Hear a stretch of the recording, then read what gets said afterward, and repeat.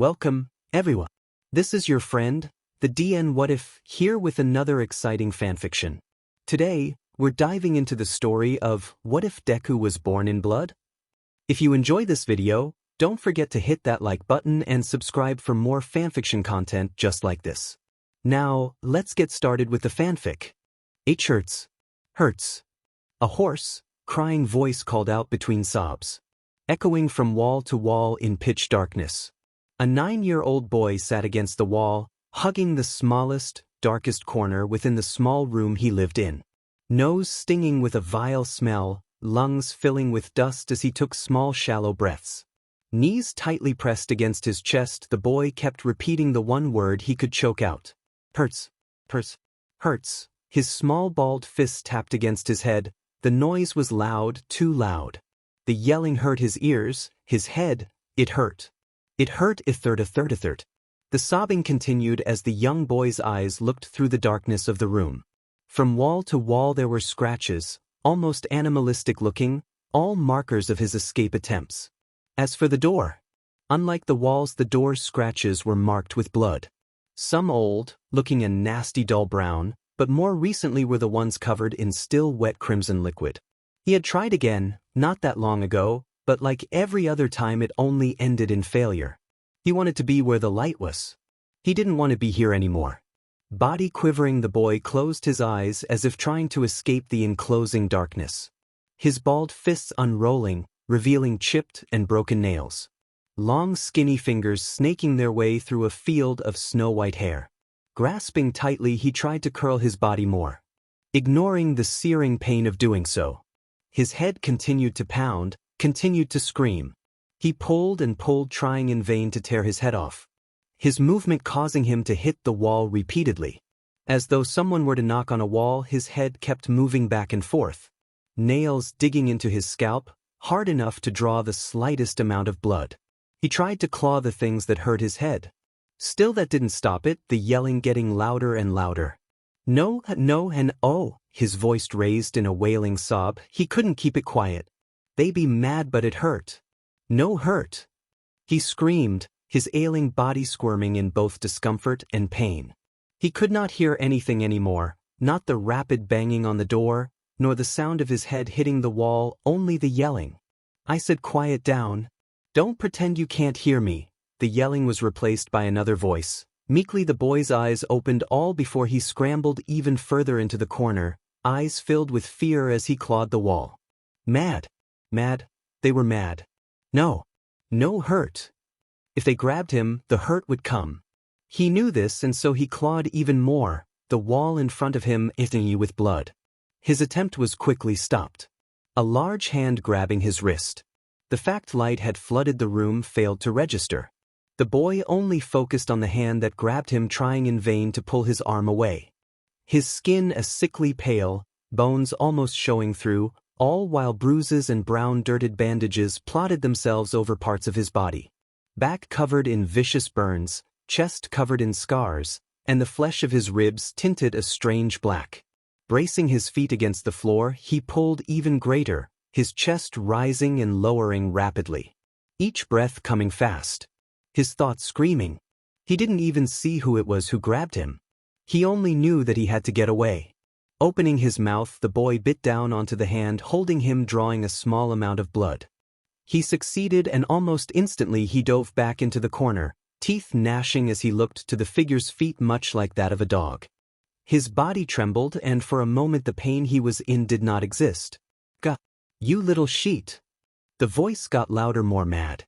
It was only then that he looked to who it was. In that instant the boy froze, tears appearing in his eyes. He couldn't breath. No. Man. Mad. He knew the man, it was him who hurt most. His broken thoughts only giving an even greater fear. Head tucking into his arms as he fully turned, pushed his head into the wall. Back showing, he quivered, hoping that punishment wouldn't come. But his hopes were quickly snuffed. His ankle grabbed with even greater strength, he was hoisted from the corner.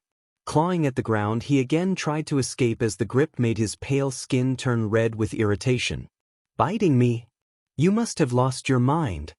The man bellowed with rage. his strength growing stronger and stronger before unceremoniously tossing the small child into the brightly lit room. The boy's eyes tried hard to adjust, the light blinding him. Closing his eyes, he braced himself as soon after a boot heel was placed against his back. He cried out in pain and his tears increased with each twist of the heel. Still they seemed to make the man even madder, the pressure increasing all while a small snicker could be heard somewhere away. For a second the boy's eyes looked, and as soon as he caught a glimpse he cowered. Her green hair falling past her shoulders while her forest green eyes held something similar to that of amusement. Not that the boy could focus on her, not when the blond man above him continued to push his weight onto his back. Not listening? Biting me? Who do you think you are? He asked question that the boy couldn't know how to answer. He really didn't hear him. He didn't mean to bite. Sorry.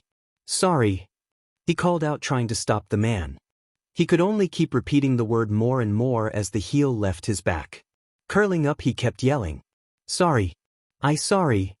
His speech broken, missing several parts as he continued to speak. No mad. Sorry. His sobs causing the snicker to grow louder until it resulted in full-blown laughter. Head throbbing the boy kept speaking in his hoarse voice and only stopped when the man spoke again. Quiet. Hand raised the man held something he wasn't before. A brown leather belt, the metal plate attached covered in old blood. The first glance was enough for the boy to scramble. Arms going to cover the back of his head. The belt whipped downward with extreme hostility. The boy cried as the buckle cut into the skin of his back, the lashings he received only increasing with each scream. Then as if it were her turn the woman stepped closer. In her hands the belt although lighter struck at his head and at his fingers. It only took one strike to cause his hands to fall in pain, leaving his head unprotected. There was no mercy, all the woman would target was the top of his skull. At the attacks the screaming inside only grew louder and louder. His head throbbed and the back of his head was quickly covered in blood.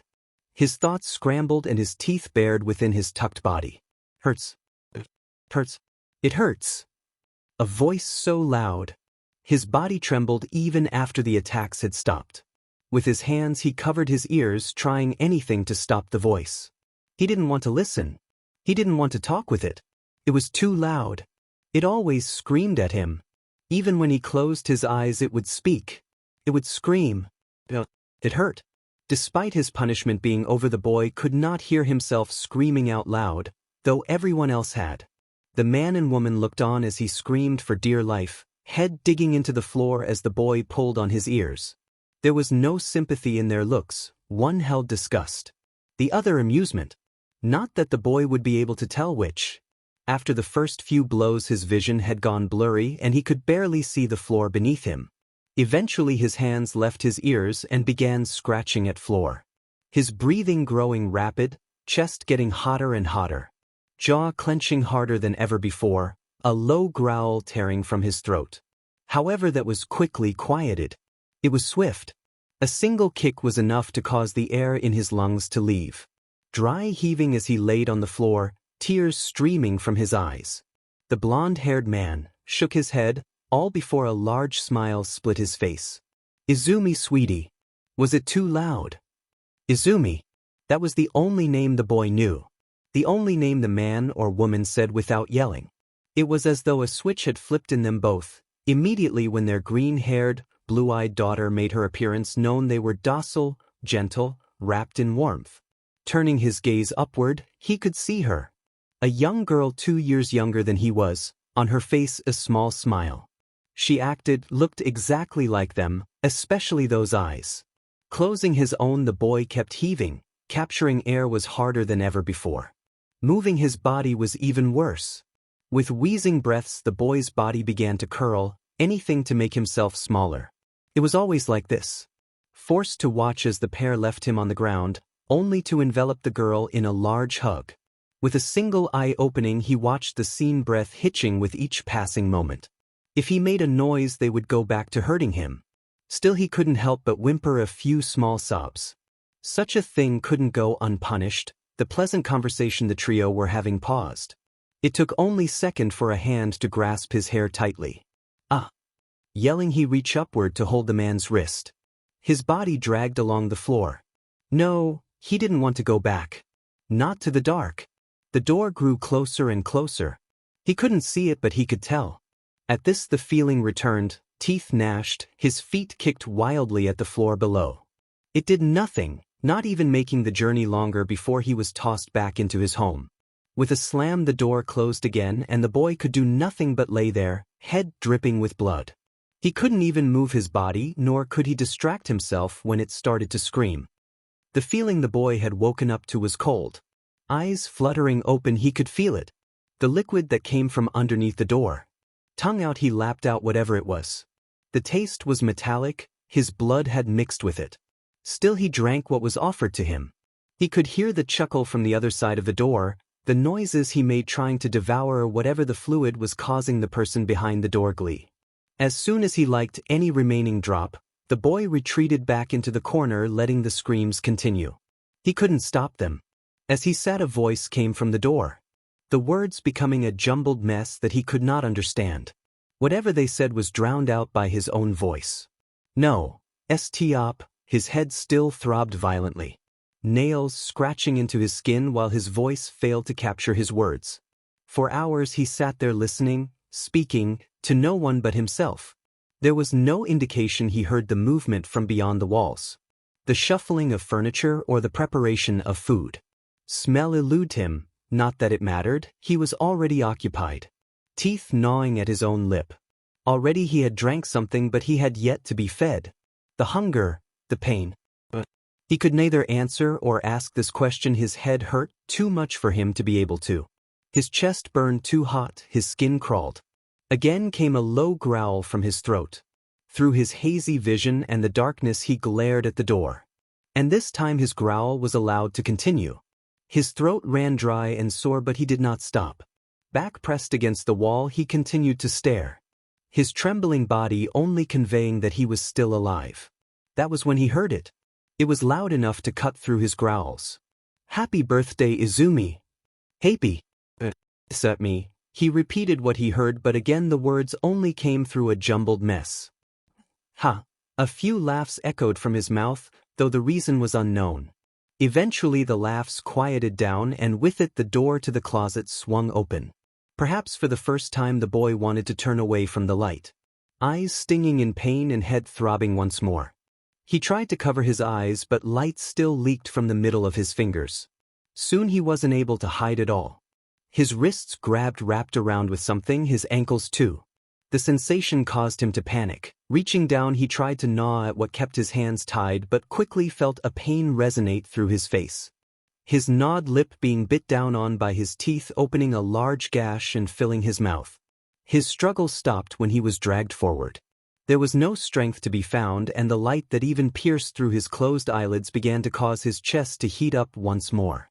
Fists clenching at the irritation. While dragged sound came from every side, yet he could scarcely hear any of it.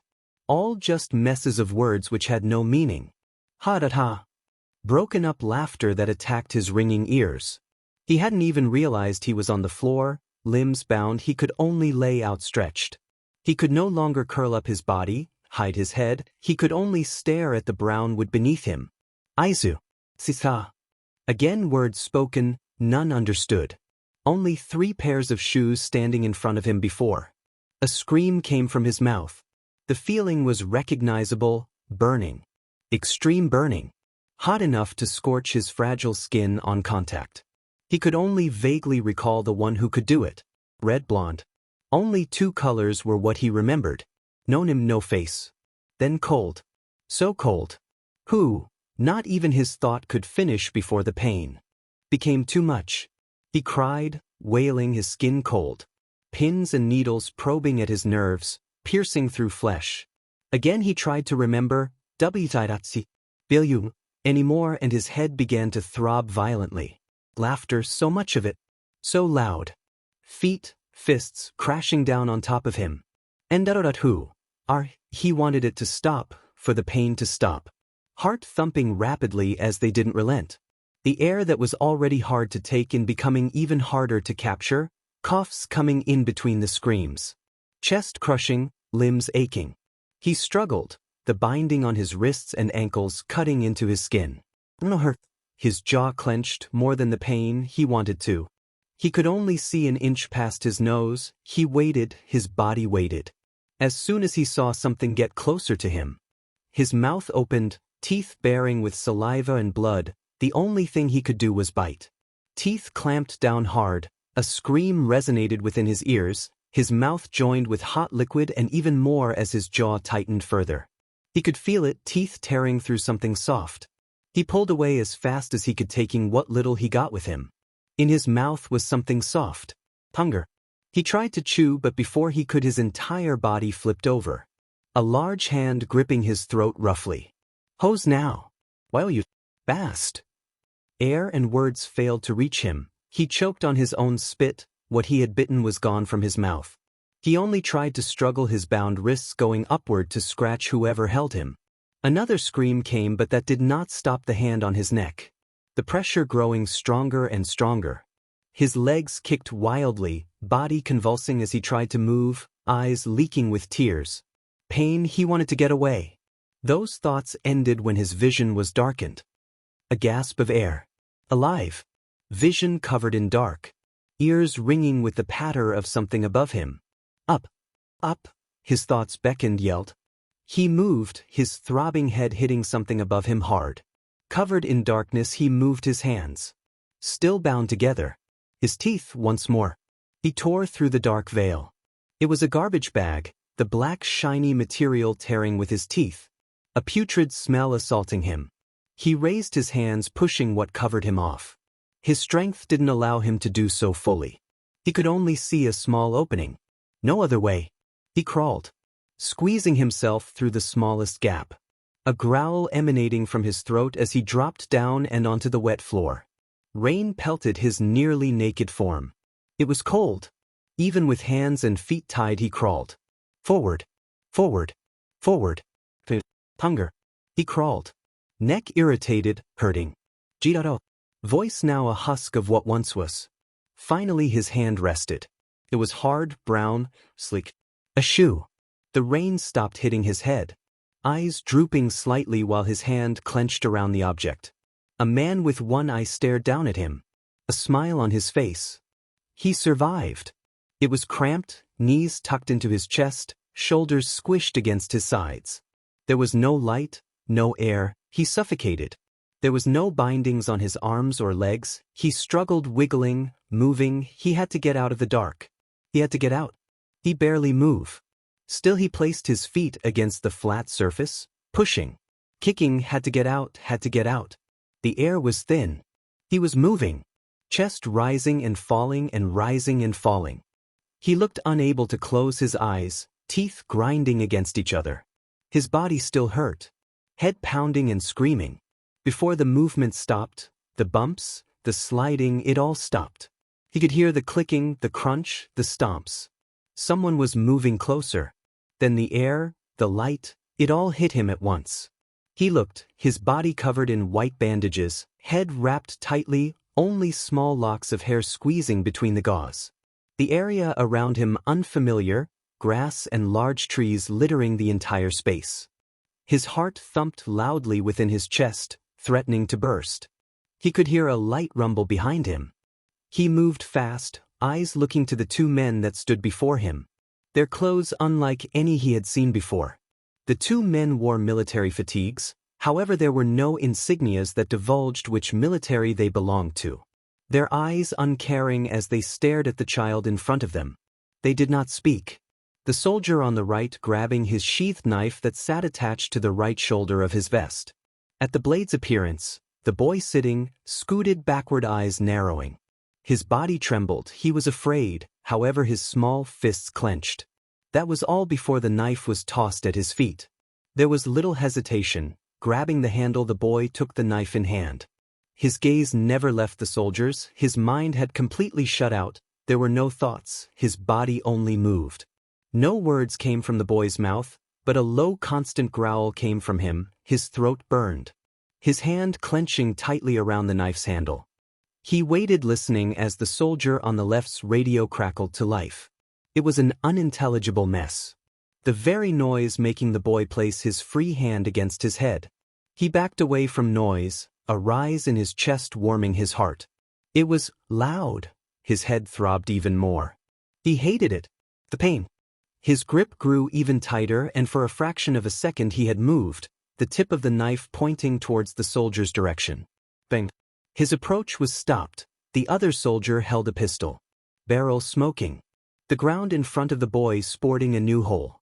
Despite the fact the noise had nearly ruptured his ears, the boy could recognize the danger. He slowly backed up, watching the gun. A minute passed before the soldier had stopped responding to the radio. The soldier looked to his comrade before shaking his head. The bag the pistol-wielding soldier held in his other hand was meant to be given to the boy. Inside, water, rations, medical supplies, and a map. All of which, by the order of the radio, would not be given. Instead, the soldier shot at the ground in front of the boy again, this time not stopping until the boy was forced to turn and run into the large rainforest that surrounded them. As soon as the boy left their line of sight, the pair re-entered their vehicle and soon left. All he had was the knife in his hand. The boy stalked through the brush that littered the ground before him, his bare feet covered in mud as he moved forward. There was no sense of direction. He only knew that going back wasn't possible. The pain and hunger that coursed through his body failed to go away. Each movement hurt, and as he passed through bushes full of thorns, small cuts had began littering his body.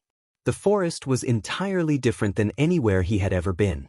The bugs that clung to his body, the thick mud that restricted his movements, and the noises of the ever-moving rainforest. The boy had forgotten that the idea of blinking had existed. His eyes as he walked constantly moved. He watched the tops of trees, the path in front of him, the grass below. His chest had yet to calm down, his breathing rapid and quick, hand gripping the knife as if it were his lifeline. Despite the pain of his head, he did not stop to hold it. His body screaming that the idea wasn't good. Despite the air being fresher than that of the dark home he lived, he still couldn't find comfort. His hair stood on end, chills ran up and down his body. Hands shaking. Each noise that he heard in the forest surrounding him causing his eyes to dart off in different areas. Watch. Listen. The instructions flowed through to his body, no delay, only the screaming voice directing his body. There was no time to stop, eat, or drink. He could see berries littering the foliage around him. Animals did not eat it, he would not. Still, the hunger pains that hit him only an hour after his march forward began to corrode his inhibition to eat the berries. The sun, which had been high just moments ago, had begun to fall. His vision would quickly be snuffed out under the darkness. The thought terrified him, but he could not linger on his fear. In the distance he heard movement in front of him. He quickly dove into a nearby bush. Whatever wandered near him was not friendly, he was sure.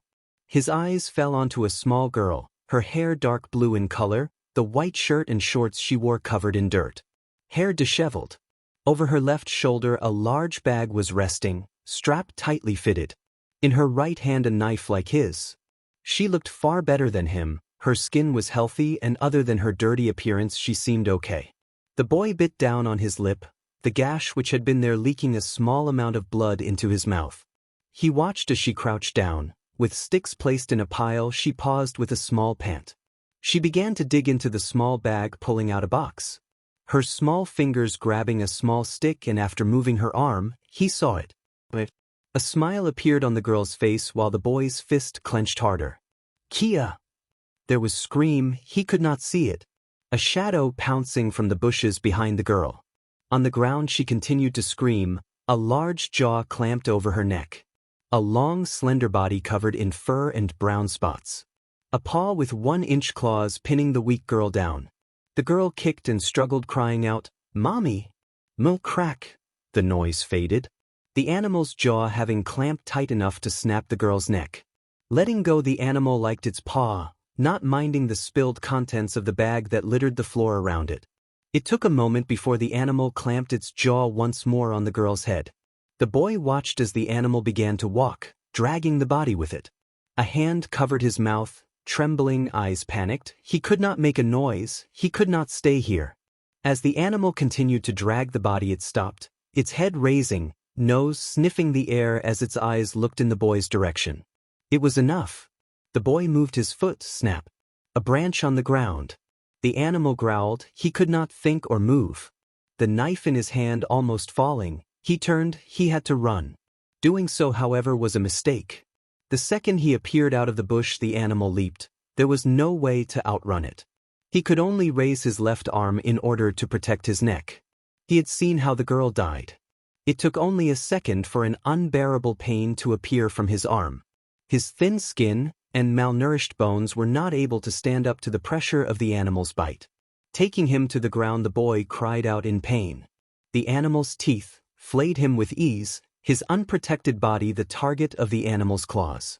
It was by sheer luck that the paw had not ripped him in half. The power behind the strike was enough to fracture his ribs, the claws digging into him. Blood pouring from the wound. His bloodshot eyes looked at the animal, fear coursed through his body, but he had no choice. Looking for the knife that dropped from his hand, he felt through the thick mud engulfing him. He was dying, he would be eaten. Kill! Kill! His entire being screamed. It was either him or the animal. Fear and rage swirled in his chest. His head, which was being unraveled from the bandages, pulsed. He found the knife, hand grabbing the weapon by the blade. The razor-sharp edge cutting into his hand. Still he moved it forward and into the animal's shoulder. The animal, angered, bit down harder, breaking more of the boy's arm. Still he did not stop. He plunged the blade in and out, still holding it by the blade. It cut further into the base of his fingers and palm. The animal had eventually let go of his arm. Still he did not relent despite the state it was in. He forced his arm up and for his hand to grab the animal's fur. His knife's target changing to the animal's neck. He sliced through the fat and muscle and into the veins. Blood pouring over him as the animal fell down, its voice crying, limbs moving to crawl away. He moved, he climbed on top of the animal. Finally adjusting to hold the knife correctly, he dug in deep. Stabbing the animal in the chest, plunging in and out rapidly, his demising strength causing the wounds to get more shallow. Yet despite the exhaustion and blurring vision, he continued. The smooth stabs soon turned to squelching, the fur becoming a bloodied mess. Arms coated in the hot, thick blood of the animal. His head began to hurt once more, a hollowed laugh coming from his mouth, the pain in his bloodshot eyes only worsening. Eventually he stopped, the pain becoming too much. His chest, head, arm all hurt. He stood unsteadily, placing the handle of the knife in his mouth as he cradled his chest. He went towards the bag, before digging through it and the ground next to it. He paid no mind to the dead girl, instead he took all she had. Most were items which held no meaning to him. He had little idea what they were, he only recognized the bandages from how they looked. He ripped the packaging open, applying gauze haphazardly, quickly wrapping it around his body, sticking whatever he could against his chest. Even he knew leaving them alone would not be good. His body shivered, his pale skin going gray in color, eyes drooping. He had to stay awake, he had to leave the cold, the dark. He scrambled for the box the girl had been holding before she died. Most of the small sticks had been knocked out, covered in the thick wet mud. Not that he paid it mind. Grabbing one of the 3 remaining sticks inside the box, he began to copy the girl. He pushed the sticks he found into a small pile, before he struck the stick and with it a small flame flickered to life. After this he could only guess, his hand moving to the sticks, lighting the rest on fire as the 2 made contact. The light began to grow and soon a warmth washed over the boy's bleeding body. Although it would have been the greatest opportunity to sleep, he moved once more. With the girl dead, he began to covet the food she had. They were small bars. What they were he had no idea. The smell wasn't dangerous and it actively made his mouth salivate. Taking the knife out of his mouth, the boy's hand still covered in blood brought the food to his mouth. He ate as much as he could, his hunger alleviated but accompanied by the pain of swallowing. His stomach hurt for a different reason, his breathing struggled as the boy cuddled his body close to the fire. Finally his eyes closed with his body quivering throughout the night. A line of monitors filled their sights. Nearly over 100 soldiers all sat in front of screens, their eyes dancing from location to location. Behind them stood one man. His body clothed in a thick brown trench coat, face covered by a gray-tinged beard. The man gazed at the monitor directly in front of him with his one uncovered eye. A small grin on his face as he read the erratic heartbeat monitor. His ear overtaken with a report given by his subordinate. Day 28 reported casualties. 9 injured. 47 alive. Sir. 28 on the first day. The man scratched his chin. He was unconcerned about the deaths. More would die as the days dragged on. Still he placed his hopes on 2. His eyes switched monitors. One featured a small girl, hair snow white, clothes only faintly dirted. Her bag slung over a large tree branch as the girl herself slept underneath a pile of leaves, knife at hand. The other? Well, it was no coincidence they met in that alley. He had been watching for a long time. The son of Toshinori Yagi and Inko Midoriya, older brother of Izumi Yagi. The forbidden son of the number 1 and 14th hero. The boy's living conditions were abysmal, abused every day, living in his own filth with only small amounts of food and water to keep himself alive. The old man had been there from the start, keeping tabs on the family, cameras and microphones placed within the house whenever they were away. 4 years he had watched the nameless boy. He could have stepped in within the 5 years of abuse, but he didn't. He watched as the boy broke, watched his mind crumble. All because he had seen it. When a name, identity, and intelligence are taken away from someone, all they have left is instinct. That day and this night had only proved him correct. Despite the environment, he bit a chunk out of his sister's leg, all so that he may have the chance to live. Plunged into a foreign place with nothing but a weapon, he survived a death sentence against an animal bigger and stronger than him. Instead of expressing sympathy, he robbed the dead body of a child the same age as him without another word. The man was right to withhold the supplies from the boy despite the risk. He had gotten his hands on something special. An animal who would fight, no matter the fear, the risk, all to survive. The only problem was that an animal like that was hard to tame. He looked at the sleeping child before he glanced at the white-haired girl. They were the opposite, yet similar. Both knew how to survive. He nodded, before looking tapping the shoulders of the 2 men responsible for monitoring the children. Those 2, they'll report to me if they survive. His words carried enough weight and without question the soldiers saluted the man. He had a plan, those 2 only need to live. 6 days had passed. There had been more encounters. His body streaked with wounds, all of which were covered by bandages that only an amateur could apply so poorly. Hands riddled with blood, one knife lodged in his mouth while a cracked blade was held in his right hand. Left arm dangling to the side, skin almost entirely purple. His feet moved unsteadily, scratches on his sole causing pain with each step. Eyes drooping, body exhausted and shivering. The violent rain that pelted him not strong enough to wash the dried blood that clung to him. He had lost the bag that he had with him a few days ago. 2 days no food with only the rain to quench his growing thirst. The fire that stormed inside his chest, raging onward. There was a noise that despite the pouring rain, the boy had quickly become aware of. Radio static. Despite the pain he moved, hiding behind the nearest tree. His ears tuning out the noises of rain as he raised his knife. He could hear it, the small squishes and plats of boots against mud.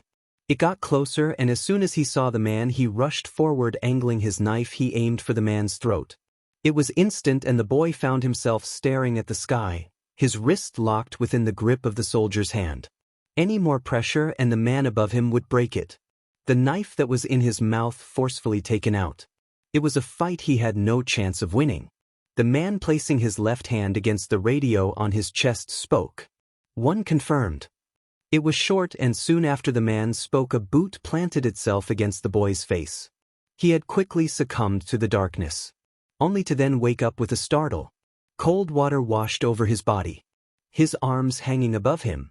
The mud, blood, dirt all being washed away as the strange concoction of liquid escaped into the drain below.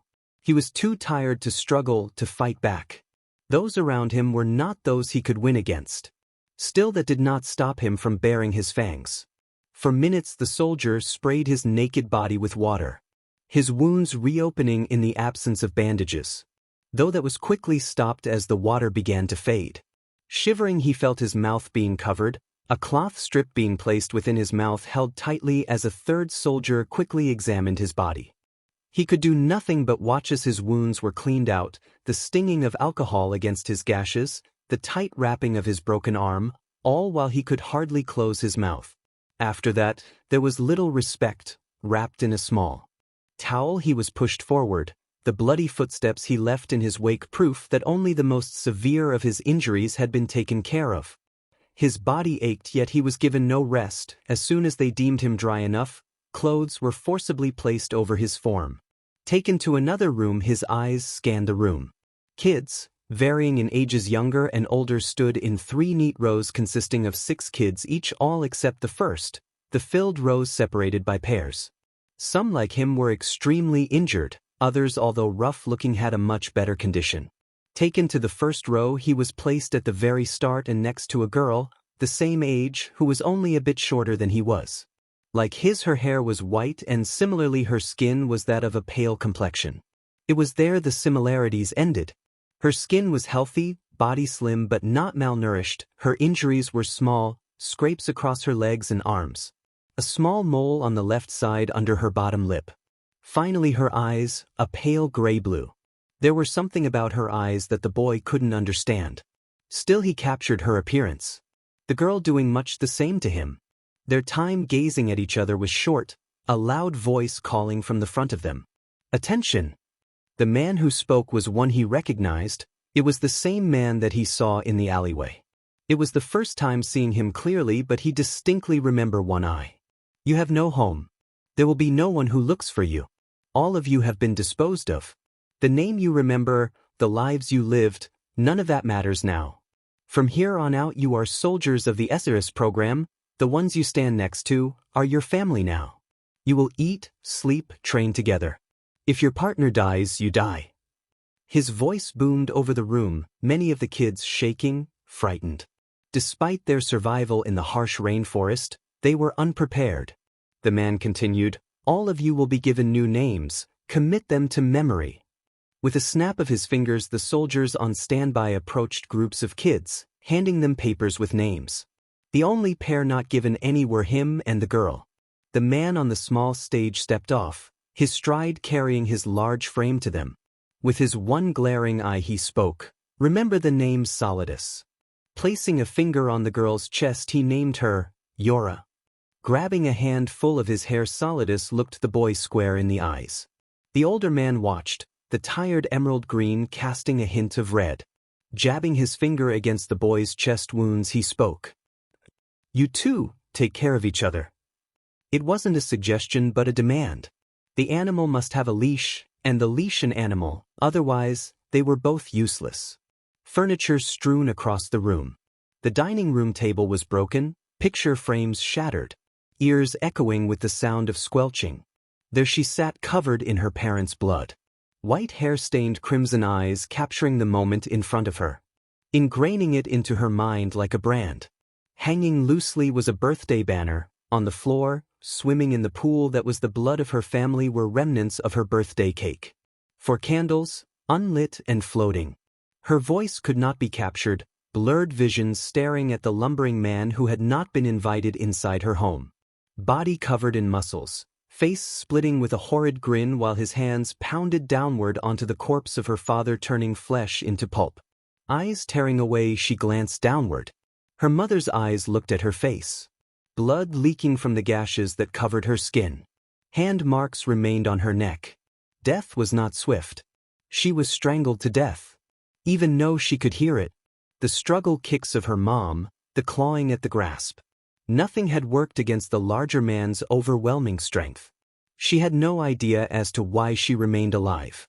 At any opportunity the man could have snapped her neck like a twig, yet he just continued to brutalize her father's body. Why the man targeted her family? Why did he come on her birthday? So many questions, yet none answered. The small whimpers that came from her mouth subdued, the tears that dripped down her face joining the pool of blood that she sat in. Minutes which felt like hours passed before the room fell into an almost complete silence.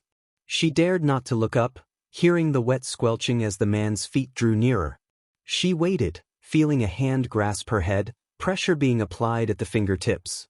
The fear that overcame her body was unimaginable, and in that fear her entire being screamed.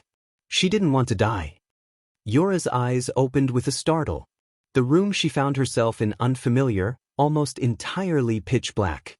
The young girl's cheek pressed against an all-white pillow, slightly moist, tears having leaked from her eyes during her slumber. Her chest, her heart, thumped rapidly, having a nightmare of that day. With a shaky hand she began to wipe her tears only to stop. There was a noise. It was faint but clear. Turning over with the shuffling of the white blanket layered over her did she saw the cause of the noise. It had only been a few hours since they were introduced, since he had become her partner. Other than the door, the only other thing in the room was the other bed. On that bed was Jack. Feet kicking at the sheets below him, back pressed against the corner while his non-broken arm covered his face. Eyes searching the room rapidly. It was as if he could not stay still, as if the bed itself had become a sense of discomfort. Breathing rapidly and air escaped through gnashing teeth. Yora watched the panicked struggles of the boy, eyes capturing every moment, watching as the white shirt became red and wet with small patches of blood. She did not move until Jack had stopped his own movements. Jack's searching eyes found a place of rest. His own capturing Yora's. Emerald staring at blue-gray. Bloodshot capturing tear-filled. His struggles stopped, rapid breathing calming slightly, muscles loosening. He watched Yora's right hand move, palm facing upward toward the roof, the girl giving a light sniffle. Her gaze never left and neither did his. "You two, take care of each other." The words of Solidus echoed in each of their heads. Although their responses were different. Jack's jaw tightened, eyes narrowing, and Yora cried silently. Seconds, minutes, and hours had passed. Neither noticed when their eyes began to close, nor the fact they had both fallen into a nightmare-less sleep for the first time. "Wake up!" A loud voice stirred both awake. Jack's eyes opened rapidly, catching only a glimpse of Yora before his eyes went to the source of the noise responsible. Similarly, Yora did very much the same. Standing at the door, dressed in military fatigues, was Solidus himself. The grizzled man staring at the two. Watching the children stand from their beds after a moment passed. The sight of them causing a small grin to appear on his face. Whether the two had known or not, the body language told Solidus all that he needed to know. He had heard of Jack's arrival. The way the boy had gone for the kill on a soldier, the fact they had to actively subdue him as they treated his wounds. Yet only after a night the boy stood close to Yora without so much of an indication of either bloodlust or discomfort. Although it was a start, it was far from satisfactory. "Follow me." Without awaiting a response, Solidus turned his back on the two, walking forward. Being their key to survival, naturally the kids followed from a distance. Jack slower than Yora, which was to be expected. After the wounds the boy suffered, it wouldn't have been odd to find him completely incapacitated. Leading the two into the room, he directed them to a pair of seats. The room looked like that of a classroom. Desks, chairs, even a large projection screen. Even with this similarity, the room was vastly different in every other aspect. There were no colorful decorations, only plain white walls like the bedrooms. The desks themselves were odd. Although it was usually a private desk for each seat, it instead was a long singular piece with two chairs. Another effort to further acquaint the children with their life partners. Sleeping, sitting, eating, training, like Solidus had said before, this would all be done in unison with the children's partners. Jack and Yora took their respective seats, the proximity causing their shoulders to nearly constantly be in contact. To pull away would only result in one of two things. As if on cue, one of the children had fallen from their chair to create distance. The result was swift. A nearby soldier armed with a nightstick smacked the child on the back, only with his voice demanding the child to sit once more. From then on, even Jack had to relent. Seeing every child seated, Solidus barked out two words. "Breakfast. Begin." "Yes, sir." His authority went unquestioned, and through a side door a rolling table appeared carrying trays of what seemed like food. One by one each soldier grabbed a pair of plates, setting them down in front of each desk. The last plate of food personally being carried by Solidus. The gray-haired man waited, holding the plates just out of reach of Yora and Jack. The projection screen behind him was blaring to life. room filling with noises of an old war movie. Finally setting the plates down and with one eye trained on both kids, he stepped to the side. Looking down at the tray of food, Jack's eyes stared at the gray colorless slop that sit atop, steam rising as small bubbles formed and burst. Although to many the sight would have been revolting, it had been the first meal that Jack had in 2 days. Hand reaching upward, he grabbed the slop only to drop the contents back onto the tray. His hand stinging with pain, having burned himself, his teeth tightened. Eyes casting a glance only to see that Yora had not experienced the same. Although he had neglected it, in her right hand was a small plastic spoon. The slop that sat comfortably cooling with her small exhales of air through her pursed lips. Clenching his hand, he attempted to copy the girl's movements. However, with the fresh burn and large gash received from grabbing the blade of a knife, his effort quickly stopped short. So he stared at the food. Yora too had seen this, her own eyes turning away from the movie on display and hands stopping its action of feeding herself. She watched as Jack's anger seemingly grew, eyes narrowing at the food, clenching and unclenching of his injured hand. Perhaps it was Solidus' words, maybe even his persistent gaze, or none of it. With her free left hand she grabbed Jack's and used spoon, flinching only slightly at the boy's hand grasping her wrist. His eyes focused squarely on her. Despite the fierce grip, she still moved her hand, grabbing a spoonful before putting the food before Jack's mouth. He did not bite, only stared, much like before they had fallen asleep the two gazed at each other. Would they be hurt? Could they hurt the other? Why didn't they? No answers. Jack only took a bite. Yora only fed him. Soon after breakfast had ended, Jack and Yora found themselves standing in a small room.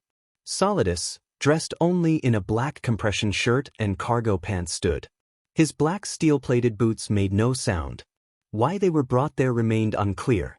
You both survived that jungle. Before Jack could blink, a fist found itself lodged within his stomach. The breakfast he ate spilling from his mouth, air almost completely devoid of air, coughs coming from the boy's mouth. He was soon joined on the floor by Yora, cheek red, blood dribbling from her mouth as Solidus' fist had struck her across the cheek. Now you have to survive me. Work together or you'll both die. Reaching down and unsheathing 2 knives, he tossed the blades to the floor in front of both children. The pain that should have caused both kids to cry caused rather 2 unique reactions. Jack's mouth curled, a small coughing laugh coming from his strained throat. Yora's eyes closed, only opening so that she could grab the knife in front of her. Slowly she struggled to her feet. Followed by Jack, although a spoon had been too difficult to hold, the throbbing of his previous wounds allowed him to grab and maintain a grip on his own knife. Survival. That had become the priority once again. The two rushed forward, and although it may have seemed planned to anyone else, it was anything but cooperative. Knife angled towards Solidus' throat, Jack aimed to slice the man's jugular. His attack quickly stopped. A left hand quickly knocked the knife out of his grip before grasping onto his throat, lifting him into the air. Despite this, Jack tried to claw with his only able hand. Yora's attack did not fare better, the steel-plated heel of Solidus' boot striking the girl's chest, knocking her backward. His assault did not end there. Right fist raising as he began to strike the ribs of Jack. The boy's face turning red with pain, hand clawing even more desperately than before. Didn't I say to work together? Again. Tossing Jack towards Yora, Solidus kicked the boy's dropped knife. But he waited as the two stood once more. Attempting another attack, again, little cooperation seen. Although the signs had begun, fighting together was still too much of a hurdle. No matter, he would break them over and over until they learned. Either that or he would have to find their replacements. Which would be a shame. Dodging another swipe from Jack, he allowed Yora to finally close the distance. Her target was much smaller and much more fatal. His remaining eye. Still the attacks fell short. Tilting his head, the knife missed its mark completely. With both of their arms extended, Solidus grabbed both with his hands. His strength clearly more than enough to take complete control as he forced both of their knives to stab each other. Yora's in Jack's broken arm and Jack's knife in Yora's left shoulder. Their screams filled the room before they were quieted by Solidus. Sloppy. You'll kill each other before you can even scratch me. Again. Hands leaving their arms, he instead grabbed 2 fistfuls of hair. His right knee crashing into Yora's stomach, causing her to heave up what she had eaten. Jack was put through far worse punishment. The 3 inches of the 8-inch blade that found itself nested in the boy's bicep were ripped out. Knife in hand, Solidus swiped the knife through the already red shirt of Jack and made a new gouge that rested below the claw marks. Tossing the boy and knife once again to Yora's side, he watched. Yora digging the knife out of her shoulder, blood dripping fresh from the wound. Jack's chuckles reverberated throughout the room. Hee hee. The two looking once at the other before the weapons found themselves in their hands. Solidus grinned. The process was repeated for hours. The result being obvious. On the floor, Jack and Yora lay still. Both unconscious, multiple shallow knife wounds decorate their bodies. Each attempt was better than the previous, even Solidus had to acknowledge such improvement. His right index and ring finger touching the part of his left cheek and shoulder. Their last attempt causing shallow knife wounds to appear. Their cooperation was better. Jack's ruthless approach adapting, more feints, more precision, all while Yora struck at his apparent weaknesses. Approaching from his blind side, stabbing from under and behind Jack's swings. The two were bred to kill. That was an undeniable fact. Medic. Despite his voice being lower in volume, his clear tone was responded to. Quickly a pair of soldiers rushed in, carrying the 2 unconscious children onto gurneys. Sir? Saluting, the soldiers awaited his command. Make them capable of training in a few hours. The bare minimum was all that the pair would receive. This was their life from now on. These 2 were the soldiers he needed. He would make sure of it. In the medical room, Yora had been the first to wake. Her eyes searching the room only to rest on Jack's unconscious form lying right beside her. Both he and she were stripped of most clothing, bandages soaked in blood covering most of their skin. With an attempt to sit up, Yora was forced back down. Pain shot through her body. Although reluctant, she laid back down, ignoring the passing medical officers. Eyes squarely drawn towards Jack. She could see it, albeit slightly. Patches of skin burned, melted, gouged out, and blackened. She would probably never truly understand, but her right hand rested onto his left. Was it pity or compassion? With the beeping of their heart monitors fading into nothing, her tired eyes closing in pain. It had become clear. The two would remain intertwined. How much time passed by? 5, maybe 6 years? The conditions had improved, but it would be incorrect to say that they were living. They ate, slept, trained together. The two had become inseparable. Since that day they became Solidus' private pet projects. Specialized training, rigorous tests, merciless brutalization. Even now this was another example. A hand struck across Jack's face, cheeks stinging from the aggressive wake-up call of the soldier in charge of their current situation. Locks of white hair covering his vision, dripping with ice-cold water.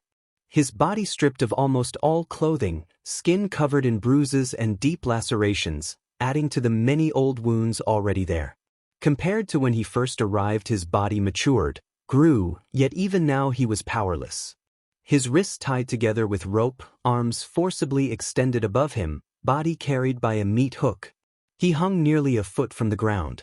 With his eyes peering beyond his hair, he saw Yora in a similar position, her eyes looking at him.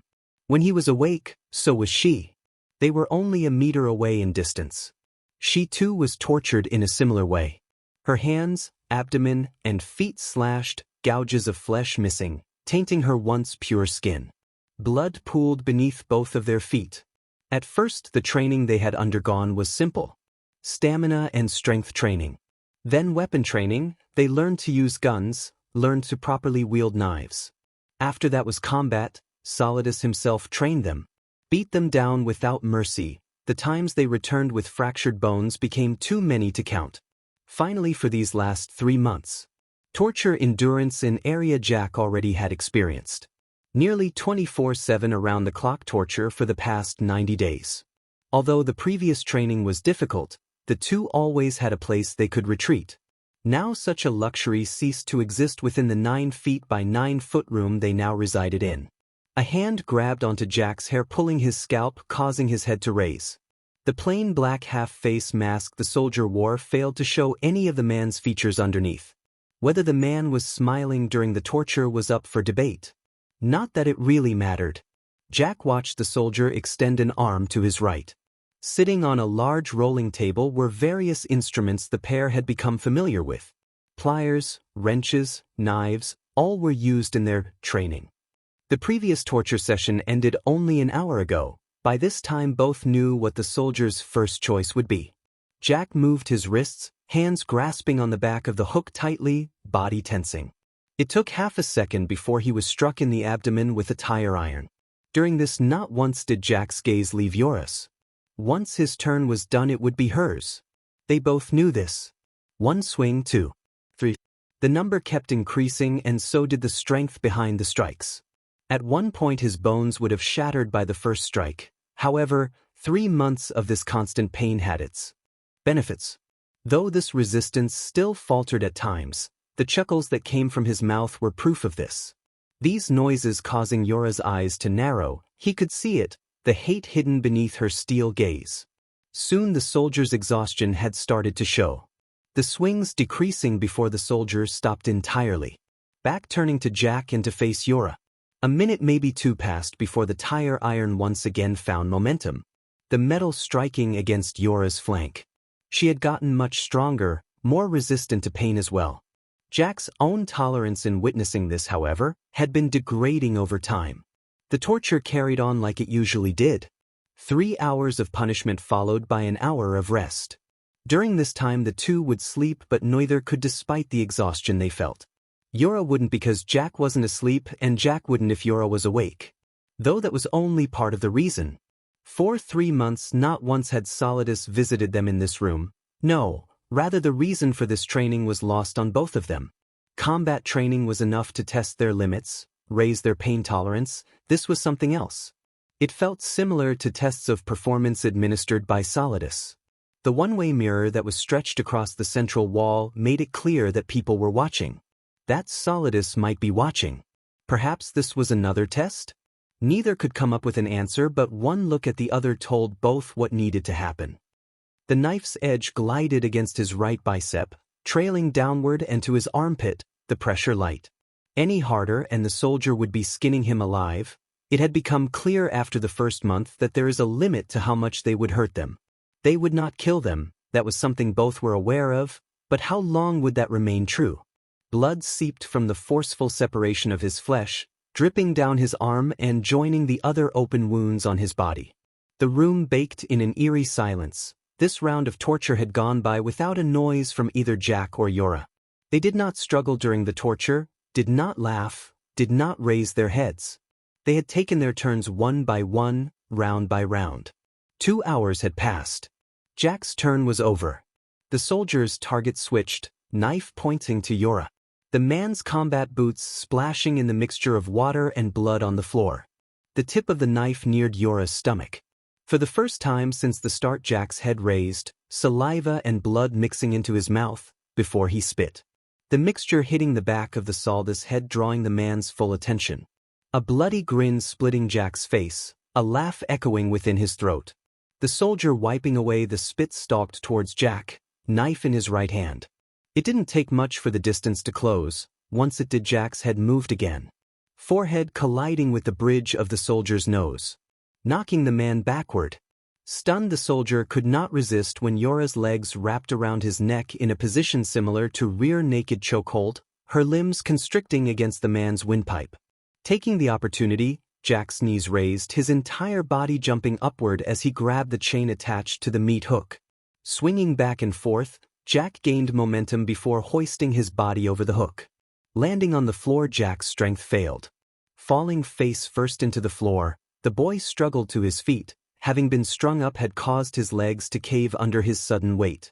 Still the struggles coming from Yora gave enough reason for him to find his footing. Wrists still bound together, his options were limited. Going over to the rolling table, he grabbed the bloodied scalpel that sat nearest to him. Weapon in hand he rushed the soldier. The tip of the scalpel pointed towards the man's eye. Raised upward, Jack brought the scalpel down, stabbing the man in the eye. However, the torture done to him caused several problems. The power behind his attack was significantly lessened. Jage. Screaming in pain, the soldier broke loose from Yora's hold, fist crashing backwards into Jack's face. Turning, the soldier then struck the girl in the stomach, knocking the wind from her lungs. Grabbing the grip of the scalpel, the soldier pulled the blade out. Eye closed, he flew into a rage. Tossing the scalpel to the side, with his free hand the soldier grasped Jack by the neck, the man's combat knife pointed towards the boy's eye. Knife driving down, Jack protested with his own movements, hands grasping the man's advancing arm, ignoring the pressure being applied to his neck by the other. Faintly he could hear Yora's chain rattling wildly. Teeth gritting, he struggled against the man's strength. Before the tip of the knife could touch his eye, however, Yora's arms went over the man's head. With the rope, the girl used her entire weight, choking the man once again. The soldier's hand left Jack's throat. Instead it grabbed at the girl's hands, trying in vain to get some separation between the rope and his throat. Once free, Jack rushed towards the knife, hands grasping at the weapon. As he currently was, his strength would quickly fail to rip the knife from the man's iron grip. Mouth opening, Jack's teeth latched onto the man's middle finger, teeth sinking through the glove and into the flesh. Pulling his head backward, Jack tore the appendage away from the rest. Finger gripped with his teeth, Jack wrestled the knife away. All before he drove it into the man's chest. With Yora supporting the man's body, Jack plunged the blade in and out, hands becoming slick with the soldier's blood. The floor becoming coated in yet another layer of liquid. Even when Yora's hands left and the man's body dropped, Jack's attacks failed to cease. Slashing wildly through the military fatigues, through flesh, through muscle. Breathing growing rapid, mind replaying the last 3 months, the groans of pain from Yora. Another chuckle coming from his throat. Only to stop. Yora's body pressed onto his. Even the small separation in these 3 months had been too much. Perfect. That had been the only word to leave Solidus's mouth as he watched from behind the one-way mirror. Witnessing as Jack's attacks ceased once the boy felt Yora's presence. These past years had been enlightening in many ways. The other pairs in the program failed to exhibit what he had seen with these two. Perhaps that was the reason that he pushed these two harder than any of the others. This torture endurance? Well, this was something only these two had gone through. The others were still only given basic training. By far these two were the best soldiers he had. Broken, beaten, yet together they survived. It was exactly what the older man wanted. It was exactly what the two would need in order to survive. Looking to his subordinates in the room, Solidus barked his order, "Go in and clean the mess. Bring those two into the medical bay and clean them up." No hesitation was to be found in the soldiers. Scratching his beard, the old man spoke quietly to himself. "It's nearly time." Bodies still pressed against each other, Jack and Yora waited, hearing the door to the room open slowly. 3 other soldiers walking in, all of them armed, yet their weapons not drawn at the two. Rather, one carried a large black body bag, while the other 2 gestured for them to rise. Doing so, the pair walked forward, the knife taken from his hand. Jack and Yora's bound wrists were freed. Hands falling to the sides, they followed the commands given. The hierarchy of military having been taught by Solidus himself. Led into the all too familiar med bay, the two were placed in small area just a few feet away from the medical officers. The area featured almost nothing of note, only a single large drain along with a hose. Said hose currently in the hands of the main soldier who had led them. With a small valve being twisted, the two were drenched once more in freezing water. The blood on their bodies being washed away. It was during this that Yora's left hand grasped Jack's right. It had become habitual, so much so it would have been odd if she hadn't. Once hosed clean, the pair was finally taken by the medical officers. Their wounds burning as fresh anesthetic was poured, disinfecting them. Only then did their exhaustion take hold. What they were going to do next was unclear. The only thing they did know was that their lives would serve the purpose given to them until they died or were no longer needed. Both not knowing that soon war would become their home. If this world was a fair one, a just one, perhaps their excellence would be appreciated. Unfortunately, such a world did not exist, not for these children. Solidus stood tall, hands clasped behind his back. His gaze sweeping across the kids lined up in their respective paired rows. Of the many kids that arrived, only 6 pairs had made it through training. Now they would spill blood. Not for freedom, not for the betterment of mankind, but for survival. At that, Solidus finally stared at the pair that would spearhead this unorthodox unit. Jack and Yor. Again, the veteran could not help but pity the two. Perhaps in another life neither would be here. If they weren't born the way they were, if what had happened in their past never did, where would they be? There was no doubt the two would have lived fulfilling lives, accomplished a great many of things. With a shake of his head, however, the sentimentality he held for the two disappeared and was replaced with indignance. Your training has been completed, now it's your time to show that what we prepared you for wasn't a waste. His voice also carried weight, but now more so than ever before. The children stiffened in response, heel locking against heel, arms and back straightened. None dared to look away. Any signs of previous exhaustion or damage from training were erased, ignored, and everyone's full attention were focused. Of course, not everything could be corrected in a few years. Solidus knew this, but it was this failure that would keep them alive. Jack's deep-seated hatred remained within the boy's eyes, neither corrected or replaced, only controlled by Yora's presence and the old man's stare. Forward. Jack did as he was told. Yora's hand twitched, the urge to follow him needing to be fought within her system. Taking the spotlight, he stayed silent, his back straight, feet shoulder-width apart with his hands together behind his back. His hair had grown long through the years, now reaching his shoulders. His outfit, just like the others, was comprised of a simple beige military vest, forest camo pants, and a pair of reinforced black steel-toed boots. Most of his exposed skin had been wrapped in blood-soaked bandages. Body aching in pain with each step. Silence lingered in the air. Solidus forming the words in his mind before taking a step towards Jack. As of today, Jack will be in command of the QRK unit. His orders are your orders. Those of you under his command must follow without question, without hesitation, and without failure. Should you prove a hindrance to the squad, Jack's judgment on any punishment is my judgment. It will be swift and final. In any other setting, there would have been refusal. However, that was neither a luxury or privilege the rest of the QRK unit had. Solidus had made his choice, and perhaps out fear of him, Jack, or even Yora, none would ever lodge a complaint at leadership. Although the kids may not have known at the time, the candidates who had washed out had their lives taken by the two figureheads of their unit. Such a thing was just a part of the pair's training. At approximately 0600 hours, you will all be shipped off to your new home.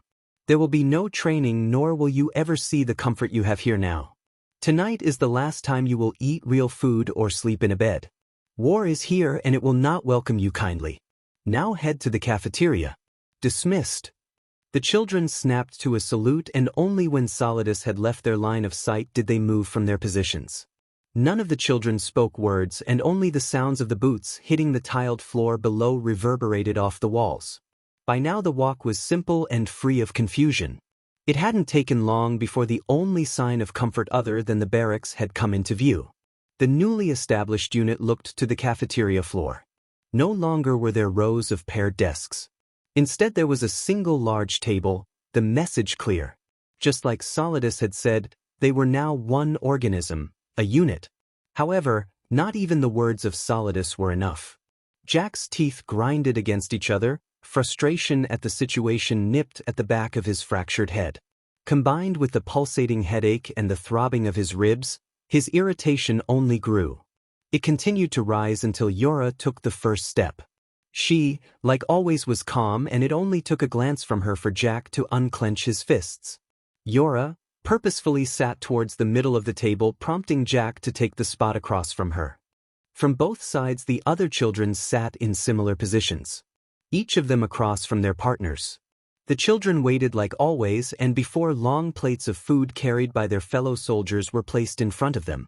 Picking up their utensils, the children scooped the gray slop they were always fed. No longer feeling disgusted by the texture or taste, they ate in complete silence. In that silence, Jack continued to suffer. During the training and torture endurance, he was rescued from having to endure himself. However, in the nights he wasn't knocked unconscious, or in the times of silence he relived what he could only partly forget. He could no longer remember what the twisted amalgamations of various features that his mind replayed were supposed to be. Only a few vivid details ever came to mind, colors of green and blue. The heat and cold that carved at his flesh and the sounds of his bones snapping. Never who did those actions. Yet even with the identity gone, his anger never washed away. His nose always picking up the scent of copper, the feeling of something soft between his teeth. And one other thing. Deku. That word's meaning lost in the fog. Jack's chest began to feel hot, familiar whisperings echoing in his ears. Survive. Survive. And just as those words came, they were gone. He could feel her hand, sense the familiarity that was her body temperature. The hardening grip on his utensil loosely, only slightly. Yora. She was staring at him. No hint of emotion visible except the one in her eyes. The emotion that told him all he needed to know, all he needed to see. His memories faded from attention and instead on the distance between Yora's and his position from the others in their unit. Was it their own survival instinct that caused them to create distance? Either way, it did not matter. She was someone he could never imagine turning his weapon to. The two of you are one. A phrase often said by Solidus during training. A phrase ingrained into his mind. His gaze lingered on Yora's as the girl's hand left his. He watched her pick her utensil back up and tap it on her tray. Her soft voice not entirely free from the pain of training but clear enough for him to hear. Eat. It was not a command and yet there was no pushback. He began to eat once more as she had said to do. Slowly did the environment turn back into the one of similar silence as when they first entered the room. It was in that silence that Yora retreated into her own mind as well. Without you, Yora, Jack will die. That was Yora's own lesson, spoken during the idle hours of training, whispered to her when Jack was unable to hear. Solidus and his words never left her head and neither did Jack. Her body twinged slightly in pain, eyes turning up to Jack. She did not want him to notice the way her wounds ached, nor how underneath her bandages blood still dripped. Her condition was worse than Jack's after each training session. Yet even through her pain, she endured for him. The nightmarish possibility that Solidus told her was constantly at the forefront of her mind. If she were to give, if she were to break, what would happen to Jack? He was her. Without him then she was nothing, she was less than nothing. She would rather die with him than live on as nothing. She had no family, no friends, this unit, this facility, Solidus. None of them meant anything but Jack did. Her mind wiped her train of thought clear. She knew what she had to do, what she always needed to do. At that moment, it was to eat, to stay at Jack's side. For the 10 minutes they were allowed to eat, neither Jack nor Yora said another word to each other. Anything that could have been said was spoken through the occasional glance thrown at the other's way. The thought that war was not that far off in the future was not lost on anything of the kids. Still, they had been prepared for this, they were ready. Having eventually finished their meals, the unit were escorted back to their barracks. This would be the final time they stepped foot in this space. Jack stripped down, kicking off his boots before throwing his vest to the floor. Yora did the very same, neither of them speaking a word as they climbed into bed. Once together in bed, the two pressed their backs together. The action was simply their normal, a habit formed from necessity. It was the only way they could sleep. To know the other was there proved to be a comfort only exclusive for them. Closing their eyes, the two succumbed to a semi-pleasant sleep. The nightmares that threatened them subdued. Yora's soft touch brightened the dark corners of Jack's mind, defending him, and Jack's presence tore through the blood of Yora's past. The QRK unit stood at attention, their boots and bodies standing on a large steel platform. Their eyes focused. The day has come for them to leave the only place they had known, however none of them were scared. Fear led to death in the environment they were going into, that much was clear. Solidus stood to the side of Jack, nodding to one of his soldiers as the platform started raising slowly. The QRK unit was unperturbed by such sudden movement even as the roof above them split, dividing in two before rays of sunlight shined down upon them. The wind whipped violently as Solidus stepped in front of the unit, his gaze directed to the large cargo plane that had been awaiting their arrival. As the platform they stood on came to a stop, the unit waited as Solidus walked to a large supply crate surrounded by several heavily armed soldiers. Prying it open, Solidus yelled, his voice carrying over the sound of the plane. "Resupply!" Jack took the lead, walking to Solidus as the man stood to the side. One by one the QRK unit dove into the supply crate, pulling out several weapons and magazines of ammunition. They were reached armed with an AK-47, a silver Model 1 Mamba pistol, and Jack's persona favorite, a 12-inch fixed combat knife. Just indexing the blade with his hand brought a euphoria. He had always taken a liking to a blade rather than a gun. It just felt right whenever he wielded them. Sheathing the knife, Jack looked to see if Yora had equipped herself, finding her already waiting back at attention. Holding his rifle, Jack set it on his shoulder, his finger on the side of the frame, though at any moment he was ready to engage in a firefight. "Load up." Solidus's next order came, and one by one the kids walked up the loading ramp, finding a large open space with seats on each side. Taking a seat, Jack strapped himself in his rifle with its safety pointed to the front. Yora copied his movements exactly, and so did the rest of his unit. Joining them was Solidus and around a dozen soldiers, they too armed to the teeth, which was a sight new to many. Jack had never seen Solidus wield anything but a blade, so the sight was astonishing. Still, he did not say a word. Not a moment after everyone boarded did the loading ramp start closing. The sunlight that had been a new sight for many was replaced with the red-lighted interior of the cargo plane. With a single knock on a metal door by Solidus, Jack could feel his weight shift as the plane started to take off.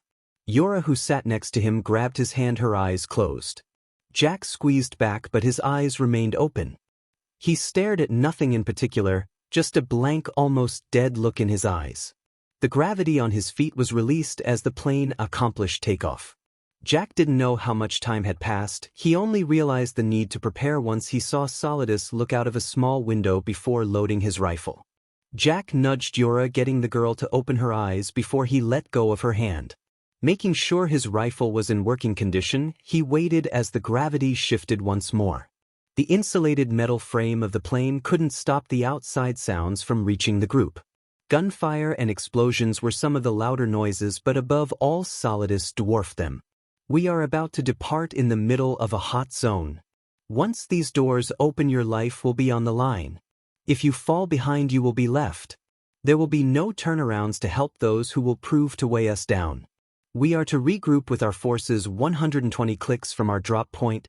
Solidus walked until he stopped in front of Jack. Leaning down, he whispered so that only he could hear. "Jack, make sure you and Yora live through this war. You both survive or I'll kill whoever is left." Jack nodded. "Yes, sir." "Good." Solidus stepped back, his hand grabbing onto a small strap as gravity returned to the plane, the solid ground making itself apparent. Pressing a flashing red button, the loading ramp dropped, causing sparks to fly as the plane kept moving, only going slightly slower than usual. "Go!" Yelling, the soldiers unstrapped themselves, readying as they jumped from the moving plane, rolling on the ground before recovering quickly, weapons at the ready. Jack looked to Yora before they stood at the loading ramp, their heads low as a few stray bullets made their way towards them. Jumping, they braced themselves, facing the ground with their shoulders as they rolled on the ground, their plane having already taken off as they left. Their vests had taken most of the impact as they recovered, Solidus joining them. His face and eye focused while firing his rifle. Their drop point had been an almost destroyed airfield, with fire, corpses, and destroyed vehicles that took up almost all of their scenery.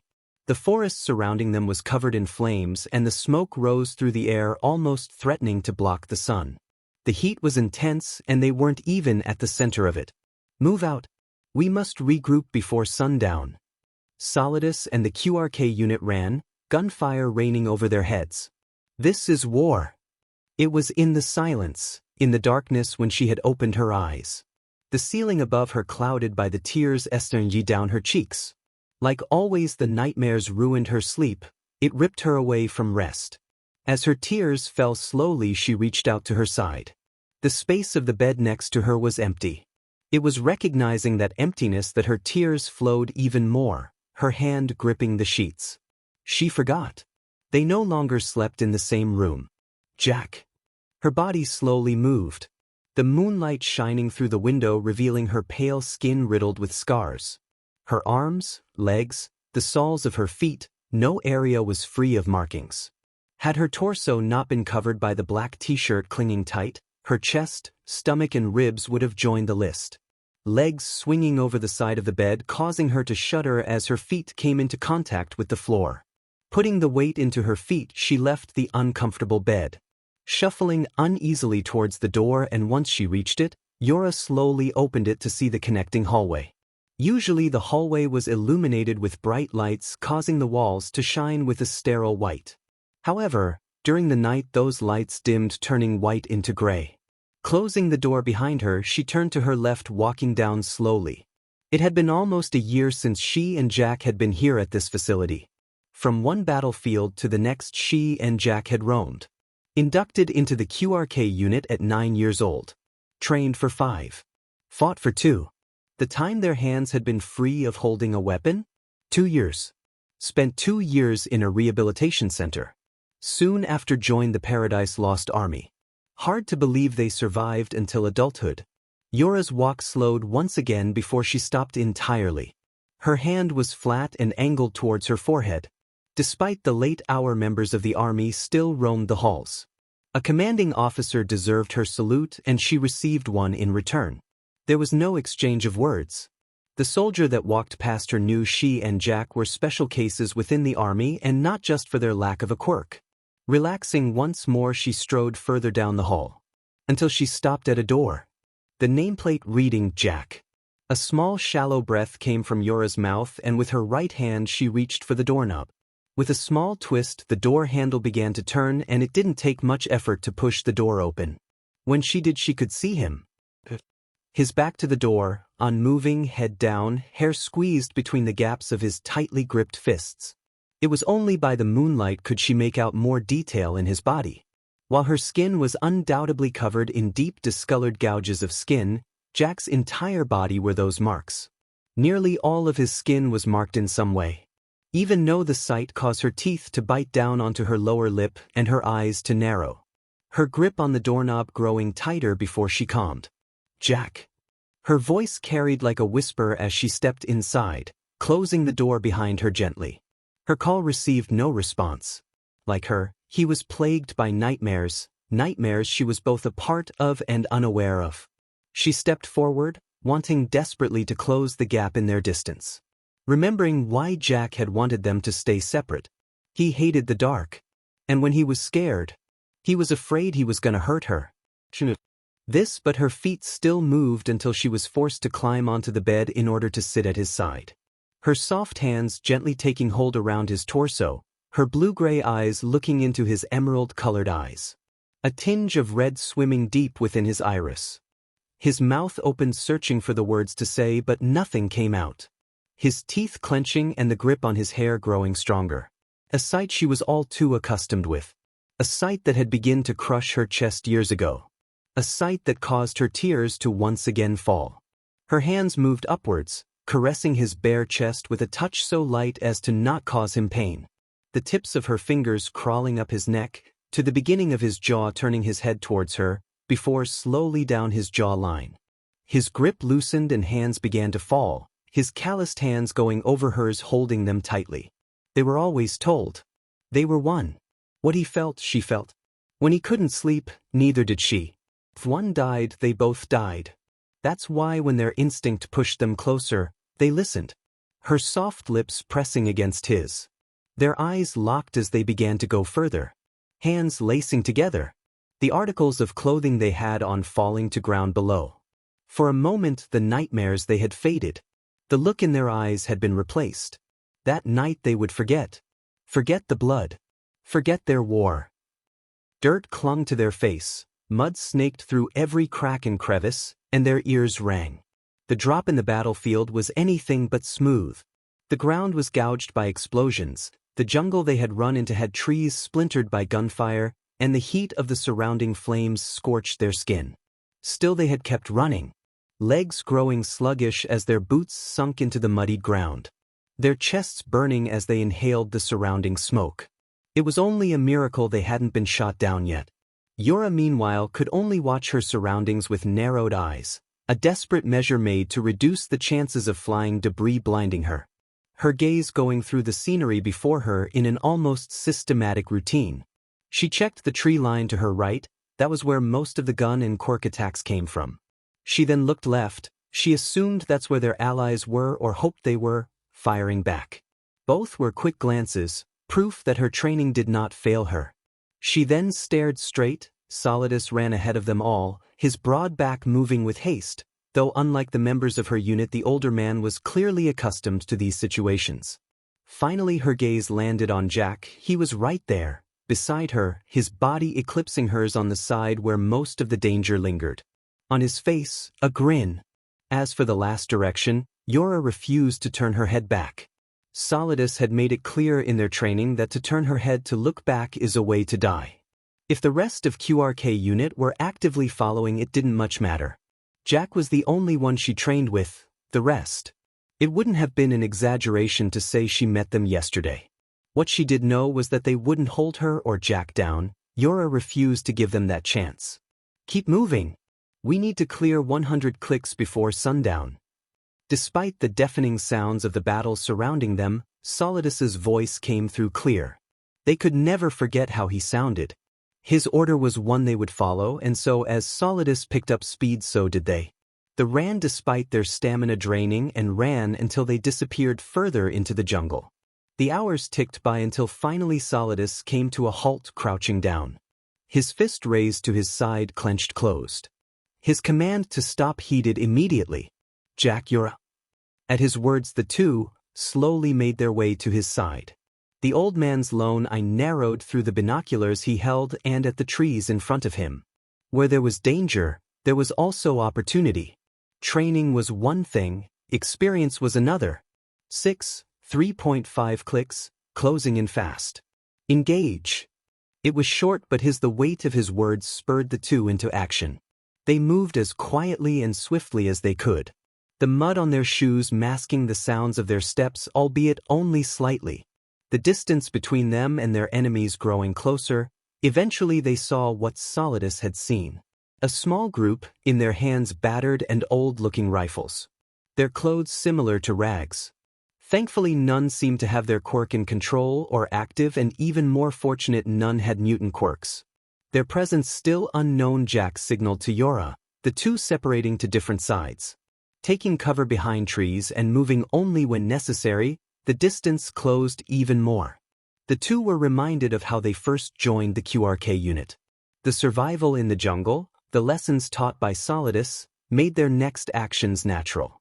Despite no longer being side by side, they moved in sync, their rifles slung to their backs. Hands grasped around the grip of their combat knife. Jack stood, back pressed against the tree, his uniform and the dirt cakking his body making the perfect camouflage.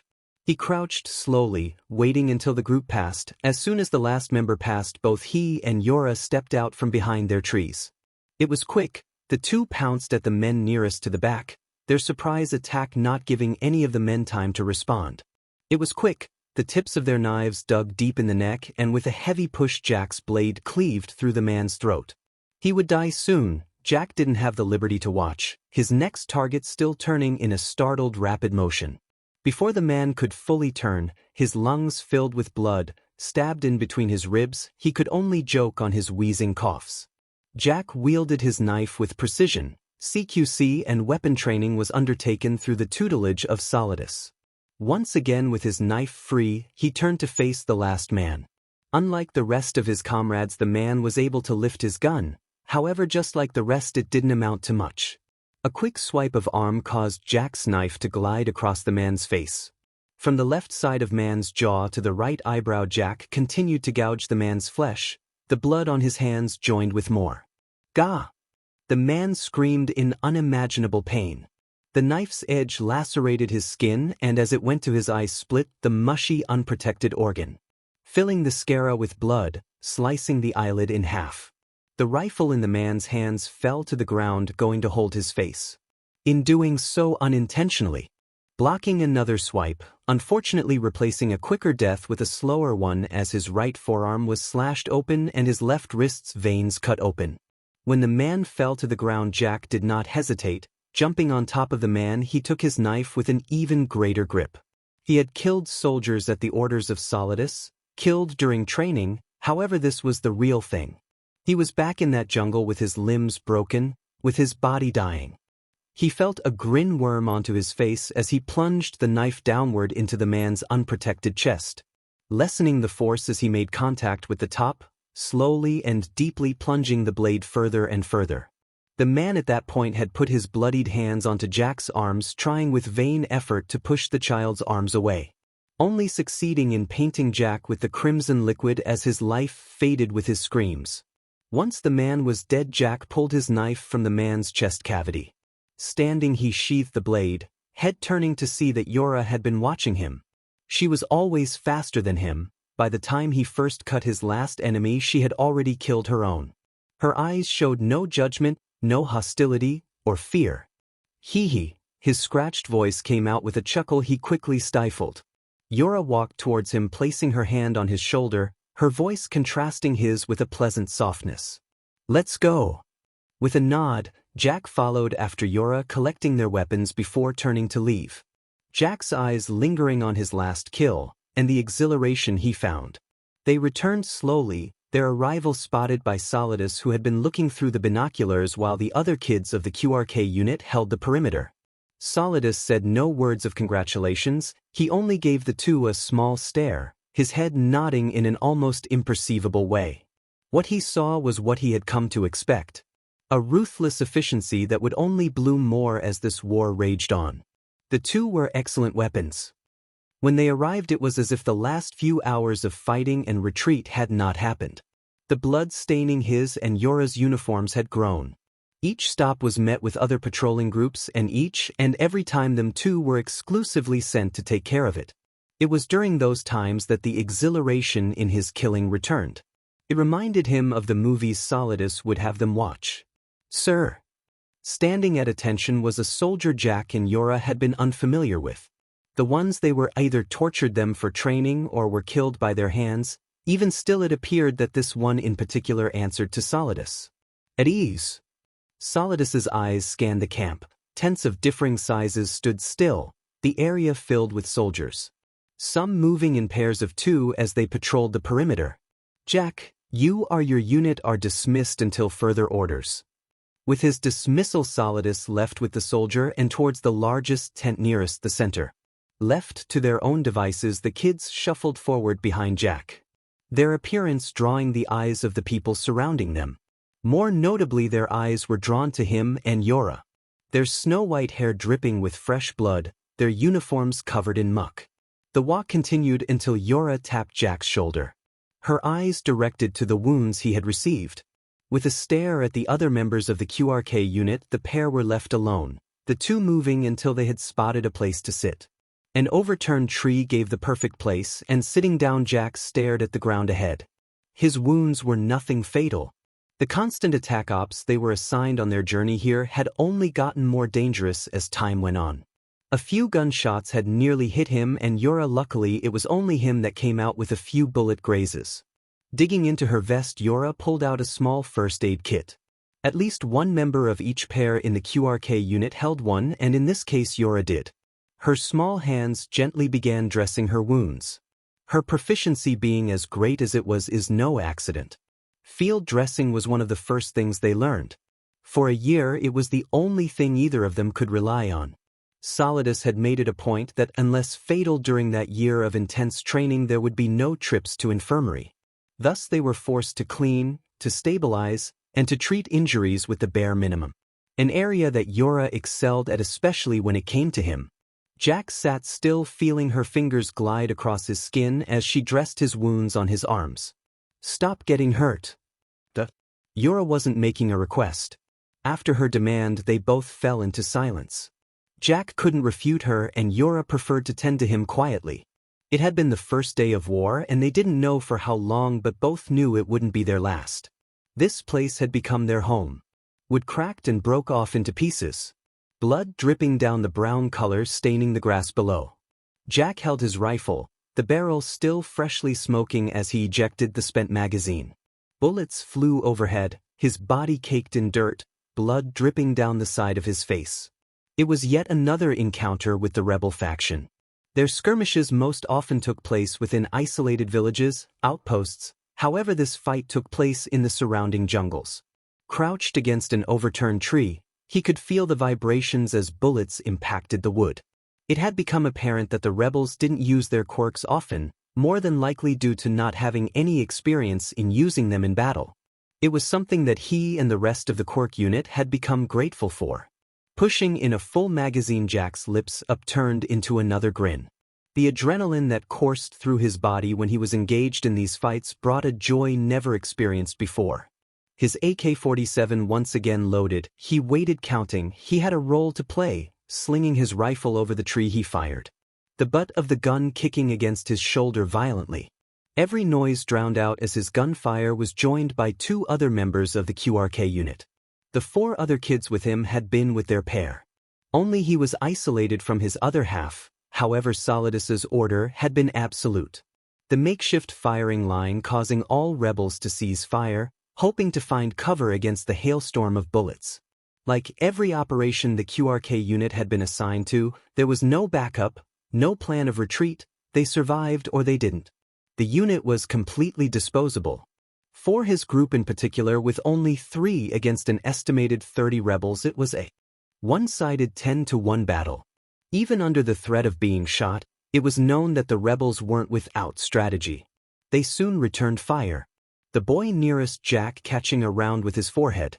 It was instant, his body dropped to the ground splashing in the mud. Their partner collapsed at the sight of the body. It wasn't an uncommon sight anymore. Taking cover once again, Jack's eyes looked to last member of the pair.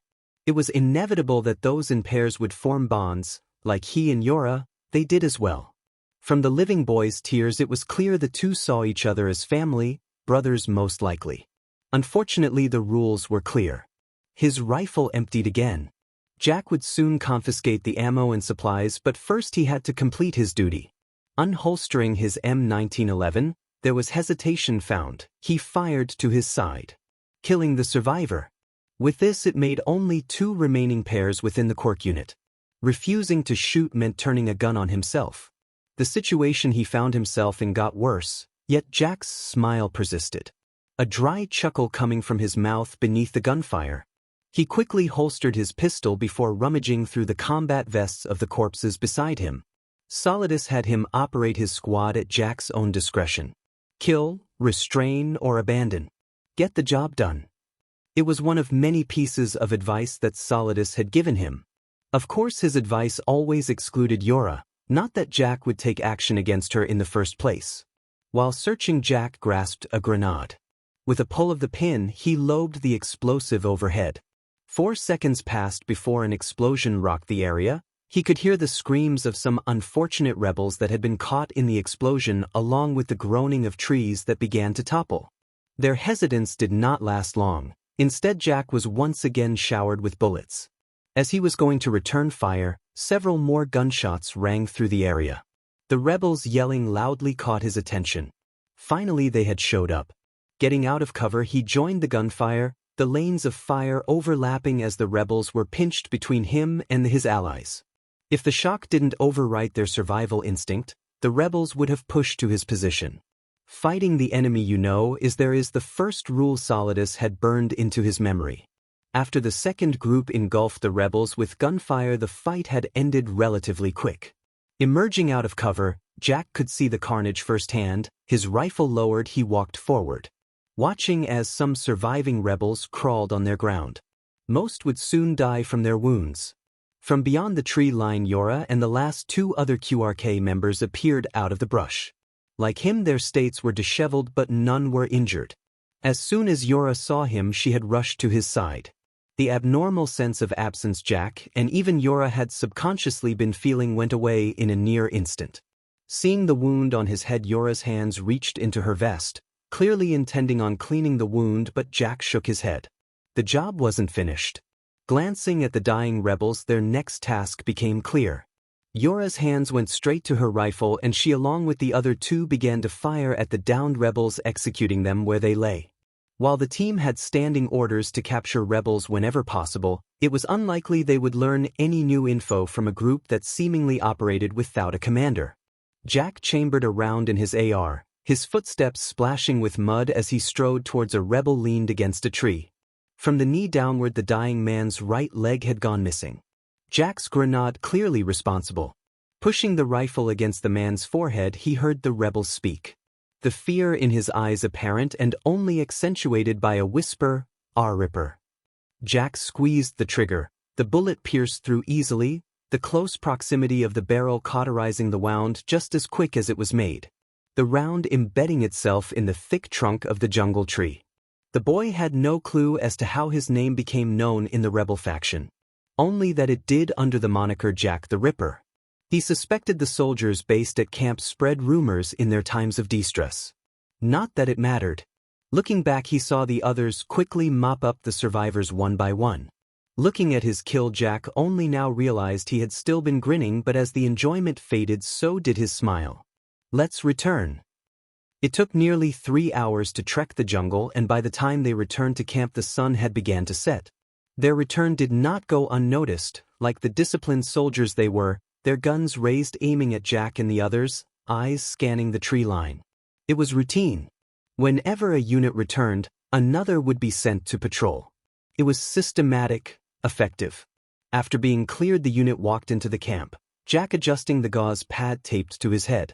Yora's insistence on treating his wounds had been a fight he was always destined to lose. His eyes sweeping across the area. Barracks, a medical tent, a makeshift target range. Most if not everything could be found in this central camp, however one area made Jack's eyes linger. A row of bloodied posts stood on the side of a flat area. Pools of old and dried blood lingering on the dirt. It was common practice. Their first year in this war involved those posts nearly each and every hour.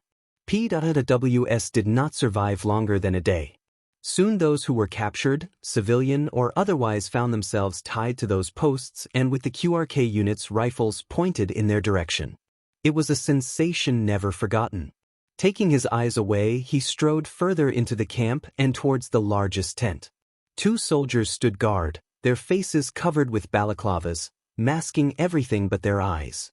Both men stepped to stop them, however a voice from inside the tent called, "Come in." It was a voice everyone in this camp was familiar with, and it was this voice that stopped the soldiers in their tracks before they stepped aside. Entering the QRK units saw the man who had brought them here. Jack and Yora saw the man who raised them. With a salute all 4 members stood at attention. Over the 2 years Solidus had aged, his hair nearly entirely gray, parts of his face wrinkled, yet calling him a feeble old man would be dangerous. Report. Solidus's "I never left" the table set in front of him. "Sir, 2 casualties, all rebels were executed." Solidus nodded. The report was simple, it always was when Jack was giving. "Jack, Yora, stay. The rest of you are dismissed." His order was swift, and soon no one except for Solidus and the 2 children were in the room. With a gesture of his hand he beckoned the 2 forward. Intel placed an HVT in this village. Currently it is under rebel occupation with civilian residents in full cooperation. At approximately 0300 hours, the QRK unit will launch an assault on the front gates. Mission priority is kill or capture of the HVT. Solidus finally looked to the children, his body straightening as he stood. Walking to the pair, the man placed his hands on one of their shoulders. "Good work, now get some rest." Dismissed. The 2 saluted once more before leaving the barracks.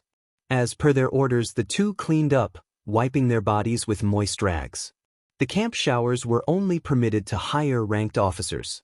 Cleaning the dirt and blood off their body, the 2 dressed in white t-shirts and combat pants entered the barracks silently. Even if they had been out of the training facility for 2 years, their habits remained. Sitting on a single futon the 2 sat, back to back, in relative silence, with only the sound of Jack rummaging through his pants being heard. Pulling out a small carton of cigarettes and a flip lighter, Jack placed the commonly called cancer stick in his mouth. Smoking was something introduced to him by the soldiers. Jack felt Yora's elbow nudge him in his side. His newfound habit was one the girl did not like. Even without seeing her face, he could imagine the look she held. While it would look similar to her usual face, her eyes would subtly narrow, dissatisfied. Yet even this she couldn't stop. Using a now-dead soldier's lighter, he opened it with a click. With his thumb, he sparked a small flame to life. It took a second before the cigarette caught light. A long, slow drag filled Jack's lungs with smoke. Turning his head to the small cut-out portion of the tent, he blew the smoke into the night air. The warmth of their backs was a comfort shared only between them. Never expose your back to anyone. Yet for each other they were the exception. Jack's lungs warmed with the smoke, though he did not offer it to Yora. If any one of them should steer clear of stuff like this, it should be her. Jack stared at the night sky, then at his arms illuminated by the moonlight. Countless scars ran across his flesh. Some were near scars, some were old, and some he forgot how they had gotten there in the first place. It wasn't often that he reflected on before the SRS program. Even if he did, the details were blurred beyond recognition. Only bits and pieces were ever stitched together, but they made no sense and only caused his chest to burn with anger flaring. His thoughts were cut off by Yora's hair tickling the back of his neck. The two of them had grown, Yora especially. To him she remained relatively the same. Her blue-gray eyes still calmed him, still showed emotion only perceivable by him. A sigh came from Jack's mouth before he took one last drag before tossing the cigarette out. Tired? He spoke, breaking the silence. He didn't know when, but eventually his voice had stopped carrying the gravel edge that had been characteristic for the past few years. His question was answered immediately. Not yet. Yora's voice was quiet, still holding the softness his often lacked. Jack didn't have the words to describe it, but Yora's voice held an elegance and gracefulness very few could have. Hearing her response, Jack nodded. The two hadn't eaten yet. Reaching beneath his cot, Jack grabbed a day's worth of rations he had stashed. Opening the nutrition bars given to them, he gave one to Yora over his shoulder. The girl took it gently. As the two ate, they conversed. Why? He knew what she was asking. The operation today could have been completely different. The teams could have been separated in a way that kept the two of them together. She was asking why she had to lead the secondary squad most away from the fight. No answer. Even though Jack had one, he didn't say it. He wouldn't say it. She already knew why. She had to. He had his reason, one that went past Solidus's teachings. Jack brought the nutrition bar to his mouth, taking a bite, filling his mouth with the bland, tasting food.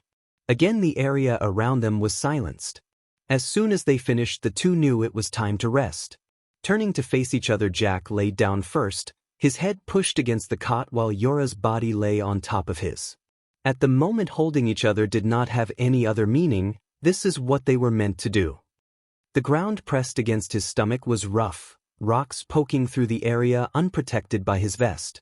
The hilltop they had been resting on was just out of view of the rebel outpost where the HVT resided.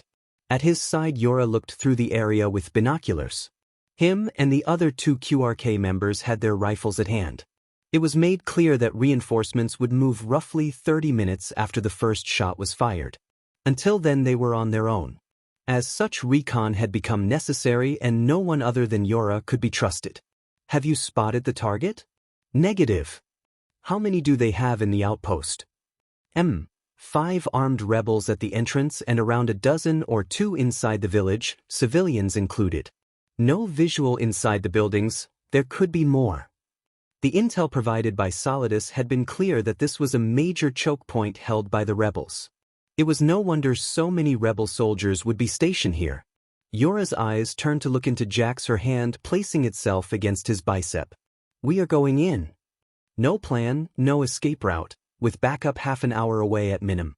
Making their way off the hilltop, dirt flying in all directions as the four made it to the bottom. Their strategy was simple: push and shoot until none were left. As the entrance got closer, Jack and the others skidded to a halt. Trying to fire while running would decrease their accuracy. The unit fired at once, showering the unsuspecting guards with bullets. They dropped quickly, crumpling in a bloodied heap. Their arrival was quickly noticed. However, by the time the rebels had opened fire, they had already reached the village. Split 2 and 2, they took cover behind the corners of the nearest buildings. Jack stood closest to the exposed corner, Yora behind his right shoulder, covering his back. The first bullet had been fired. It was possible to wait out until reinforcements arrived. That the unit knew. Popping around the corner, Jack fired his rifle continuous, dropping several members of the rebels. His actions imitated on the other side of the street. Each time he ran out of ammo, Yura took his place. Minutes felt like hours, rebel members dropping with minimal sacrifice on their sides. Soon, however, their effectiveness dropped rapidly as time progressed. Seeing the situation grew desperate, Jack knew that finding another way to gain a line of sight was fundamental in battle. Behind the building he searched, finding a window near the farthest corner. Turning, he tapped Yura on the shoulder. "Hold this position." Normally she would have debated against Jack but quickly stopped. Nodding, she took his position, taking a grenade from her vest before throwing it without its pin. Jack moved to the window. With the stock of his rifle, he smashed it open. Pushing his rifle behind his back, he began to climb the windowsill, his hands being cut by the glass not entirely cleared. Hoisting his body inside, Jack inspected the layout. A long winding hallway, rooms on each side with a single staircase leading upward at the end. Making his way down, he checked his corners, opened every door slowly and listened for anyone else. Clearing the first floor, Jack moved to the second, only stopping once he reached the first door at the top. He placed his ear against the door. He could hear a voice inside, along with gunfire. Reaching for the door, Jack slowly and quietly pushed it open. Only one rebel stood in the room. Looking out the window, the older man was one of the many that had been firing on their position. Jack, placing his rifle on the ground, unsheathed his knife. Stalking up to the man, Jack angled his knife downward, his other hand reaching around the man's head. In a single moment, Jack's hand clamped over the rebel's mouth, his knife plunging through front of the man's collarbone and into the gap of his throat. The rebel dropped his gun, panicked, eyes filled with tears as he grasped at Jack's arms, struggles fading rapidly before he bled out. Placing his body on the ground, Jack went to sheath his knife when he swung on his heel. Unholstering his pistol, he aimed at a connecting door.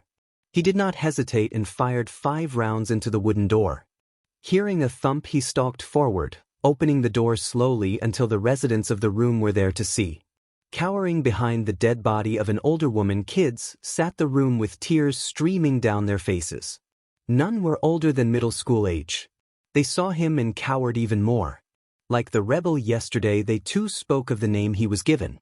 Leveling the barrel of his pistol, Jack had his orders. He fired until the sniffles and cries died entirely. Pulling away, the radio on Jack's vest crackled to life. "Jack, 2 casualties." Yura's voice broke through the commotion, anxious. "Position compromised." They were all that was left of the QRK unit. Jack hurried, scooping his rifle off the ground as he took the rebels' position. They were slowly advancing towards Yura's position. From this angle, Jack could see what happened to the rest of his unit. Their bodies were scorched, nearly burnt to a crisp. It wasn't something an improvised Molotov or grenade could do. There was someone who could use their quirk effectively. Either way, it didn't stop Jack from firing down at the streets below, surprising the rebels as they were struck down at their unguarded backs. Fire soon returned at his position. Both he and Yura still had 15 minutes. They will survive this fight. Her soft breathing tickled his chest. Her arms wrapped around his body tightly, right cheek pressed against his chest. She had fallen asleep with her body coated in a light sheen of sweat. Her weight on his body was comforting, soothing in a way. It had been what she promised, a moment of forgetfulness. But that's all it was. A singular moment. Jack's hand reached toward Yura's head, his palm resting on her cheek, fingers pushing the locks of loose hair from her face. Revealing her beautiful face, his thumb caressing her cheek, lips and the birthmark that sat on the left side of her face. He felt it then, her head pushed further into his chest and his hand retreated back to his side. Even with her here with him, the terrible nightmares, every night, he could never forget. He was still afraid of the dark, afraid of hurting her. Jack's head turned, the softness of his pillow just as uncomfortable as it always was. The moonlight filtered through the window blinds, providing no escape. His mind was loud, his thoughts unraveling one by one. The rehabilitation center.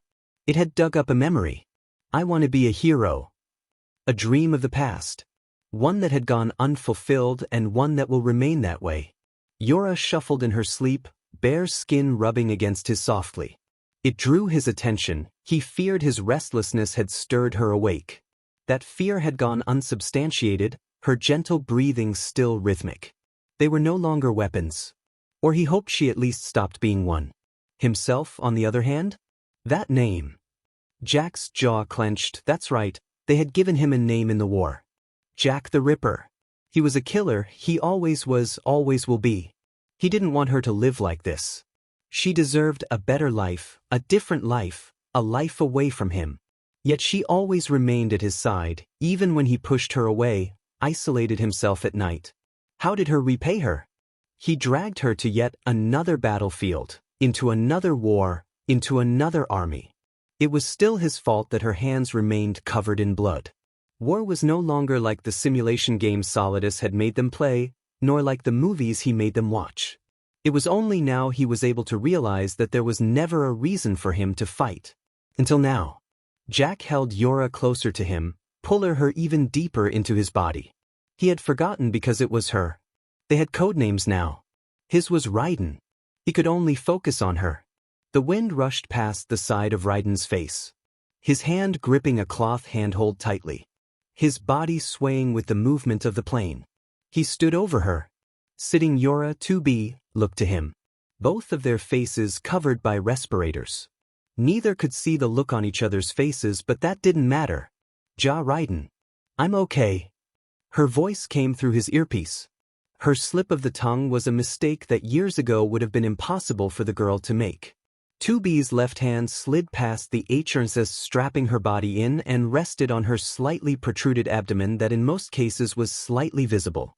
That won't be the case in another week. Soon it would be far past just noticeable. It reminded him that regardless of her reassurance, his anxiousness would continue to grow. Raiden's heart thumped loudly. His other hand resting over the handle of his suppressed Beretta M9A3. This was her last mission, his last mission. After this, the Paradise Lost Army, Solidus, their fights would be discarded to the past. Yet even knowing that dream that was just in reach, it gnawed at him. Something bit his stomach, twisted his organs, screaming at him that this mission was wrong. His thoughts quieted once her hand reached out towards him. He had no other choice but join his with the one offered. The warmth of her palm, the slight thump of her calmed heartbeat, the strength in her grip. A deep, slow breath came from Raiden, his body finally relaxing. KRTD approaching drop zone. The interior of the plane bathed in red light. The pilot's voice in their ears spurred the two into action. 2B unstrapping herself was hoisted by Raiden's assistance. The two slowly walking towards the edge of the plane's cargo ramp. Below, the rapidly moving desert flow had been hidden by the night. The jump just a few steps away looked more like an abyss each second their gaze lingered. A loud buzz caught their attention, driving both from their thoughts. The red light flashed a brilliant green, and with their hands still locked they jumped. Diving through the air, the two departed, the sounds of the cargo plane that carried them getting all the more distant. With their arms and legs straight, they looked at the militarized base underneath them. The base hadn't noticed their approach, something both he and 2B were grateful for. As they descended from 35,000 feet in the air, the warm night wind pushed against their halo suits. The altimeter on Raiden's wrist quickly decreased in number, the hand making its way round. 35,000 quickly became 30,000 to 25. Each time the hand got lower in counting the maximum feet, the more Raiden's and 2B's legs and arms spread, slowing their dive by adding wind resistance on their bodies. The security of the base made a direct approach impossible. Their objective was not an all-out confrontation, espionage was. The only goal was to infiltrate the base, get the information they needed and exfil before anyone knew what happened. The base gotten even closer than before. Looking to his wrist, he quickly followed the numbers before holding his hand towards 2B and counting from 3, they pulled the cords of their parachutes once all of Raiden's fingers fell. With the parachute shooting open, Raiden and 2B felt their bodies being forcefully pulled, their legs now pointed downward. Their pitch-black parachutes matched the dark sky as they neared the base. According to their intel, the west side of the base was the most unprotected. the mountain terrain inhibiting proper defense systems to effectively detect most presences, and the blind spot between the two guard towers was wide enough to slip past. Landing on the ground, the pair quickly unstrapped their parachutes and removed their respirators, dropping them to the floor.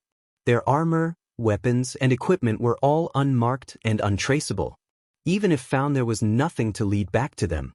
Using the descending mountain trails, Raiden and 2B slowly made their way to the chain-linked fence. Reaching to the small pouch on their outer thighs, both pulled a pair of wire cutters. Placing them against the fence, the two nodded. Before they started clipping, with metallic clinks they cut a small square of the fence enough to slip through, but not one that's easily noticeable. Pausing, Raiden looked to 2B before lifting the cut section, allowing her to pass through, her doing the same, letting him follow soon after. Now inside the base, all verbal communication between the two ceased, rather they followed the same instinct that had kept them together for years. Both took out their silenced pistols before they systematically made their way through the base, avoiding any patrols that blocked their path. They weren't here for a fight, all they needed was to recover the intel being used by the Patriots' underground research projects. Sneaking around the surrounding buildings, they didn't bother to check on the insides. Every building on the surface was an illusion.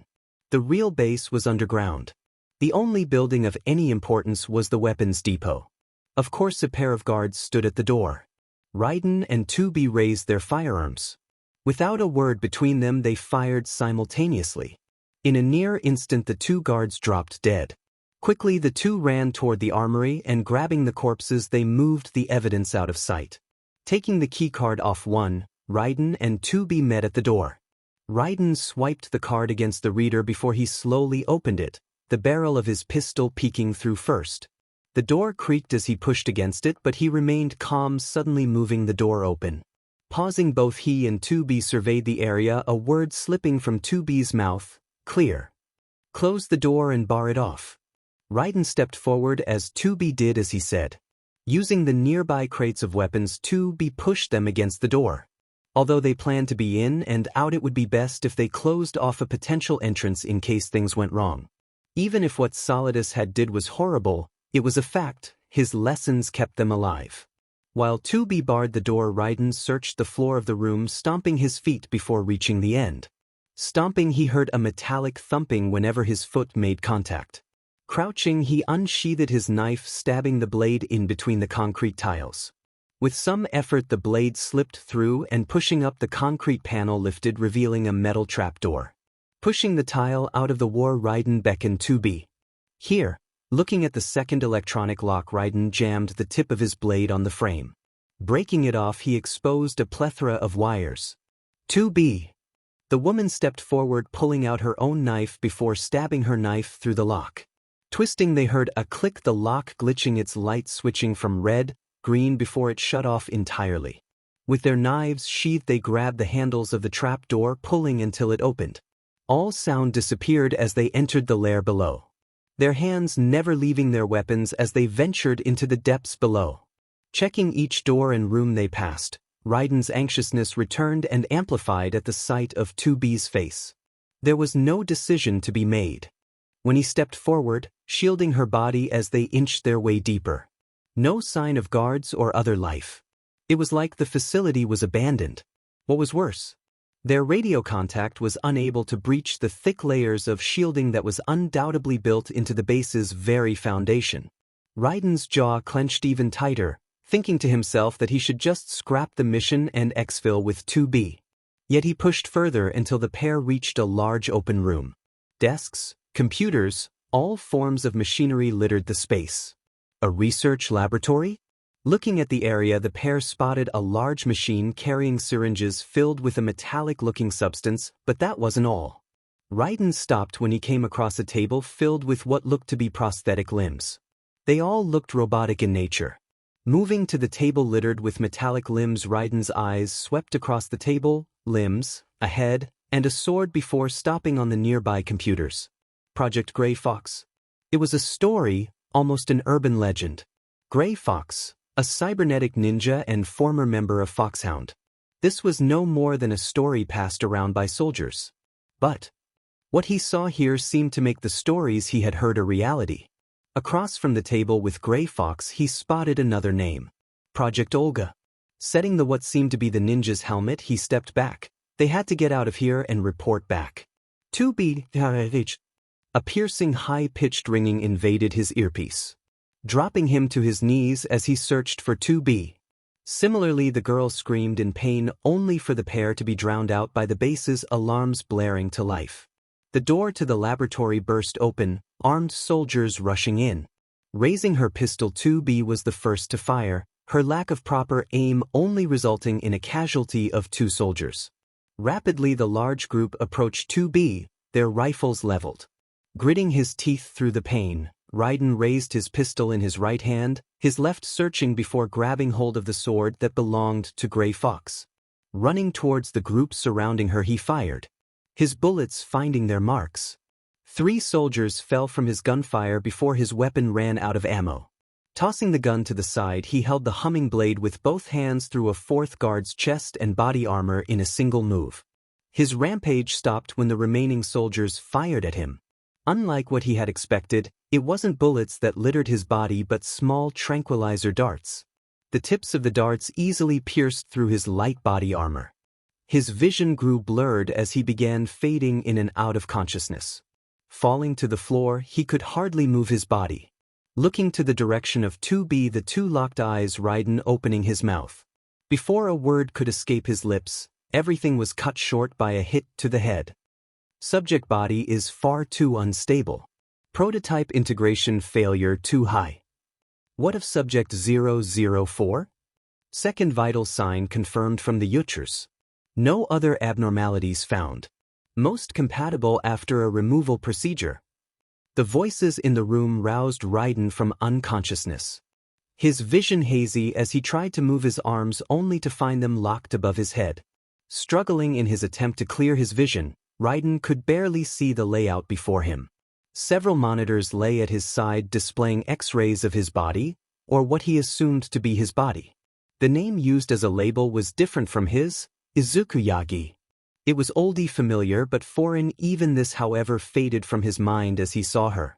Stripped naked, 2B lay on a medical table unconscious, a pair of doctors looming over her. Pulling against his restraints, Raiden yelled, "Yora!" He no longer cared to call her by her code name. He thrashed, trying in vain effort to reach her. "Get away from her!" he yelled at the scientists. His yells reached the pair as they turned to him. Subject 003 is awake. How proceed? Yora! Yelling her name again, he tried to get the girl to wake up, but his efforts proved fruitless. Even if she had regained consciousness, it wouldn't have lasted long enough. The machine-operated restraints hissed. Raiden felt something stab into his wrists. Another sedative flowing through his veins as the scientist spoke. Acknowledged, preparing Subject 003 and 004 for transfer. Jack! Her screams. He had never heard her voice like this before. The fear, the anxiety. Opening his eyes, he still felt the restraints from before. No, it was much stronger. His arms locked in front of him, his back forced straight, his head locked downward. Only by pushing his eyes up could he see her. Yora was held in a similar position. Her beauty face marked by tears that continuously flowed from her eyes. He grit his teeth. Yora? The gap between them was far too vast. His heart rate spiked. The syringes they had seen earlier surrounded 2B, the sharpened tips pointed to her spine. As for him, an assortment of robotic limbs as well as doctors who took little time. It was then he noticed the 2 tubes that hung just near the temples of his skull. It felt like a pinch, then the pain that followed amplified as the cables stabbed into the sides of his head. Subject 003 ready for enhancement, begin the experiment. Head restricted, Jack could only hear the sound of a mechanical whir, his eyes capturing the distraught etched deep onto 2B's face as she thrashed in captivity. Her mouth opening with screaming, "Jack?" His body tensed, he couldn't respond with words. "Gaga!" His eyes snapped opened, tears streaming down his cheeks. A blade, a fast-moving one, began digging into his neck while the tubes stabbed into his temples moved, injecting him with a liquid-like substance.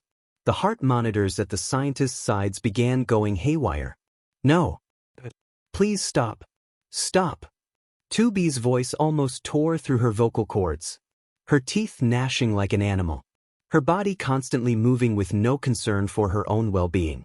The flesh of her wrists becoming raw. Raiden's eyelids began to droop, the strength in his body leaving. He could only think. Her voice still sounded beautiful. He never should have dragged her here. Subject 003's vitals falling, administering 1,000 cubic centimeters of epinephrine. The doctors wouldn't release him to an early death. His eyelids would no longer fall. He was made aware once more of the pain. Begin nano-experimentation on subject 004. 2B's forceful yells were replaced by screams of pain. The countless needles surrounding her stabbed into her body at once, piercing her arms, torso, spine, and the base of her neck. Her eyes continued to search for his. Minutes passed rapidly. Although Raiden wasn't sure, his brain far too preoccupied as the feelings in his limbs began to fade from existence. For the first time, their training failed them. They were not prepared. Their bodies feeling like they were being eaten from the inside out. The burning of 2B's organs was unlike anything she had suffered through. Raiden's mind began to tear even further, and unlike 2B's, his continued. The needles stabbed into her body slowly retreated. Sweat dripped down her body, 2B's wounds closing as quickly as they had been made. A black substance crawling over the open lacerations before closing. Nanomachine compatibility rising. Subject 004's body has accepted full synchronization. She breathed heavily, disregarding the words of the animals around her, only paying attention when the next words that spilled from their mouths were meant for Jack. Subject 003 system is rejecting, preparing second phase. J.Ek. 2B weakly tried to look at him. The tears falling from her eyes only increasing as the sound began to start once again. No, please. She saw what Jack couldn't. Above him, dripping with his blood, was a large circular saw. She saw it cut into him, and she couldn't do anything to stop it as it began to spin with even greater speed. Raiden looked straight into 2B's eyes as the saw nicked his flesh, tearing it apart. His skin shredded with the serrated teeth of the saw, his blood sprayed in the air violently. The pain was completely unbearable. Nothing he had ever experienced could compare to what he felt now. Not even when his skin was torched or frozen. Why did he think of that now? The saw ate through his skin, exposing the muscles of his neck. The teeth chewed through the tendons, causing the tissues to fall apart. Arga! His mouth frothed, the syringes in the sides of his head pumping his brain full of adrenaline, keeping it from shutting down. The saw got lower and lower until it reached the bones of his spine. Let him go. Stop. Stop it. She screamed hysterically, unbelieving of her own eyes as the saw continued to fall. Thak. His fifth cervical vertebrae separated. His vocal cords, his trachea, everything in his neck had been severed as he choked in strangled gurgles of blood. The brace holding his head in place, keeping it from falling. Still, he was not allowed to die. They fed his brain oxygenated blood, yet he could not call out to be watching the girl's eyes drain of color. J.CK. She choked his name out through sobs. Strength failing to be found in her body. She had just lost everything. She lost him, her other half. Brain activity lowering, begin phase 3. 2B couldn't hear another word. Raiden's knees bounced. Even sitting, the tenseness he found in his body was unlike anything ever before. Hands held together as he prayed to no god in particular. Forehead pressed against the knuckles of his interlaced fingers. His vision watching his right foot tap restlessly against the white-tiled floor beneath him. His mind was racing with countless thoughts. Hoping everything was okay, that the fear eating at his heart would go away. Jack. A soft hand pressed onto his head, scrunching his hair, forcing him to look up. Yora stared at him, her face holding a large smile. Calm down. She giggled at his panic, stopping only when he took her hand in his. Sorry. He tried to calm himself, breathing slowly. The last thing he wanted was for his panic to affect her in any way. Turning away from her face, Jack gazed at her body.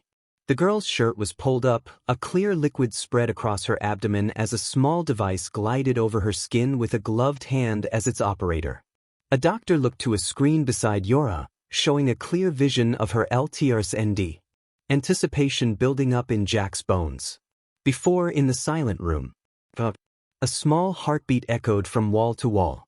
There we go. The female doctor smiled. She, along with them, was a member of the Paradise Lost Army. She was responsible for most of the pair's physical checkups after several missions. Well, here's your little bundle of joy. Moving the screen to look, a small, still-developing FTS could be seen in the screen's grainy black and white image. Placing a hand over her face, Yora let out a few tears, smiling as she looked. Jack wasted no time grabbing her in his arms. The doctor only cutting through the moment with another question. Would you like to know the baby's gender? It was a resounding yes as the pair looked to the doctor. It's a girl. Raiden's mouth formed a faint smile, the light in his eyes getting dimmer and dimmer as the doctors overlooking him prepared what looked to be a robotic body. Initiate Phase 3. They hefted her by her arms. She couldn't put strength into her limbs.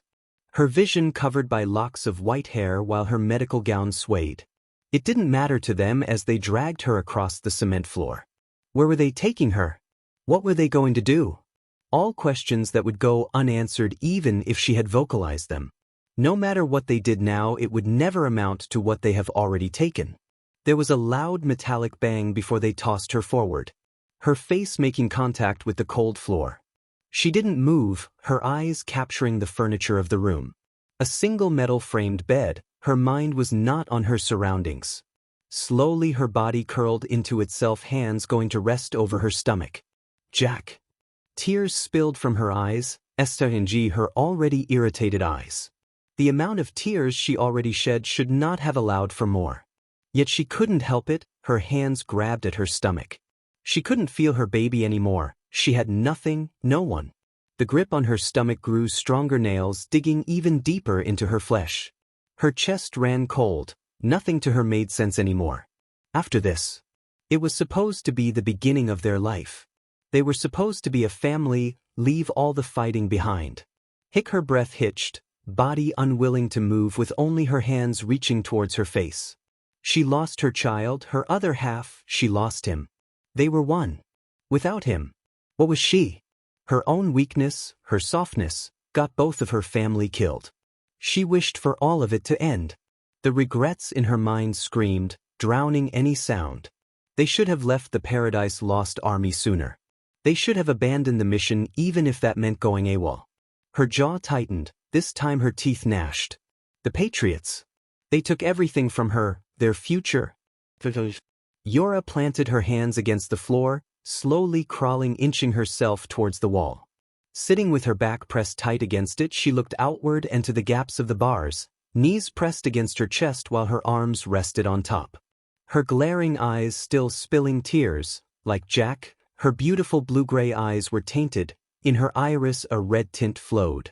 Nails scratching into her arms. Her breathing slowed between her sobs. Her mind recalling his name, repeatedly wishing he was still beside her. The horror of not being able to scream is indescribable. Needles prodded his skin, stabbing through what remains of flesh he had. The lower half of his jaw being slowly sliced off. His bloodshot eyes watching the numerous Patriot scientists who toyed with him like a lab rat.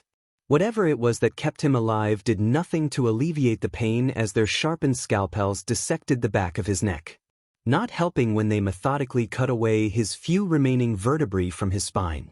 He wanted to pray to the God who he knew didn't exist. No magnanimous God would allow this to continue as it did. His head rattled, brain threatening to split open as the drilled and connected a robotic spine into the base of his skull, wires with no visible operated wormed through his brain. Overriding his neurons, connecting to his cerebellum, stitching his hypothalamus, usurping his senses all to his occipital bone. The initial operations as his skin was flayed had been unbearable, this. His eyes leaked tears. The binding of his nerves with the mechanical and foreign cybernetic spine gave him feeling. He felt parts of his body dangling loosely from the bottom of his head. He could feel the absence of his tongue, of his jaw. Each second they carved away, he became even less of who he had been before. Brain activity high. Spine integration successful. Continuing procedure.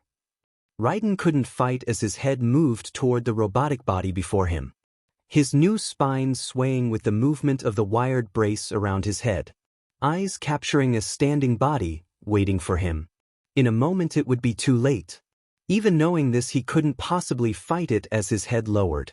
A magnetic force pulling his spine downward as it slotted into its prison. Metal clicked his teeth, beginning structural synchronization. There was a click. He let out another soundless scream. The artificial spine twisted, shooting several connecting spikes through the artificial body's back. Feeling. It returned all at once. Raiden could feel a torso, but it wasn't his. Pain still registered in his brain, like before, wires attached and connected throughout the robotic limbs. Everything combining into a single system. He was approached. The scientist drilled his new metallic jaw into his remaining skeletal structure. His ears being covered with thick metal plates that, like his jaw, were forcefully put into place. His white bloodied locks of hair contained as a connected glass visor was placed over his head. Over 3 days they pieced him together like a puzzle. Each limb came with an empty and foreign return of his senses. There was no sound or warmth of a real beating heart. His artificial blood they pumped throughout could not boil with his anger. He still couldn't speak, only watch as they continued to test him. Monitor him. Yora. Where was she? What were they doing to her? What would she say if she saw him like this? He was no longer human. No longer who the person she knew. He couldn't even retreat into unconsciousness. More and more they filled his nerves with pain through their forceful additions. It fueled his anger, driving it past the restrictions he had subconsciously placed long ago. He remembered the few times he had been this angry. The jungle. The birthday? No, he didn't want to remember. Not the time before Solidus, not the time before Yora. Death would have been preferable, but he wouldn't die. He had to see her again, make sure she was. He glared at the scientists, everything in his mind screamed. He was back in the darkness, back in that room. They put him here. Integration at 100%. They spoke without care. Without regret. Like every other night they left him alone. In the dark with only the displays of the monitors as his light. Unable to move, he lay on metal slab they strapped him to. He heaved. The more he looked at his body, the more disgusted he felt. He didn't have a stomach to throw up. His dry heaving was his only brain-driven response, one that this cybernetic body would not cooperate with. He tried to move, his right hand's fingers scrapping against each other. Mind reading it as though he was touching his own body, but he knew better. The slight screech uncharacteristic of flesh. Metal colliding with metal. What his mind told him and what he knew contrasted, it was torture. Raiden clenched his fist. It was the most he could do in these 3 sleepless nights. Not enough. Synthetic vocal cords vibrating, making his words heard for the first time. The hoarseness of the voice familiar. But it was still not his voice. The testing, the experimentation, had gone on for 5 months. Her subservience to their orders just a ploy. The more they trusted and used her like a tool was another step closer. They cut at her skin, watching her wounds stitched together. Cataloging and analyzing the nanomachines that coursed through her body. It strengthened her, made her durable, still they weren't in her control. Her rage continued to grow unchecked, mind continuing to unravel at the seams. Jack. He and their unborn were the only people in her mind. The only things in her mind. It was them that forced her body to move according to the Patriot's wishes. Why she endured the probing on her body, why she cooperated with their demands. Today, again they forced her to hold 2 blades. The new high-frequency blade prototypes. Perhaps it was done out of irony of her nationality. 2 swords, 1 standard katana, its handle white with black accents. Its dazzling blade shined in the range's lights as she held it in her hand, the virtuous contract. The other, a much larger katana, its elegance matching the first, its name, virtuous treaty. Their magnetic pull only adhered to her will. The Patriots wanted to turn her into their weapon. But she was waiting until the day she could shove these swords into their chests. She stood, still dressed in a white medical gown as an announcement came through the room. Begin. The examiner's words, the test had begun. Around Yura on all sides, 15 machines rose from hidden pedestals underground.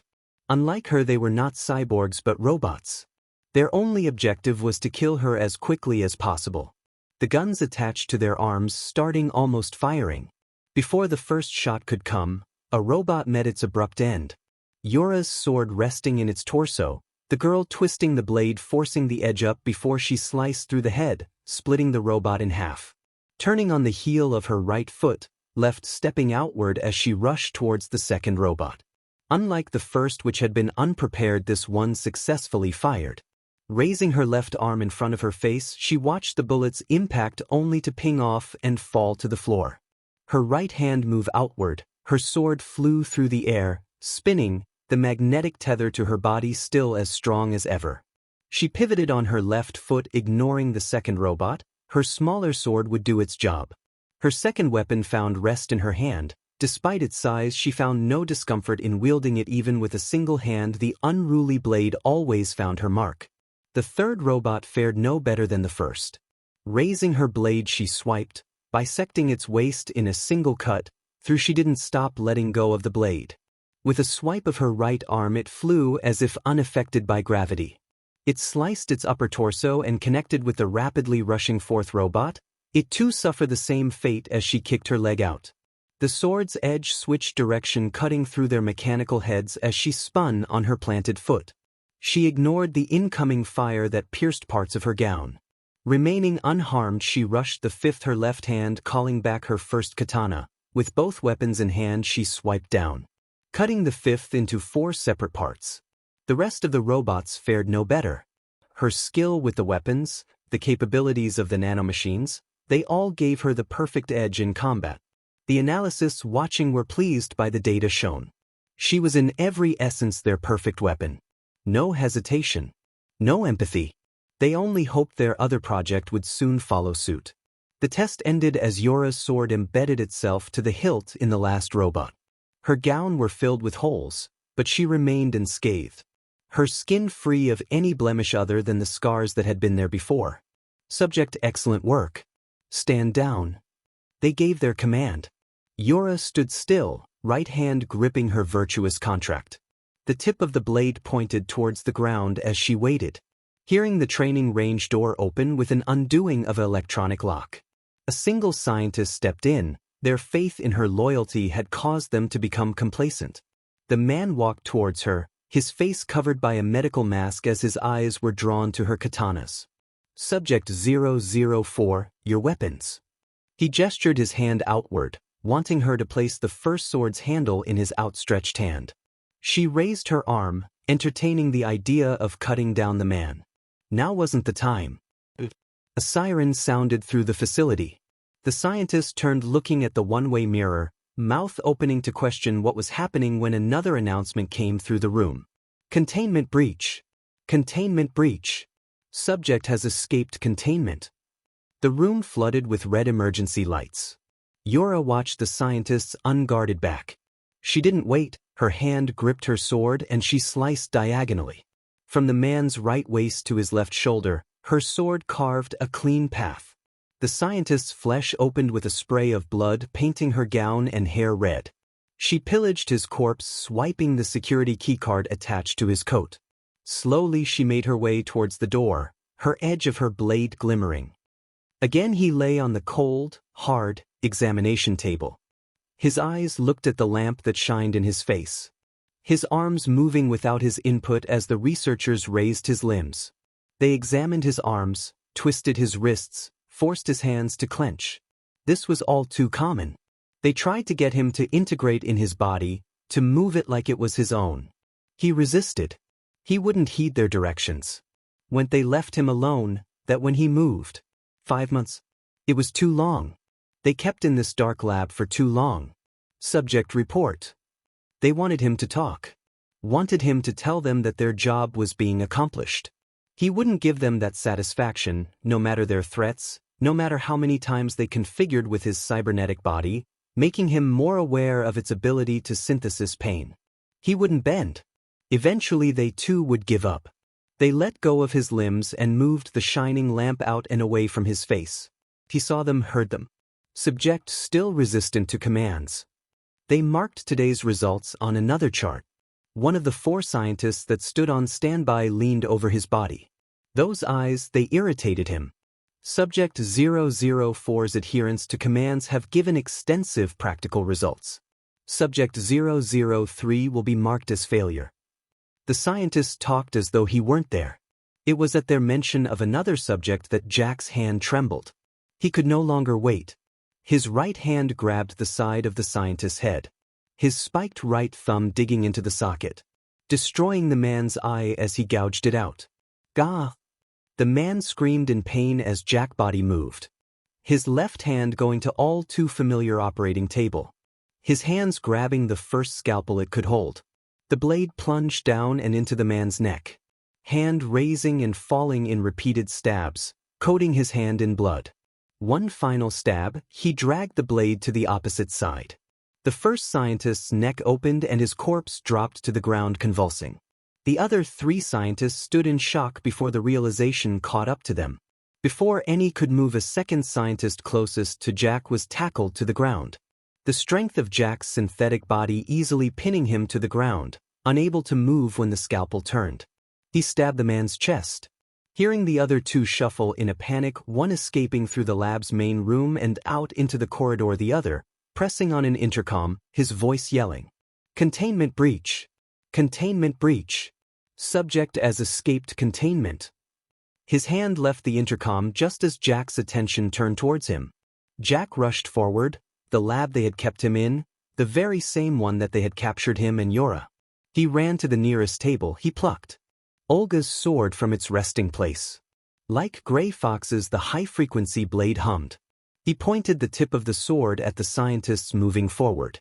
The sword stabbed through the back of the neck, cutting his spine, piercing the trachea, the vocal cords, the throat, and resting in the wall past the intercom. The room blared with alarms and red light. Hand grasped around its handle, he pulled slowly, watching the scientist choke and drown in his blood with a red glint in his eyes. The first time in months. He pushed aside the body, leaving the room and into the hallway. He heard a familiar racking of rifles. Live ammunition? Or tranquilizing darts? Either way, he turned his head down the right of the hallway, looking at the 4 soldiers sent to stop him. He ran forward, the glass visor bolted into his head, collapsing to cover his face. Eyes covered with small black plates that lit up red. Vision augmenting. He could see the spikes in their heart rates. He could watch them flatline. Their guns fired. Live rounds. They were slow, unbearably slow. He swiped his sword, the bullets sliced, pinging as they made contact with metal. None reached him. Closing the distance, he slid, legs scarping with cement with a screech. Her swiped his arm, ears picking the choir of screams as his sword cut through all 4's ankles, crippling them as they fell to the floor without their feet attached. He twisted his right wrist to the left, the edge facing outward as he swiped. He gouged the floor, cut through the waists and torsos of the downed men. The death was instant, their blood splashing against his synthetic body. Many more footsteps could be heard. Unlike the previous, their bodies changed, their quirks activated. A colossal man stood easily above 7 feet tall, his skin entirely composed of metal. He was one of the other 2 readied themselves. One's hands were engulfed in flames, the last soldier serpent-like head hissed, the venom spilling from its mouth toxic. Even more obstacles. The steel-skinned man rushed him first, hand raised, confident in his ability. The swipe of Jack's sword crushed his hope.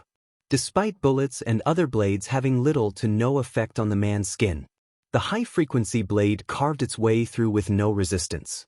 From the knuckle to the shoulder blade, Jack split the arm in half.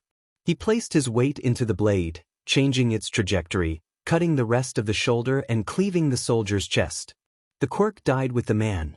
He grabbed the body by its vest, tossing it towards the other 2 men. They were forced to brace as the body neared. The snake mutant watched in horror as its flame-fisted comrade's head fell apart. Jack's sword cut through the corpse and at the soldier behind it. His diagonal slice made the frictionless halves slip apart. He did not rest. Stabbing upward, he pinned the snake mutant's jaw to the roof of its mouth and through the ceiling. Left hand free, he punched the soldier's ribs, crushing bone easily and pulverizing the organs underneath. The soldier squirmed, dying slowly while Jack dragged his blade. More were coming. His vision grew hazy. He could hear screams further in the corridor, the blaring of red lights making the blood coating his body even more visible. His robotic feet splashing in the puddle of blood as he ripped his sword out of the side of another soldier's flank. Corpses littered the hallway and floor beneath him. He stalked forward. He ran through this facility, searching fruitlessly. The dark end of the hallway gave light to a silhouette. Like him they walked, swords in hand, their feet splashing in blood, their white gown they wore almost painted entirely red. When she drew closer, he realized who she was. His mouth opened to speak until his gaze turned downward. His blood-soaked hands. Except these weren't his hands. This wasn't his body. No, not like this. Yora drew closer. Her pale white skin bloodied, her locks of hair swaying as she walked. The corridor filled with bodies. The ends of her swords dripping as she stalked forward. The red tint in her eyes accentuated by the emergency red. Her eyes narrowed into a sharp glare. She could see another shadow. The grip on her sword tightened. The corpses surrounding them didn't matter. If they were with the Patriots, part of the people responsible, there wouldn't be any hesitation in her strike. The shadow cleared.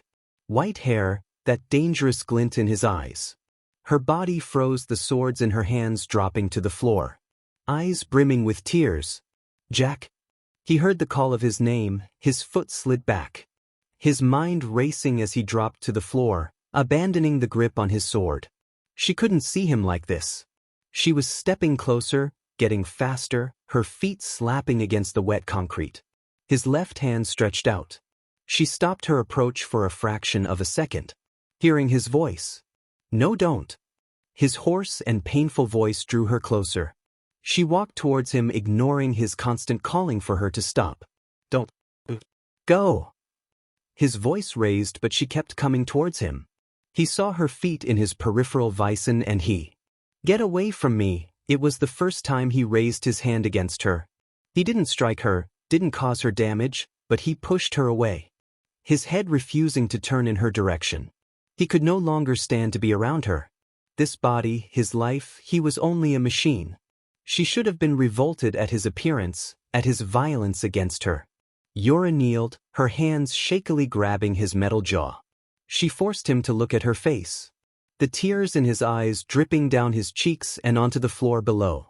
Her own tears flowed as she hugged his head into her chest. Her face falling into his head of hair. Jack. She wept. She had thought she lost him. She couldn't bear it. She endured, but after she killed the Patriots, her fate would have been obvious. She would have went with him. But he was alive. Jack's arms slowly reached around Yora's body. His hands brushing past her stomach. Nothing needed to be said. He could feel its emptiness. He sobbed. Yora. Her mind raced a mile a minute. The rays of sun beating down on her body. The nervousness that gnawed at her heart. A deep breath. And then another. Chest rising and falling as she prepared herself. What if she failed? What would she do? She told herself not to think this way. He said she could and that she deserved it. The nervousness disappeared, her eyes gazing upward. Izumi, you dumbass, were gonna be late. A smack on the back of her head. Destroyed her peace of mind. The noise of several students climbing the stairs, their faces carrying several different expressions. Anticipation, anxiousness, excitement. They all ranged, but the ash blonde in front of her held a look of anger in her ruby red eyes. Katsumi, I told not to hit me. Izumi shouted in protest at her friend's impatient nature. Tisk. Katsumi. Another stern voice joined the party. Shoya Todoroki, the dual-color-haired girl, glared at the blonde. You're too loud. Her warning had nothing to do with Izumi, rather it was the stares the pair received. Though the intent behind those stares ranged widely, from jealous looks from girls and horny perverted looks from some boys. The three of them paid none of the stairs any mind as they climbed the steps to you. Today of all days was the entrance exam. Although offered an exclusive get-out-of-jail-free card by her parents, Izumi opted against such a thing. She wanted to prove her strength on her own. "Where are your brothers?" Voicing her concern, she noticed the lack of two girls' other half. "That piece of sheet took your dad's recommendation just so he doesn't have to do this one." Katsumi popped a few explosions in her hands. "He's a effing beach." "Shoto took our father's recommendation." Always the opposite of Katsumi, Shoya's silent voice made sense of Shoto's absence. Scratching the back of her head, Izumi's sweat dropped. Weren't they the ones boasting about how they were gonna get the #1 spot on the exam? Yeah, until they heard you weren't going the recommendation route. Walking up the stairs, Katsumi placed her hands behind her head, eyes looking at Izumi, who was at her right side. It made sense. She didn't want to boast, but her quirks were unbelievable.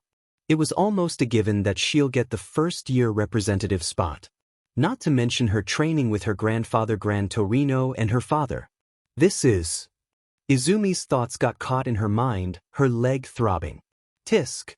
She stopped walking, catching the other girl's attention. "Izumi! It's my goddamn leg." Her teeth gnashed even after it healed. That sniveling Ifangbsrd was still causing her trouble, always reminding her that he had existed in the first place. She felt a sense of pain radiate from the large scar that marked the side of her shin. Her comment got a nod of understanding, Shoya going to rub Izumi's back. It only took a few seconds to the girl to pull herself together. "Come on, let's do this." She readied herself, trying to place the single mistake her parents made away from her mind. Entering the large auditorium, the Izumi and all the fellow Yudata hopefuls sat in their seats, waiting for the written exam. "I understand." Within the small spectator room exclusive for Yudata staff, Nizu gripped the phone in his hand tightly. His somber voice carried through the silence of the room as the voice on the other end spoke. Their conversation unknown to many in the room. The teachers could see that the sadistic nature of Nizu was completely absent. The animal's free paw writing down his conversation in words. His attention on Yudata's entrance exam was of the lowest priority. This was in spite of the number 1 and number 2 heroes' children participating. Accommodations will need to be made, and I cannot stress the importance of cooperation with the Hero Association. If what information you have given me is true, then something big is happening in Japan. Nizu's free paw left the pen it held to massage his forehead. "These operatives you plan on sending. I don't intend to force their hands. It seems that it has been done far too many times." The curiosity of the fellow pro-heroes only increased as the conversation carried on. The seriousness in conversation had not been lost on any of the pros. For Nizu to say something was big, it meant catastrophic. Even their attention on the exam faltered, with the only one brave enough to speak being Shota Aizawa, the tired man looking at the animal. "Principal Nizu, should we start the written exam?" Nizu didn't give the man a verbal response and only nodded his head, his chair spinning to turn his back to the hero. "As for their way of protection, I would hope we can avoid unnecessary, traumatizing experiences.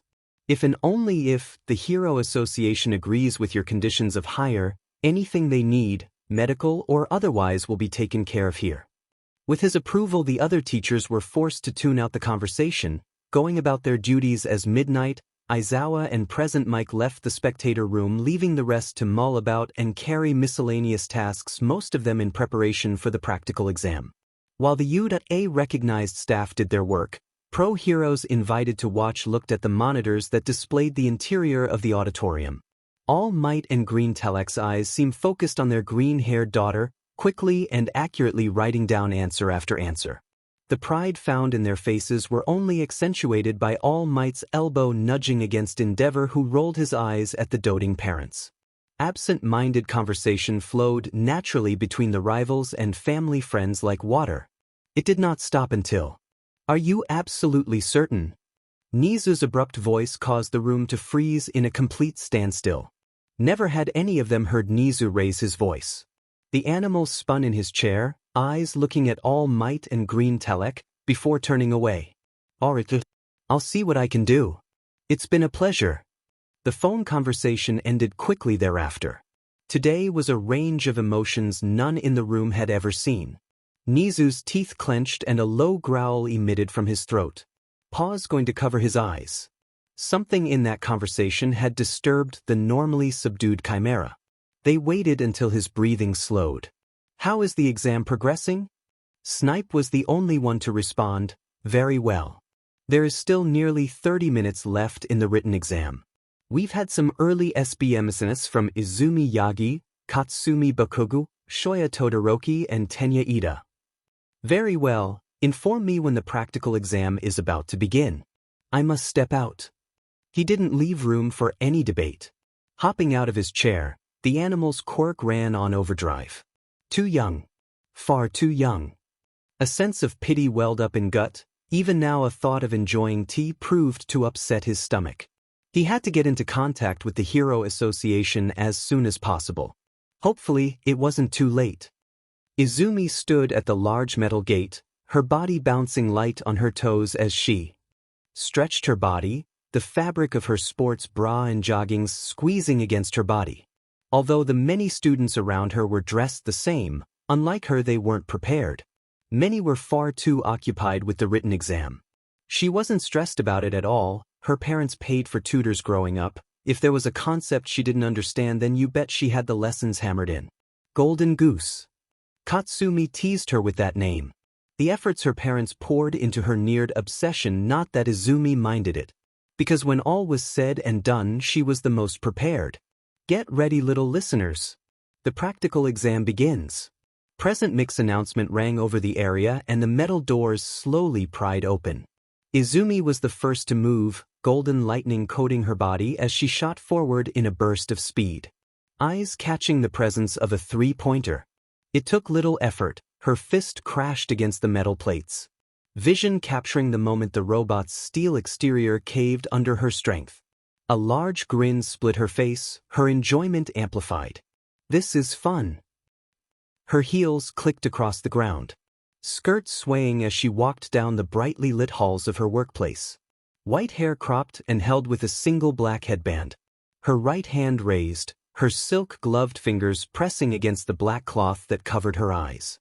Despite that last piece of attire, it did not impede her vision as she greeted her colleagues as they passed by. A year and a half since. She wanted to forget. The hallways drenched in blood. Her losing. She stopped, jaw clenching. With a shake of her head, she rid the thoughts from her mind. Too much has happened in this short time, yet she doubted it would slow anytime soon. A deep, slow breath.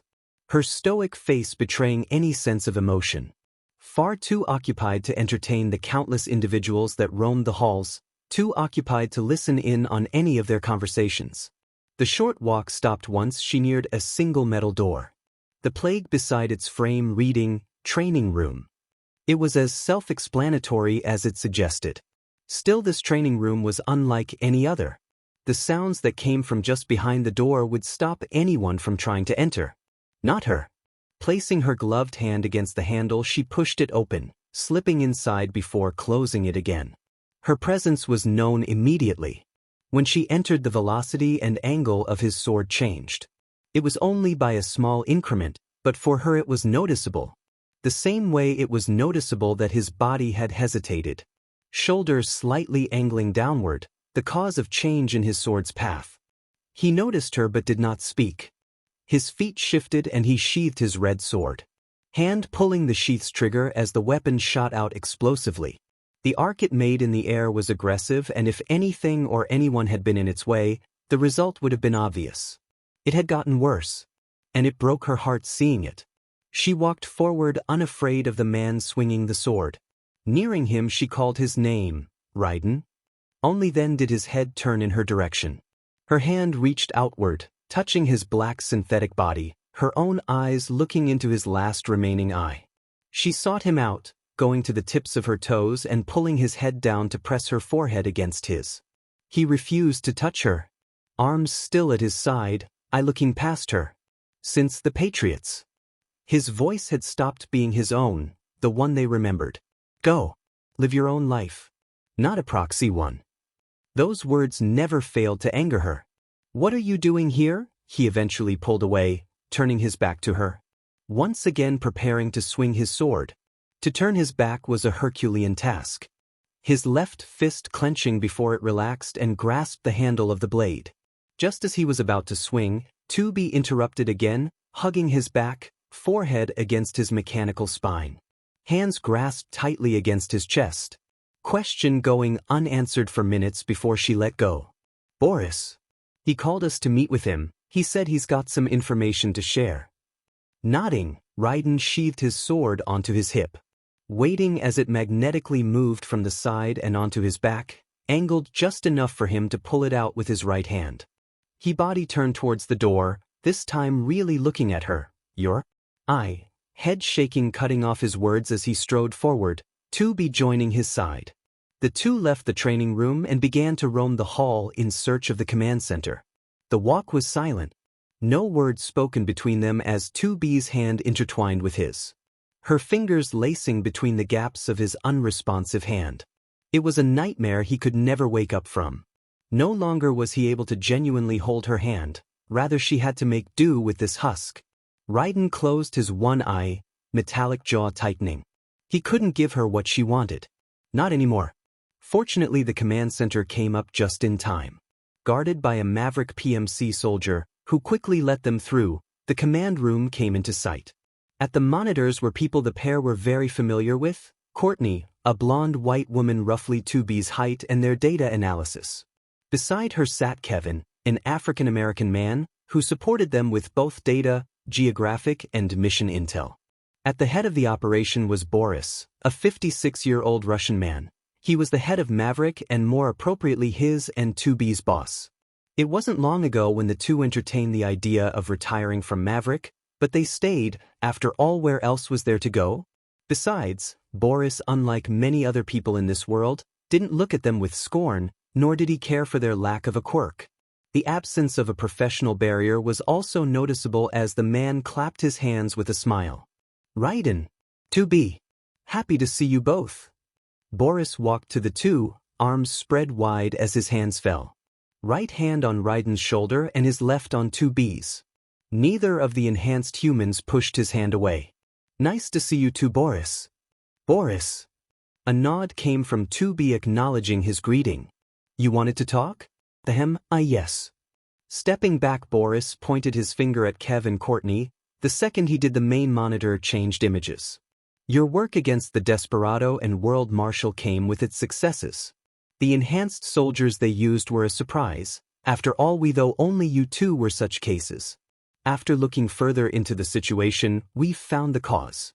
As we suspected, both of these PMCs had backing, however the extent we didn't know." Boris braced himself, looking at Raiden and 2B. "Our investigation led to Japan. Remnants of the Patriots have been found in hiding, and we suspect them to be the cause of the recent shift in villain activity." "The Patriots?" Raiden's fists clenched, his lone eye glinting with red as he glared in Boris's direction. 2B's reaction was no different. "Yes, that is why I wanted to speak with you both. To us it seems clear that the Patriots are seeking to back an even bigger threat. Just as they did before. I've already made contact with Principal Nizu of UA. With prominent figures such as All Might becoming instructors this year, along with UA's staff being composed of several well-known heroes, they may be struck first. All we await is approval." Boris paused, a sigh coming from his mouth as his arms crossed. "At first, due to your history with the Patriots, I wanted to give this job to some of our other operatives. However, you both are best we have. We'll take it." 2B was the first to speak, her left hand finding rest on Raiden's bicep, calming the man down. Boris nodded. To break up the somber tone, he once again put a smile on his face. "Well, then I'll let you know as soon as everything falls into place." "I'm jealous." "Yeah. We'll feel right at home." Raiden left with his sarcastic remark, his mind focused elsewhere. No one knew that the approval would come faster than anticipated. 2 weeks later, UA's USJ facility was attacked. The clouds passed by in a blur of white and blue. It was a short moment of rest, a moment where she saw the world with her eyes and not from behind her blndfld. Up here everything was devoid of deception or fabrications of any kind. It was the one place where they can avoid drawing weapons. A small sigh came from her lips. The private plane provided by Maverick jostling slightly with turbulence. Her left index finger rubbing against her left thumb, hand resting in her lap while her right cupped the underside of her jaw and propped her head up. It had been 5 hours since the plane had taken off, and it would be 5 more until they reached land. A land where neither held any form of pleasant memories from. 2B's eyes left the small window of her cushioned seat and instead focused on Raiden. He'd have felt what she did, his own eyes staring outward. His body covered by a thick 3-piece suit, to anyone glancing he would pass off as anyone else. She guessed it was due to the sensitivity of this mission. She didn't see him as unnerving, nor was his synthetic body frightening, but of course not everyone was like her. It was a hero school that anyone in Japan would kill to get admitted to. It was there that they were headed. She ran over the parameters for this mission. They were to provide security for the U.'s first years and to investigate the growing movements of villain groups. Though the first was a secondary priority compared to the second objective. The Patriots, she thought they were done with them, but the hand in her lap raised to her stomach, teeth lightly biting into her lips, they were there in Japan. 2B. The call of her codename forced her focus back on Raiden, one of his metallic hands now resting on the table, palm facing upward and allowing her hand to slip into its embrace. He was changed from what they did, but her Jack was still here. With her. The discomfort he showed on his face as he looked at his own hand fading once hers rested on top. The damage of the USJ was inconceivable. Nizu looked at the decimated grounds with a sigh. First someone had broken U.A's defense, next files were stolen, and lastly, despite his adherence to Maverick speculation, something like this had happened. The possible reasons were many. Momo Yaoyorozu, the only daughter of the Yaoyorozu fortune. Shoya Shoto Todoroki, last-born twins of Endeavor.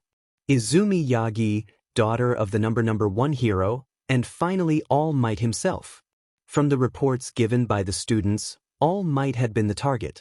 That was not surprising. No one can become the number 1 hero without having enemies, especially knowing the past of All Might's quirk. What the animal hadn't expected was the attackers themselves. An amalgamation wielding multiple quirks, that was terrifying.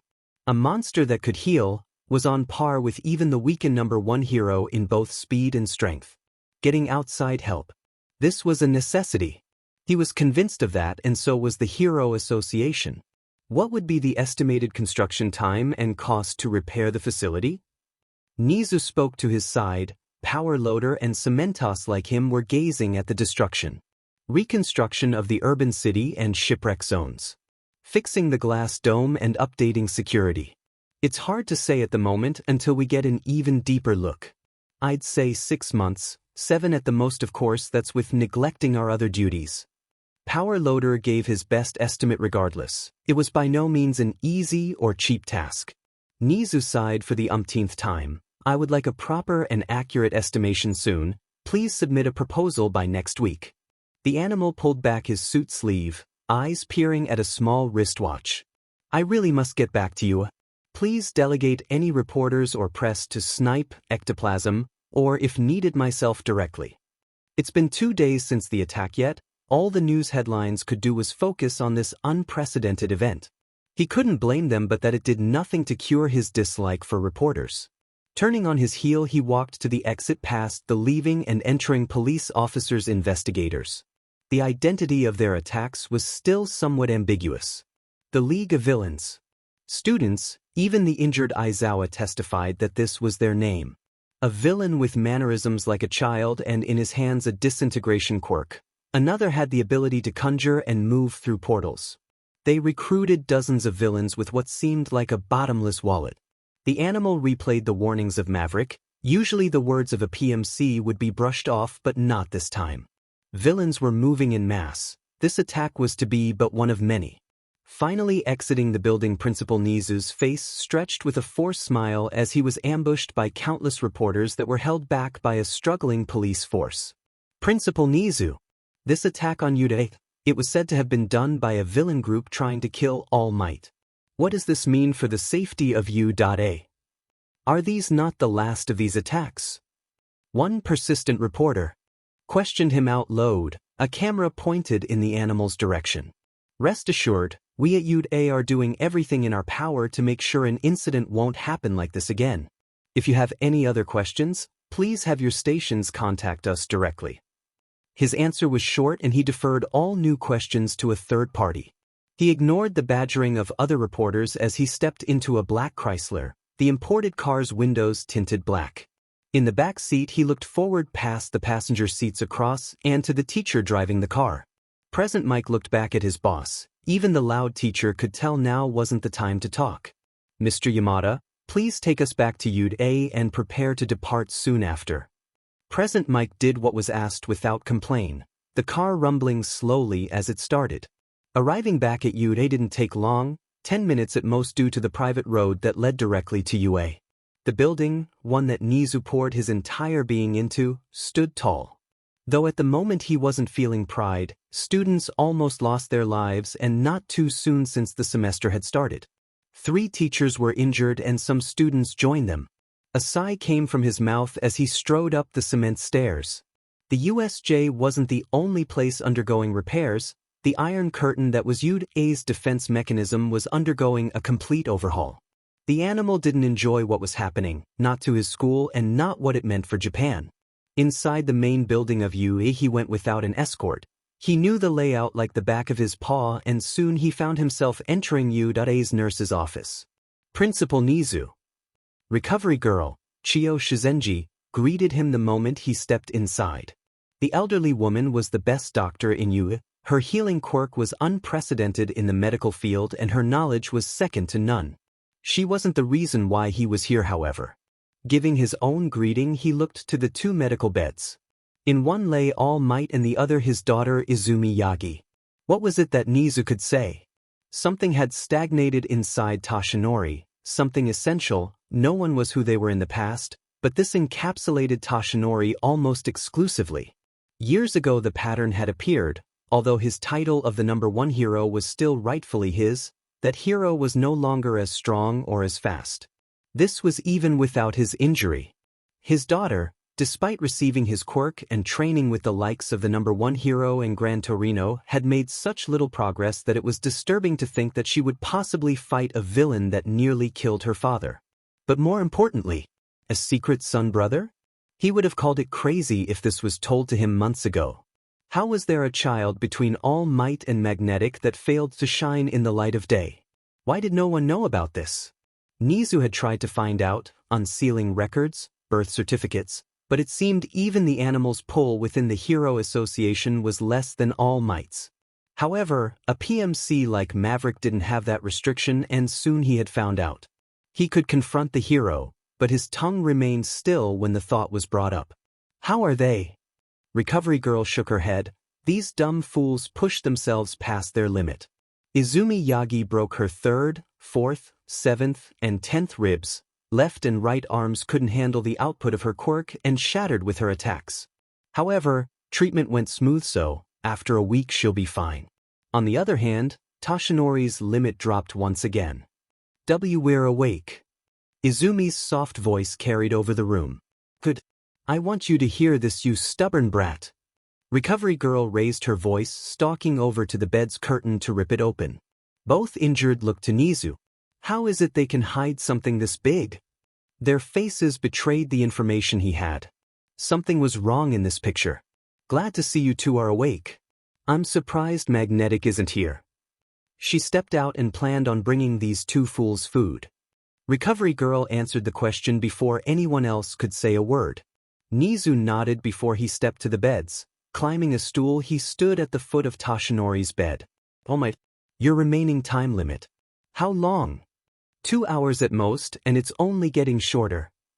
Nizu didn't miss the sad look in Izumi's eyes, the only girl looking at her arms with a dissatisfied expression. And your daughter's progress?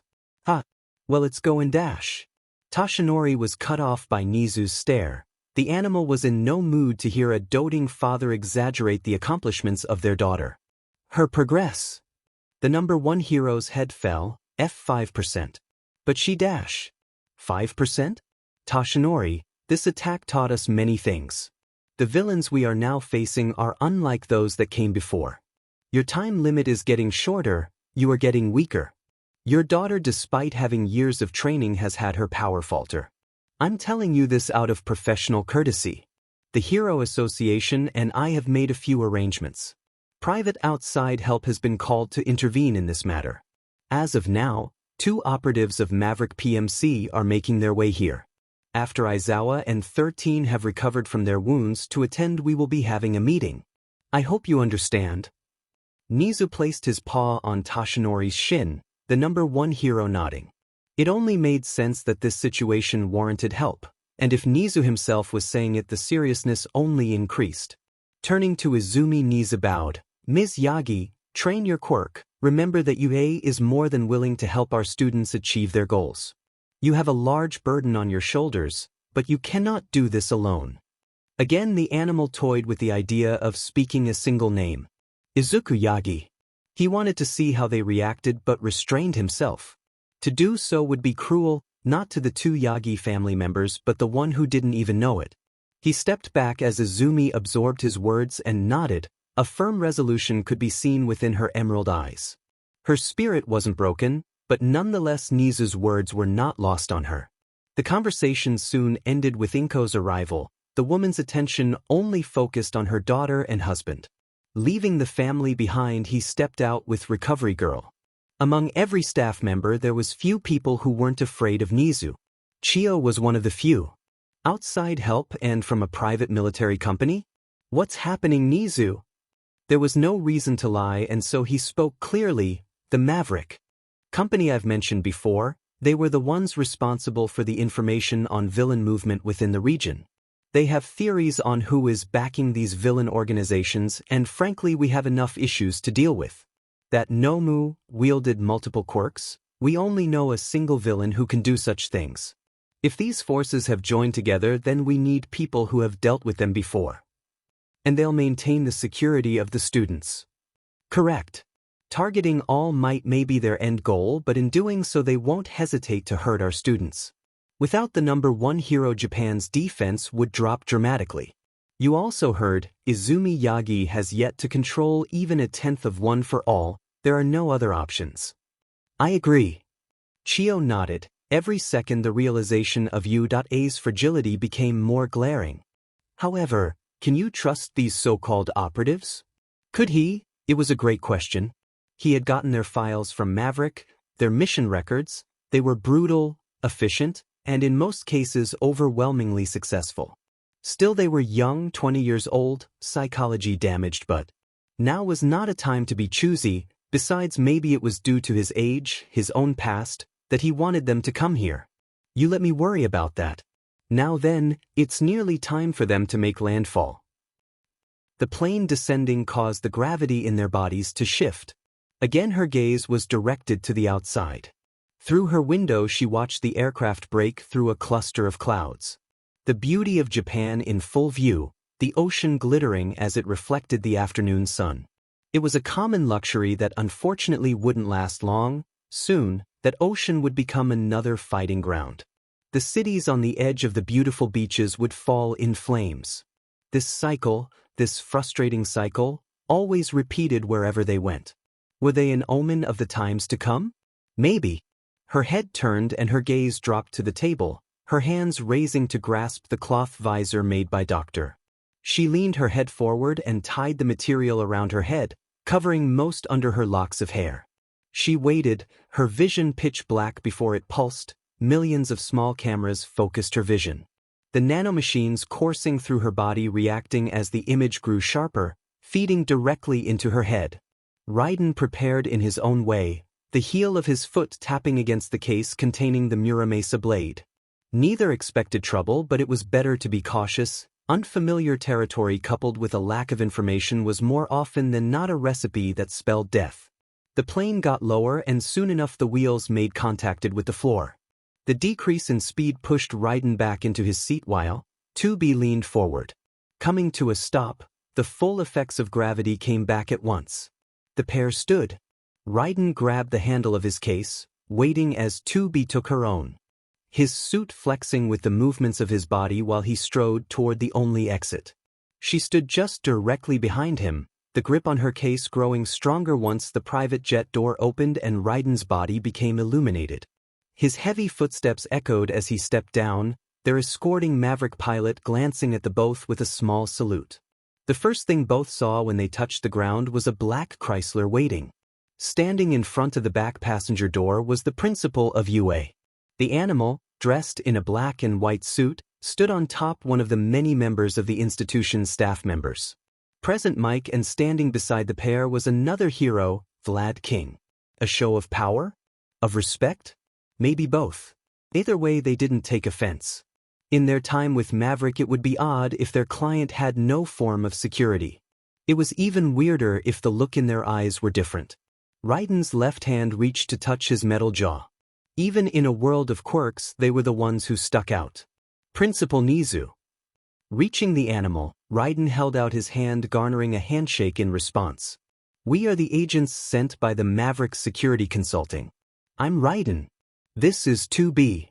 It was a rehearsed script that the two had repeated many times before. 2B stuck her hand out as well, shaking Nizu's. "A pleasure to meet you both. Please." Gesturing to the car, he had Present Mike move while Vlad opened the door.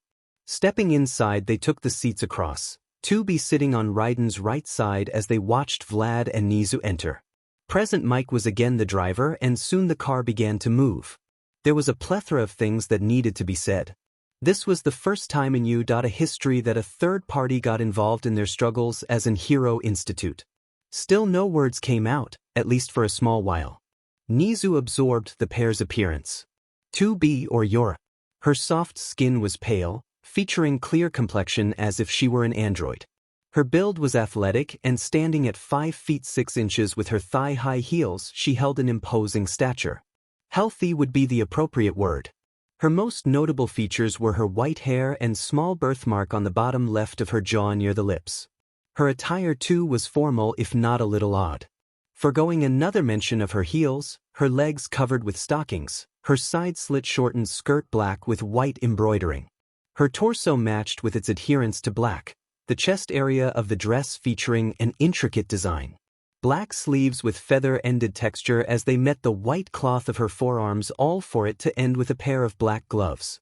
Nizu need not mention the cloth that didn't allow him to imagine the color of her eyes. Nor did he miss the large case leaning beside her. Then Raiden, Jack, Izukayagi. Which one was it? Who was he? He took his mind off this and again focused. The animal was glad to have dressed formal himself. Raiden's body was covered by a black overcoat, a white undershirt, and a black tie. Legs covered by a pair of black business slacks. Metal plates. If he found 2B intimidating, Raiden was. It'd be horrifying to not be this man's client. The slick framing of the suit betrayed the lean, domineering figure. Nizu knew the truth, beneath the cloth wasn't flesh. Beady eyes gazed upward, Raiden's metal jaw, the cloth covering his eye. Human cruelty was something he was all too familiar with. The two children in front of him unfortunately shared that experience. I'm certainly glad that Maverick and the Hero Association were able to come to an agreement regarding your presence here. I believe that with your assistance, a crisis like the USJ can be prevented in the future. It's our job, Principal Nizu. Regarding U.A's security, the safety of your students, and investigation of villain movements, everything will be handled by us personally. 2B answered in place of Raiden, her soft, quiet, spoken monotone voice diverted the animal's attention. I can guarantee that this is our one and only priority. It's a relief to hear that. I would love to offer you both tea and have every member of the U.A staff and students meet you. But as you may know, recent events have made this meeting difficult. As per our agreement with your representative company, U.A will provide everything essential, be it food, medical, and even board. Due to the sensitivity of this predicament we find ourselves in, housing will be provided within UA. As we speak, implementations of U.A's dorm system have already been put in place. Of course, both of you are an exception and will be given a disconnected housing near these dorms. I hope there is no issue with this. None at all. Raiden's lone gaze pierced through Nizu, regarding our methods of protection. Principal Nizu, I must make this clear. The men behind these attacks have made it known that violence is a first response. Maverick has heard your request of possible non-lethal methods. However, with this, safety is not guaranteed. I acknowledge the effort to spare your students from witnessing these acts early into their development as heroes, but it is in our discretion of whether or not the life of a villain is equal to a student or staff member. I understand. It was them who asked for help. What help they received was not to be called into question. It saddened the animal to think a young man could say these words without hesitation. I hope for this relationship, however long, to be beneficial for both of us. We do as well. The rest of the car ride was baked in silence. It left Nizu to think as he stared at the two sitting across from him. He could see it, they were two halves of the same person, reliant on each other. But what was their past? What did they know of their own lives? How much blood already soaked their hands? And did Izukuyagi know that soon he would be face to face with his family? Yora. Solidus spoke to her, breaking her out of her stupor. In her drag-addled mind was the recognition of boy next to her, completely unconscious. The sterilized air of the medical bay already becoming too familiar. It had been weeks, maybe a month since she had gotten a forced partner. She turned her head away from the unconscious boy. Jack, that was his name. Instead, her eyes focused on the older man that loomed over her. He trained them once again, cut them with his knives, broke bones, and taught them lessons. This was the first among the many times that the man checked up on them afterward. You're Jack, one day you'll... The man's voice broke down, the pauses of his words unnatural, and appearance warping. This was a dream, a nightmare. Still knowing this did not help, his next words slowly dripping into her ears.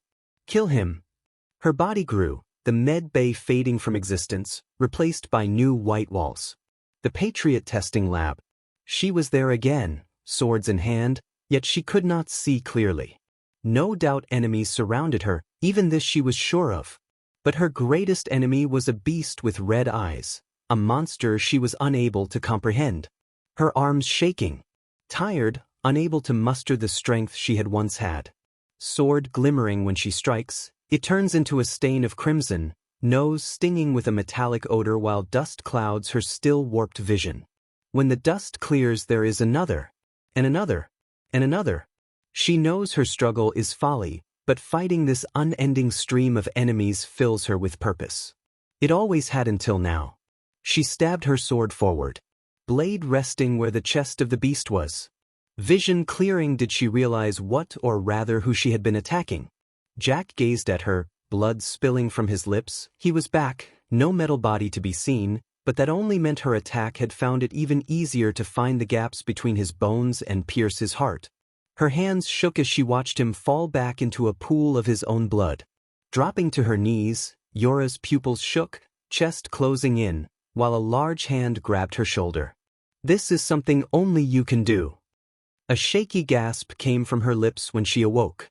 Her body still laying on her right side, gaze capturing the empty void of Raiden's half. The bed under her was luxurious, built for comfort, one that it failed to provide her in the moment. Bedside clock reading 3 a.m.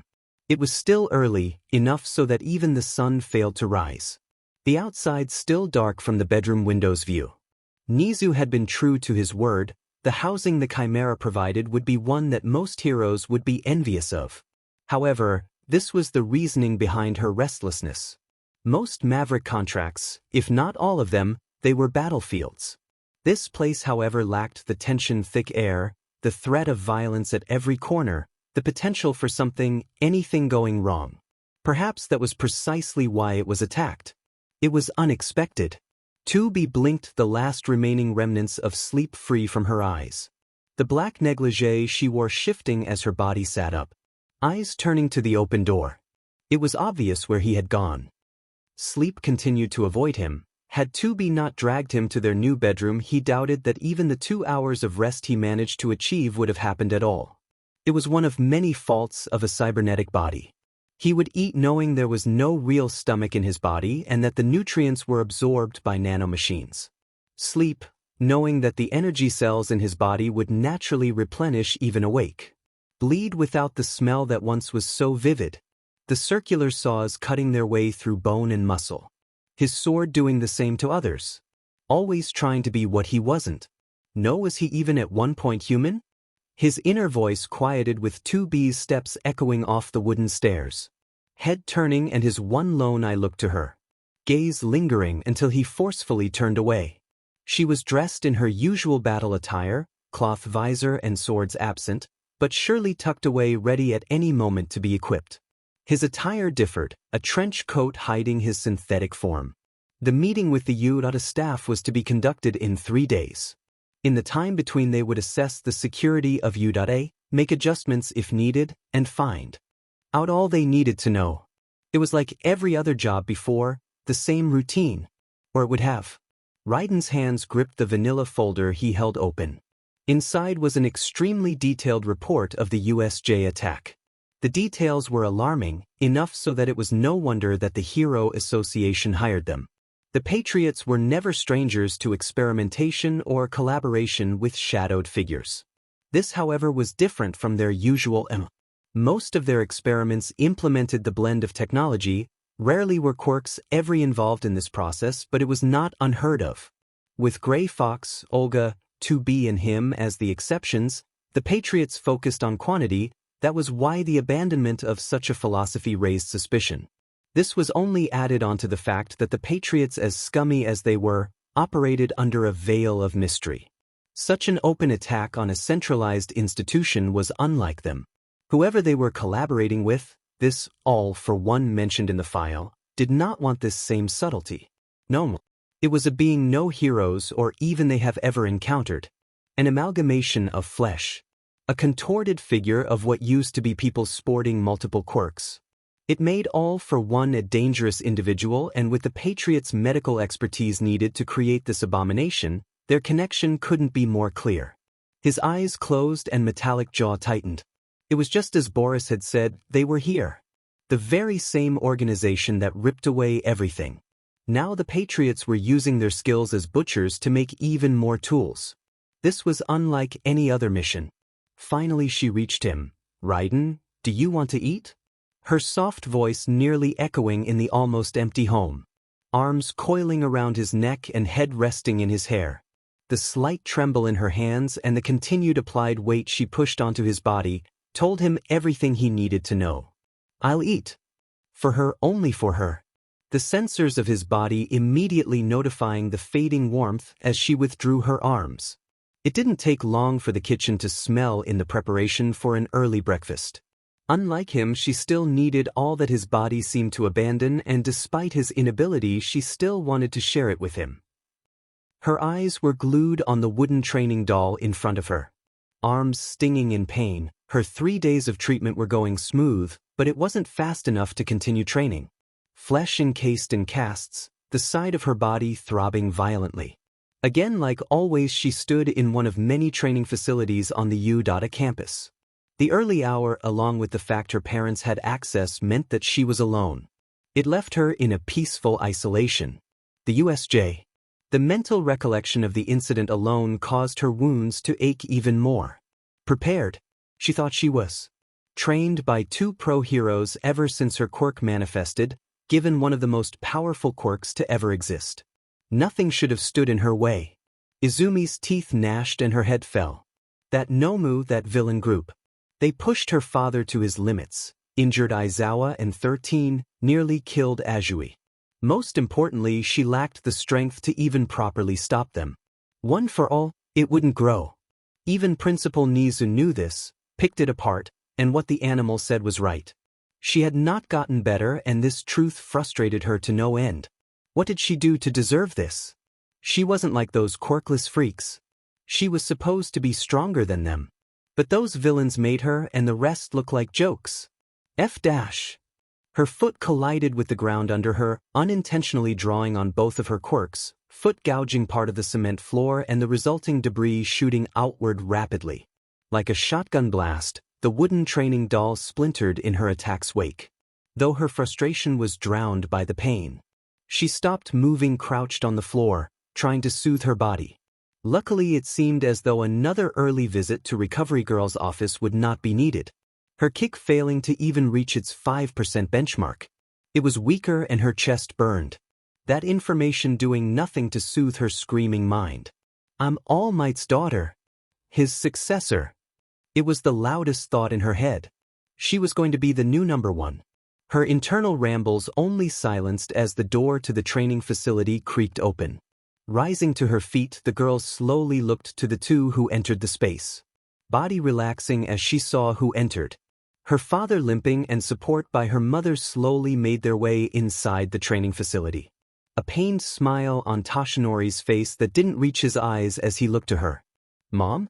Dad? Their arrival was odd due to the attire they wore.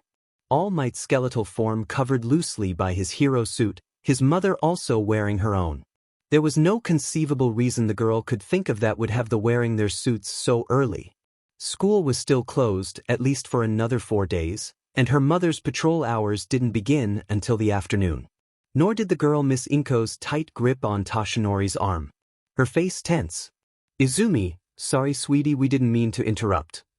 The apology slipped from Inko's mouth naturally. The distance between the families slowly closed with each step. Izumi shook her head in acceptance before her mouth opened once more. What's happening? Her eyes once again glancing towards their hero costumes. A meeting.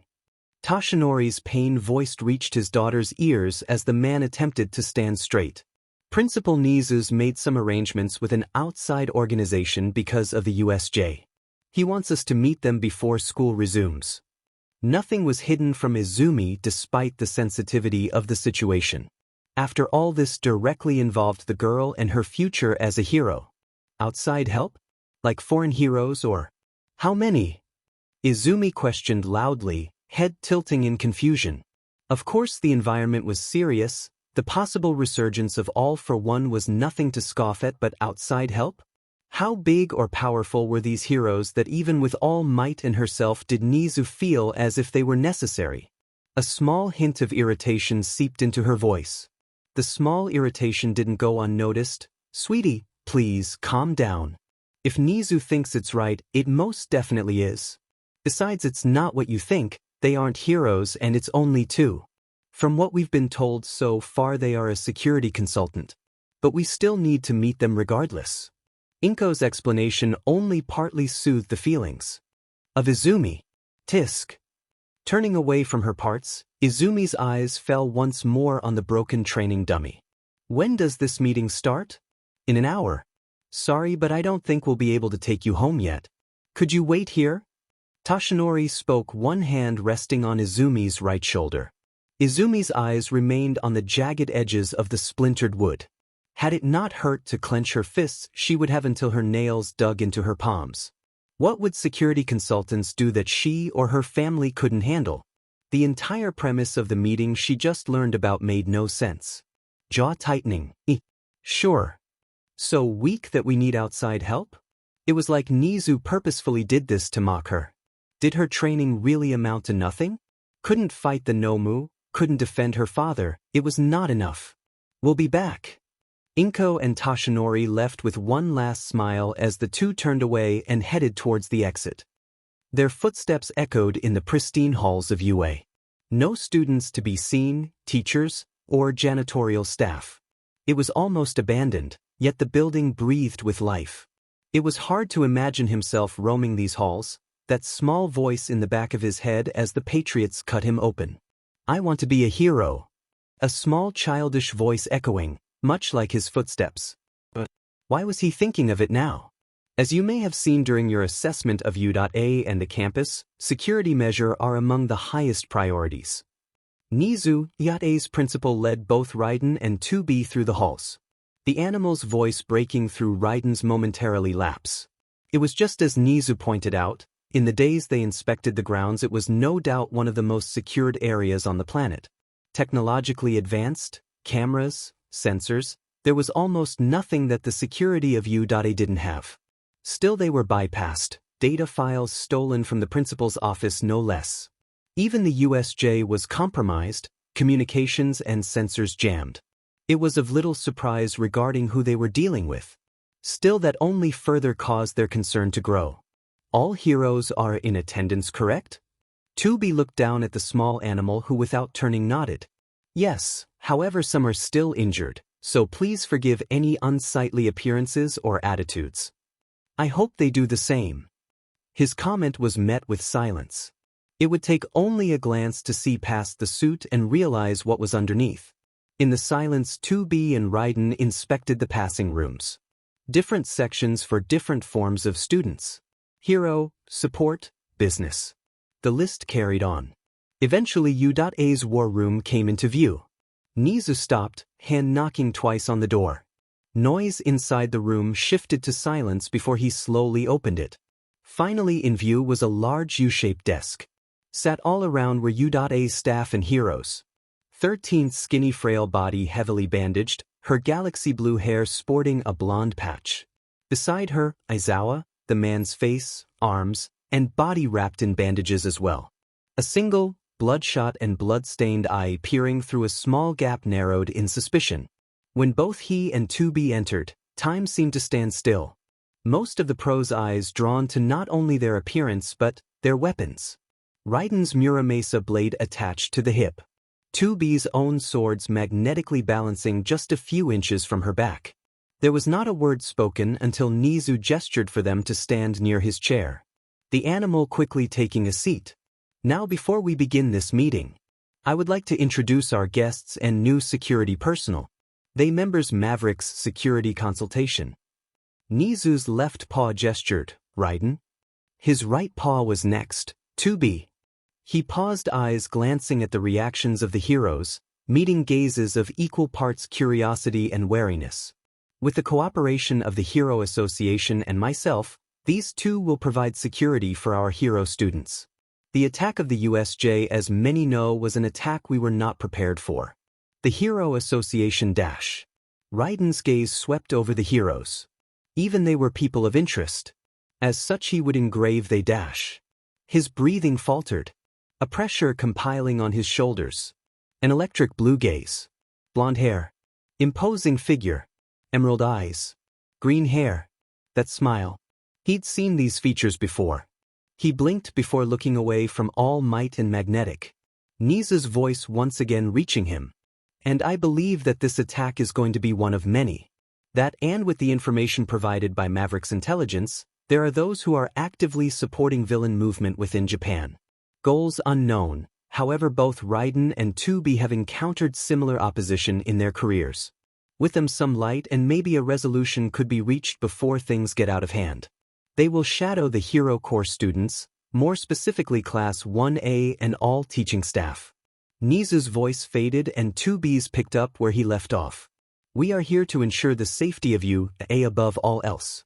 However, for the sake of transparency, we are not heroes, we do not operate under your moral and lawful actions. In the service of safety and our duty in the preservation of your students, there will be no hesitation in doing what is necessary. Approved or not, we will ensure the protection of both staff and students. What measures exactly? The first to voice a complaint was Aizawa, his injured body turning to face the two. His pained eye scrutinizing the weapons they carried.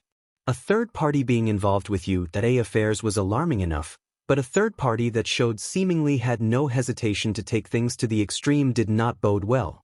His question raised many more.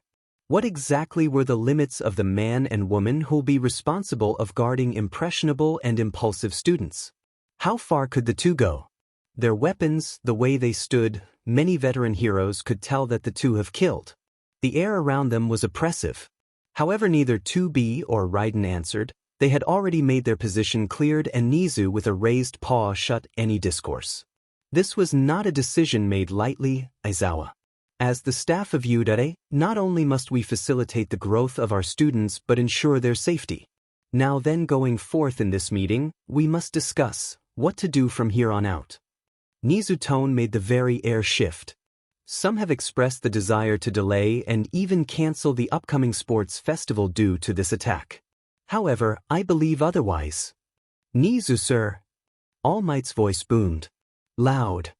All too familiar. Raiden's gloved hand reached to his face. The voice, the look.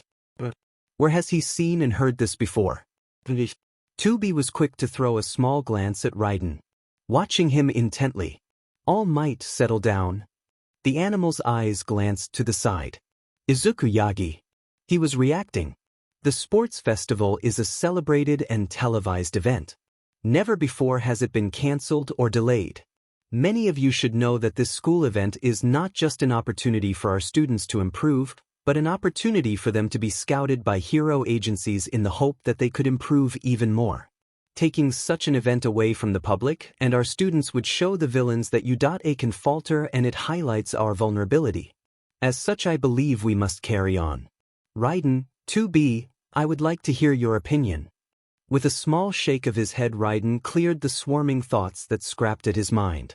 It's just like you said. Delaying or canceling the sports festival would do more harm than going forward with it as planned.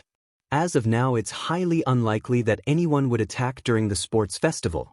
The amount of top agencies and heroes would be in attendance could deter any rash attacks. From the files of the USJ, that Nomu was a one-of-a-kind creation. Otherwise, more would have been brought in to overwhelm the students and heroes. However, we cannot say for certainty that an attack won't happen. 2B's cold tone cut through the air as she gave a brief pause. If Maverick's intelligence is to be believed, the group we are facing are no stranger to subtlety and are not against proper a show of force. Rather, anyone in this room can or already is compromised. They have no restriction in how far they will manipulate and bend anyone or anything for their use. Even students are susceptible. With the state-of-the-art security, the fact the League of Villains were able to access your files is proof of this possibility. The swords on her back shifted ever so slightly to increase how easy it would be to draw a blade. Raiden's feet shifted slightly as well. Left hand falling to grasp the trigger of his blade's scabbard. That's absurd. Vlad King smacked his fist against the table. The hero's outburst echoed within the room. Are you really suggesting that we can't trust our own colleagues? Our students? That's just paranoia. Dangerous thinking. His sharp eyes glared at 2B's covered stare. Her expression betrayed any emotion, icy tone not breaking under the hero's gaze, underestimating any enemy. Especially this one will be the downfall of all of us. We were brought here because we know this enemy better than anyone. You may already be their pawn and not know it. Trust or distrust, all that changes is the angle you're stabbed. You're crossing a line. Vlad doubled down on his protest, other heroes agreeing with Vlad. It was ridiculous to think that anyone in this school would be so morally flexible that their allegiance flips from an outside influence. Enough. It had been Aizawa's tired voice interjected. Pain etched as he shifted his body uncomfortably in his chair. We're here to discuss preparations, not throw accusations. So, Vlad, we'd be fools to believe that all of us are so steadfast in our integrity. We all have secrets, weaknesses, exploitation is possible. They'll exploit all they can. Reshape you until you are what they want you to be. As such, we can't take any chances. Understand, we don't ask you to suspect your fellow heroes. All we say is that vigilance is the only way to stop a collapse. Nizu nodded at their words. As you've heard, even if you have your suspicions or hesitations, this is a necessary precaution we must take. Our focus should be on the security of the sports festival. Like years before, heroes from several agencies will patrol the outskirts of the arena. Other heroes will be responsible for the interior. Aizawa, 13, due to your injuries you'll be excluded from patrol routes.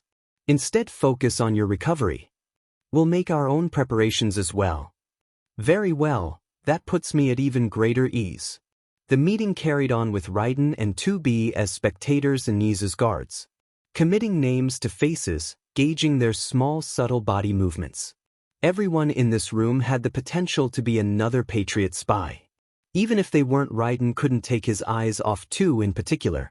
Where in his fragmented memories did he recognize their features? Her breaths tickled the hairs of his neck. Heat spreading through his body and a shiver running down his spine. The roughness of their hands joined together. Calluses grinding against each other, refusing to break contact. Fingers laced together tightly with eyes locking. Emerald to blue. the whites of their iris absent of their characteristic bloodshot.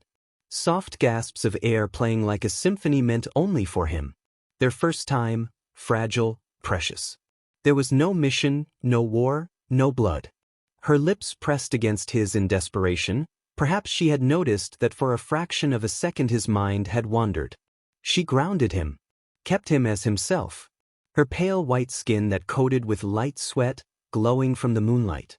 Her perfect, angelic features with no blemishes. Wishing it lasted for an eternity.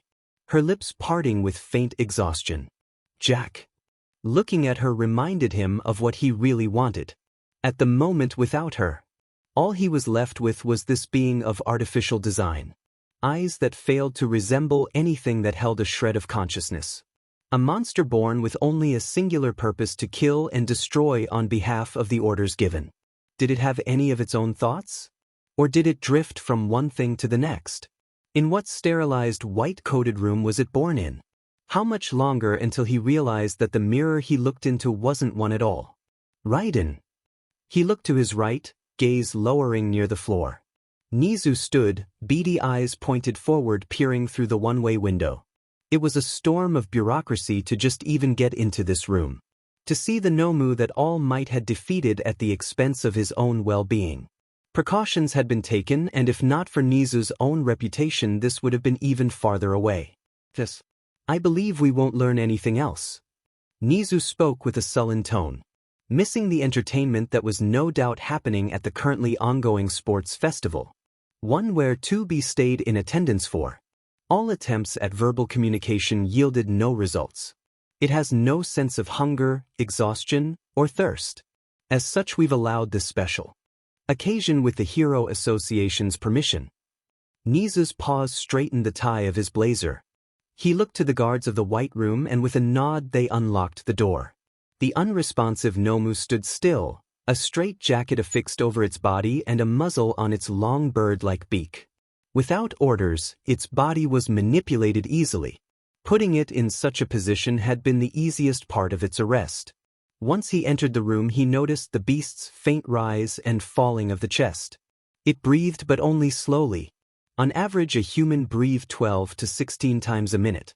The Noma decreased this number by a factor of it was not breathing of its own volition, rather it seemed programmed and almost mechanical. His eyes had narrowed. Had this been his path had the Patriots accomplished their goal? Would they have done this to 2B? Fingers curling into his palm he had to quickly rid the thoughts from his head. Stepping closer he was grateful for this opportunity. To clear his suspicions, to clear the whisperings of his restless mind. Too many things had failed in making sense. Why All Might and Green Telek had seemed familiar. He could neither be given or find the answer. 2B worried for him. The past few weeks filled with sleepless nights. She never said anything but she knew. To take his thoughts away from her was a task in and of itself. Right hand reaching upward he grabbed the unresponsive Noma's face. The patchwork of the being was not rough in the slightest. It was professionally done by butchers native to this field. It was extensive and despite the purple discoloration of human skin, it was undoubtedly once a person, or rather multiple people. The work of butchers. Skillful ones. Resistance meeting his closing grip, the elasticity of skin completely missing. It was like he had been pinching a corner of a wall. His sharpened index finger scratched, a metallic grating filled the room. What hadn't the Patriots implemented this monster with would have been a shorter list. He had reread the file over and over again. All Might's testimony. The Nomu was strong. Boasted speed nearly on par with the number 1 hero. It regenerated limbs, head, and torso. Fire, ice, explosives, blunt force, none of the methods tried had truly taken it out of commission. Even Eraserhead's quirk did not work effectively. This could have been blamed on a single thing. Nanomachines. However, this technology had its limits. He and 2B knew that better than anyone. Besides, if this was the case, what was the purpose of combining multiple people into a single form? It was a waste of precious testing materials. So it only made sense. Quirk research was among the most sought-after fields, and what could be better in their eyes than total control over such an integral part of society? One that controlled the path you lived on. Accomplishing what could only be theorized, the Patriots had more than enough to monopolize the entire world. But how was it only now that they had finished this project? Whoever was backing them, or whoever they backed, they were powerful, more so than ever before. His right hand fell to the handle of his blade. It was a smooth draw, and soon enough the room drowned in a small hum. "Remember, Raiden, we cannot risk fatal injuries." Nizu's voice pointed out the obvious. Raiden had no intention on killing the Nomu, at least at the moment. If this thing was the Patriots' ace in the hole, there was no possible way it would be the last. The red glint of his high-frequency blade drew the eyes of everyone. Slowly he raised and pressed the edge on the Nomu's neck. It did not anticipate a single thing. It remained, frozen in place. Nizu watched silently, hands folded. He was again met with the same resistance before he pushed and slid his weapon back. Slitting the throat of the beast, he saw no reaction. As Nizu had said, there was nothing in there that resembled a tangible existence. No warm blood spilled from his open neck, no sound escaped its beak. His blade could still cut through the nanomachines. A good sign that the Patriots' technology hadn't advanced too far. Even better, he could distinctly slow the regeneration it championed. Would it be enough? How many were there? Can the Patriots improve upon this monstrosity? When one question was answered, 5 more appeared. Nothing was ever so simple. He slowly sheathed his sword. To what extent did the Patriots control? "I'm finished." He spoke, and without a second of pause Nizu responded. "Very well. We're just in time for the second event of the sports festival." Like a switch had been flipped, Nizu's wariness and turned into glee. Though Raiden knew the animal was not being cautious. Even as he stepped away, the Nomu's frozen, unseeing eyes followed him in his mind. How many more? He exhaled, pushing the thought down as Nizu turned to leave. He followed, not enjoying the return to UA. It hadn't taken them long. A single step. A single night of restless sleep. She knew. The roar of the stadium, thousands of voices blending into one deafening wall of sound. Banners rippled in the wind, confetti rained from above. None of it reached her. Thoughts drowned out by the cheers of the masses. Their faces a blur as they cheered. Smiles on their faces, arms raised. They enjoyed concessions. Marveled at the attendance of heroes. Would they have enjoyed this too? Perhaps in another life would they have been in the audience enjoying what the rest were? Or better yet, in the stadium. Enjoying the youth they missed. Her chest coiling as she watched. Neither of them belonged here. This would have never been their future. A small, imperceptible sigh came from her slightly parted lips. Air still cold biting her face as she gazed upon the stadium with narrowed eyes. Civilian, hero, student. Some of them could be patriots, maybe none of them were. However, if she believed that God's cruel joke was still going, perhaps all of them were and did not know it. This was just another game to drive them even further. If she could, she would have asked, would it ever end? Can they ever stop being just another set of pawns in this indifferent game? Yiwa. That was an explosive first round. Now then, it's time for the second game. The roar of the stadium crashed back into focus, Present Mick's voice booming over the loudspeakers. The contrast was almost jarring. Her eyes looked past the darkened tunnel and onto the festival field. She had to stay on ground, in case anything even small had occurred. The students lined up before a large center stage. Neither she or Raiden had met them face to face yet. Instead, all information had been given via student profiles. Raiden had looked at them more closely than she had. Izumi Yagi, Katsuki and Katsumi Bakugu, Shota and Shoka Todoroki. These 5 out of the 22 were the only ones that got his attention. And after that, the nights grew restless. He sat up more often, eyes open, unseeing, pupils trembling like they had in the past. What made it worse was the confusion she saw as he panicked into the early hours of the morning. His body would tense, fingers twitching in search of a blade that wasn't there. His breathing would be rapid, and it didn't matter what she tried. Too fast, too sharp. None of her words could reach him. All she could do was watch, trapped outside of his nightmare. She had to tear her eyes away from the group of students. It took effort more than it should have. Even if it wasn't intentional, they had done something irreparable to Raiden. Her gaze shifted to the hero Midnight, the teacher explaining the next game with the backdrop of cheers. 2B barely heard a word, her stare focusing on the large display that appeared on the stadium's many Jumbotron T.versus. The second game had a simple premise: hunt the largest points with first place having 1 million. It was becoming even harder to believe that the students were only a few years younger than her. By this age, their hunts warranted little celebration or enthusiasm. Anything of note? A low and pained voice came through the tunnel. Shota Aizawa limped in her direction. The injured underground hero had abandoned the announcer booth. Concern weighed heavily in his voice, not for her, but for the students. The distrust was still there, not that she could blame him. The feeling was mutual. Patriots were not new to the idea of hurting their own to further their goals. None of the U.A faculty could be trusted as they were. The only slight exception was Nizu, but that was still to be seen. U.A.'s principal was assisting them now. However, allegiances change. 2B's crossed arms fell, realizing it had been too long before she answered. Nothing. The constant chattering of the outside patrolling heroes buzzed in her left ear. They had bugged all communications of the contracted heroes. Illegal but necessary. Keeping her head turned to Aizawa, she watched until he stood at her side. His eyes narrowed while he looked at her weapons. Both knew that if they fought it would be a one-sided victory in favor of 2B. Still he did not move and showed no intention to shy away. Intimidation? Was she intimidated? Of course not. The last time they stole her future. She bit the inside of her cheek, ignoring the pit of her stomach. The two stood in silence, watching the students as the game commenced until Aizawa had spoken.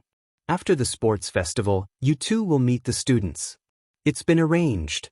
Their initial meeting had been postponed. The day after the coming back from the USJ, the students had been given a 2-week break.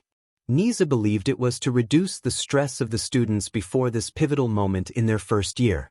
Possibly it was to make sure the students were at full capacity in the off chance an attack did happen. Very well. She acquiesced to the inevitable intersection this job was taking them. It would at the very least give her a chance to root out possible traitors within the student body. The short answer she gave made it clear that further conversation was not what either wanted. There was no trust between them, no sense of camaraderie. They were clients of Maverick. She was simply just one of the operators. In her thoughts, however, a craving appeared when she looked at the fierce smiles of competition on the students' faces. I want to be on that field devoid of death. The noise of the televised event came through the speakers in lowered volume. Those who watched did not exclaim in excitement. They only watched with an analytical gaze. Shrouded in darkness, the two large figures stood side by side. One noticeably larger than the other, but the air of authority was in equilibrium. I see why the Nomu ran into some unexpected variables. It had been the larger man who spoke first, his body leaning forward, allowing the light to catch his features. The top half of the face was a distorted mass of flesh. His eyes, ears, nose missing, but he remained just as capable as any other human. UDA students proved more formidable than the man had expected. His head turned, behind him dozens of tubes lined in neat rows.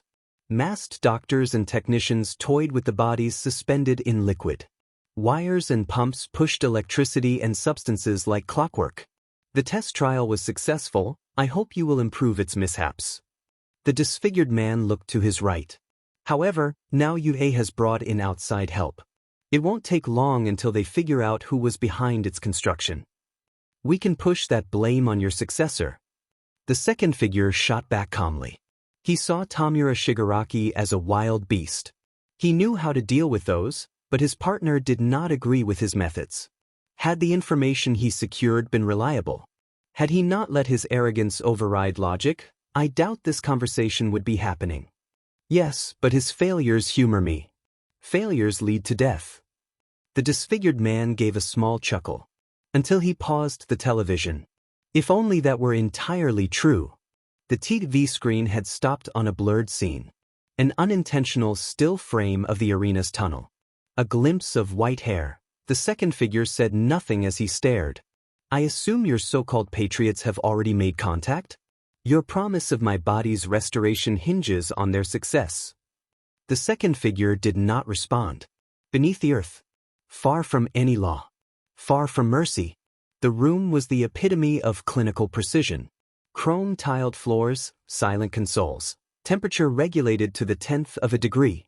No shouting, no urgency, only the rhythm of machines doing what they commanded them to. Build weapons. Of the many cylindrical vats, lit only from below with a sterile light. Did he focus on one? Suspended in a luminescent green solution, a girl floated. No older than 2 years of age. Small limbs remaining slack, not lifeless. Hair, white as snow, floated and fanned like strands of silk. A protrusion. A single horn curled gently from the right side of her forehead. A biological mutation. A gift. A curse. Skin unblemished from wrinkles. From any marks. Untouched by time. Except one. From the base of her nape to the end of her spine. Single large scar. Surgical. Dozens of wires and tubes pierced her body with practiced precision, each a lifeline. Each a leash. It fed her, monitored her, kept her tethered. All like clockwork. A low hiss of pressurized gas filled the room as the vat's platform lowered from its elevated position. Slowly, gently, until it came to a rest. The low hum of light only gave view to the man's uniform. Decorated with medals. Of honor. Of pain. Hands folded behind his back. Composed and control. A flicker of movement in her fingers. Her mouth, too small to form words, stirred slightly. No sound escaped but the fluid shifted. Monitors lighting up. Neural activity spike 34%. Subcortical emotional response, active. Unsurprising. Unlike her siblings, she was no mindless abomination. These, Nomu, were good for brute force. This one was different. You've begun to resemble them. He spoke hushed and to no one in particular. No disdain or pride. The child could not hear him. Nor could hear. He watched her drift, suspended, unaware that she was but another one of his many pawns. Like those before her and those after her, their purpose was written into their DNA, carved into her bones. He raised a gloved hand, placing it flat against the tempered glass. How long until she can be fielded? The technicians behind him stood, back straight but their heads bowed. None spoke. Except one. An older man. Much shorter than the rest. He didn't bow. His posture lacked the reverence of the others.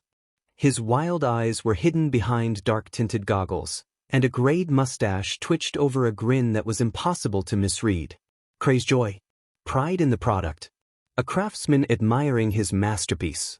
The body is viable, he said, matter-of-factly. Neural development is ahead of curve. 78% as of this cycle. He stepped closer, one hand gesturing idly toward the child. She's an anomaly. Most quirks don't manifest this early. But hers?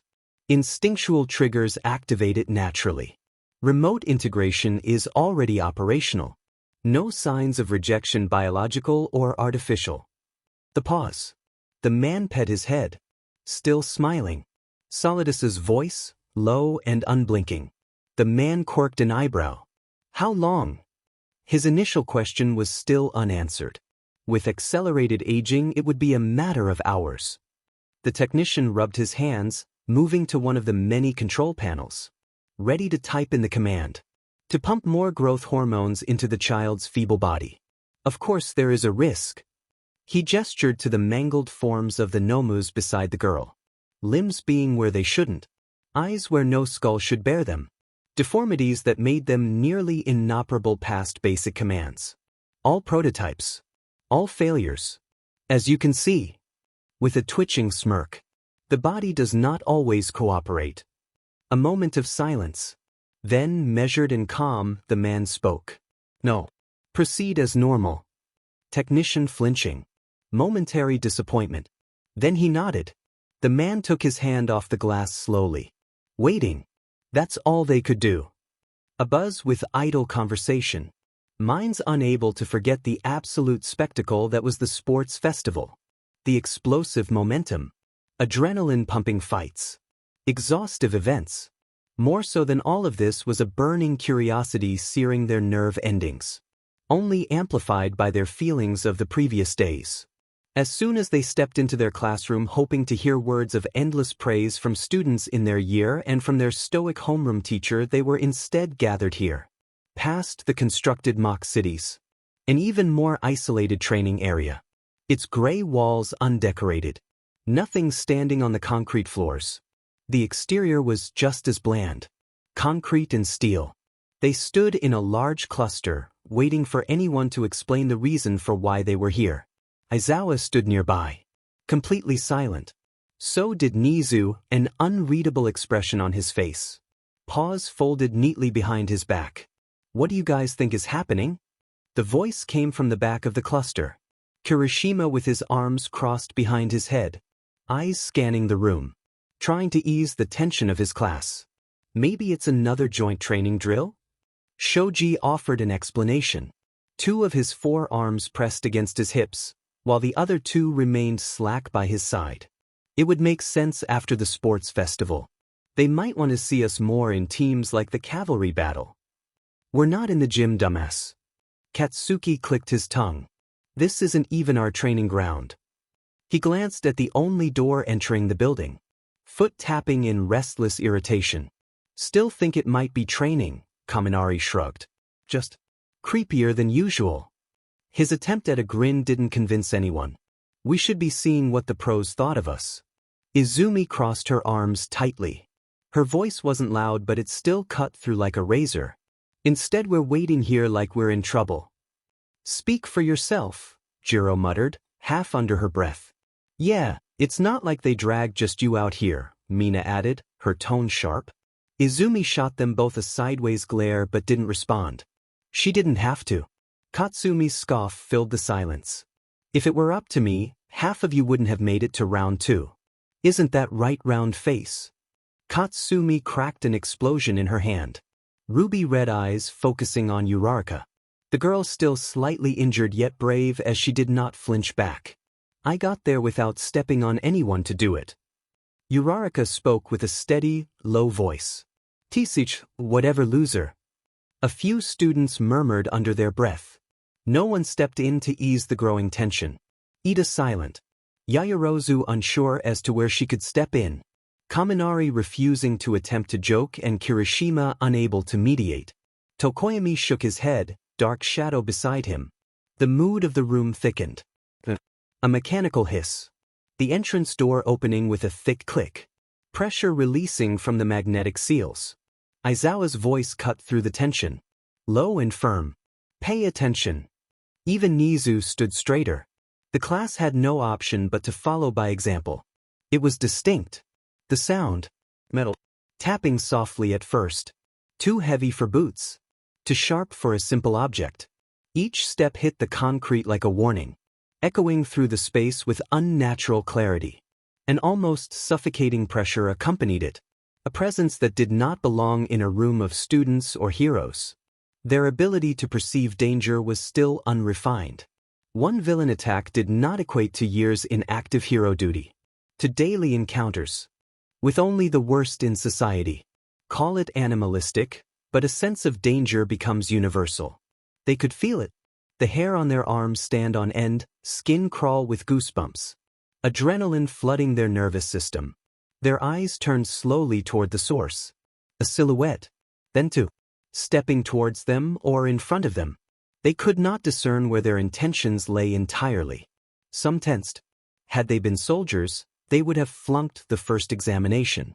They lost their nerves but could not move. Raiden was the first they saw. Quirks changing someone's appearance was nothing out of the ordinary. Take a glance at half the people in Class 1A, for example. But even this felt off. Barely any semblance of skin. His sleek, slender frame decorated with black plating. Angular and sharp. Joints moving with a subtle hiss of microhydraulics. Hair a deathly pale white. A single eye obscured by a black-looking cloth. This was artificial. Even beyond that, what unnerved them more was the sword sheath on his hip. A low hum filling their ears. Like it couldn't sit still any longer. Then the second one. 2B. She carried the grace that the first lacked. Her short bobbed hair lacked the initial intimidation of Raiden. But the way she moved, smooth without wasted movement, made up for it. She wore her usual combat outfit. Her usual dress fitted with a thin layer of armor. Its color scheme fit the same one that a funeral would. Black onto white. Had they not been intimidated, the boys would have been awestruck by her beauty. Momo Yaoyorozu looked like she could have been a model.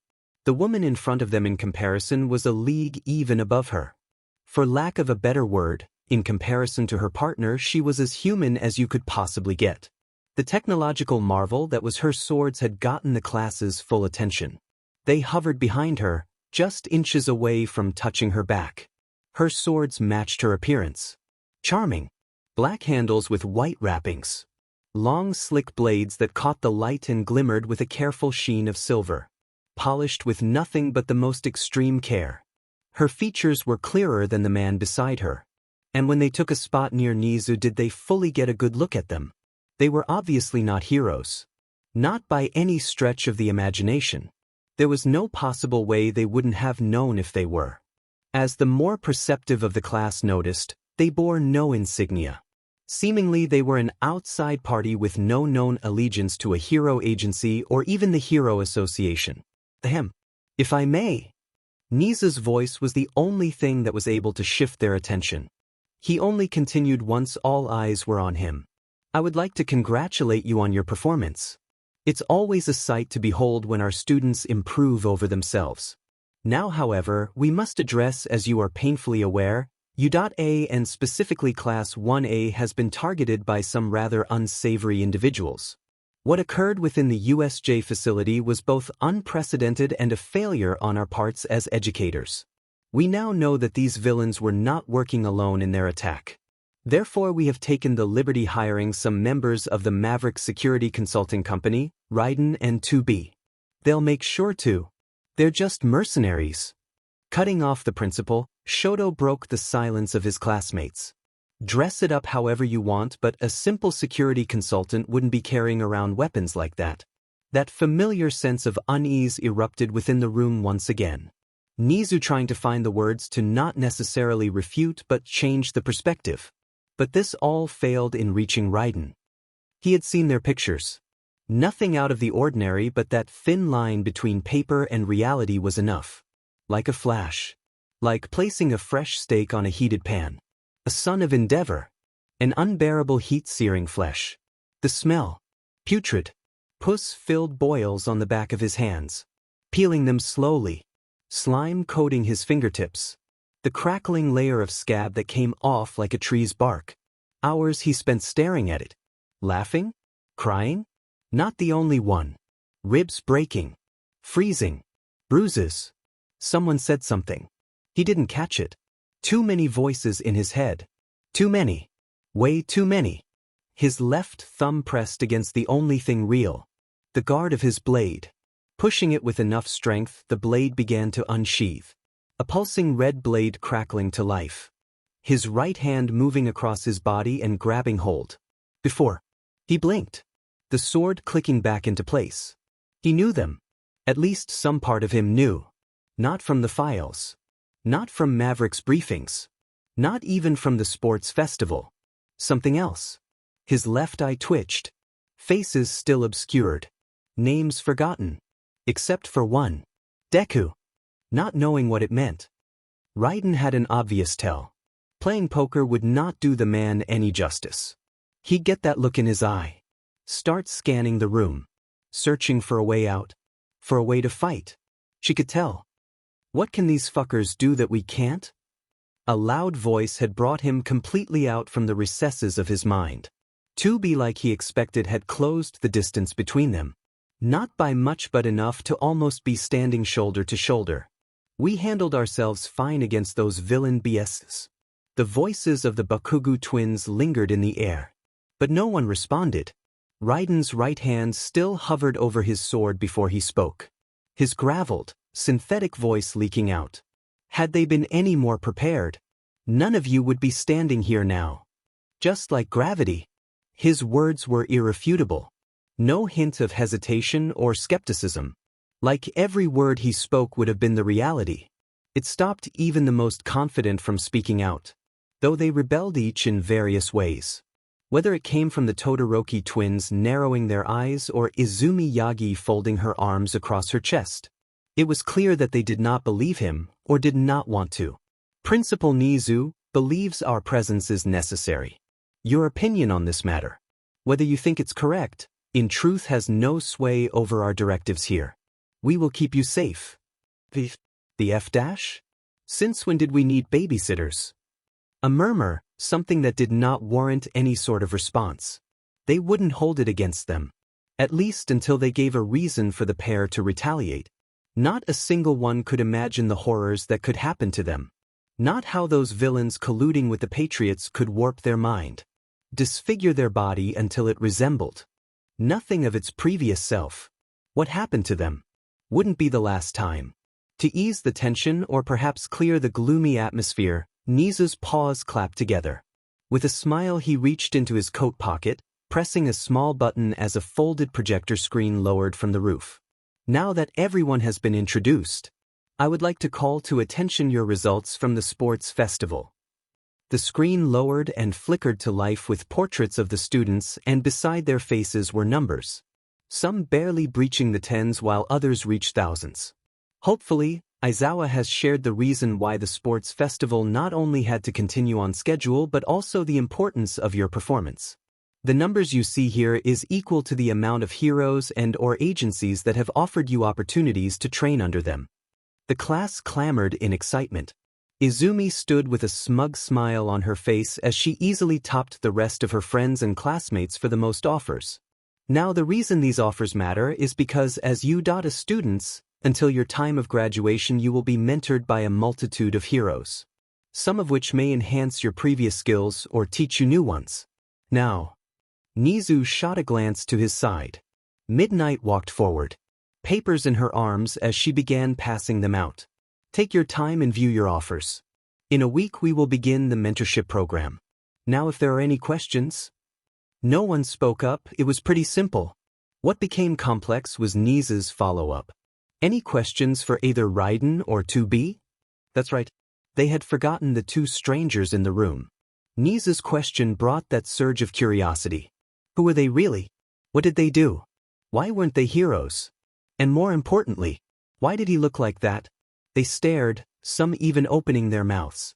Mina Ishido, Momo Yaoyorozu, even Fumikage Tokoyami. The only one brave enough to ask of the three was Mina. So what's up with the swords? Her voice was genuine, far from mocking, but curious and also nervous. Head tilted slightly with a half-smile on her face. Raiden cast a glance at 2B, not moving. She responded in his stead. Tools of the trade. Voice calm and controlled. 2B looked the girl in the eyes, or that's what the class assumed. We're hired to maintain your security. That comes with its own danger. They protect us as much as they could you. A few students shifted uncomfortably. It was not what she said but how it was said. Whereas Raiden looked non-human, 2B spoke like she wasn't. And that somehow was worse. Not cold. Not cruel. Just devoid of that genuine touch. The questions soon died after that, thinking they wouldn't get a real response. Others more worried about Raiden's hands still grasping his sword's handle. A few more words from Nizu and the class was ushered out of the gym area. Assignments already given. Questions left behind. It left only Raiden, 2B and Nizu in the building. As per your request, the hero suits of the students are being fit with trackers. The animal spoke softly, looking to the door of the building. Even I don't quite like the invasion of privacy this entails. There are sacrifices to ensure the safety of your students. Hope that they are not needed. Nizu. Maybe the League's true objective is truly the death of All Might, or perhaps they are just trying to gather more materials. Area falling into silence.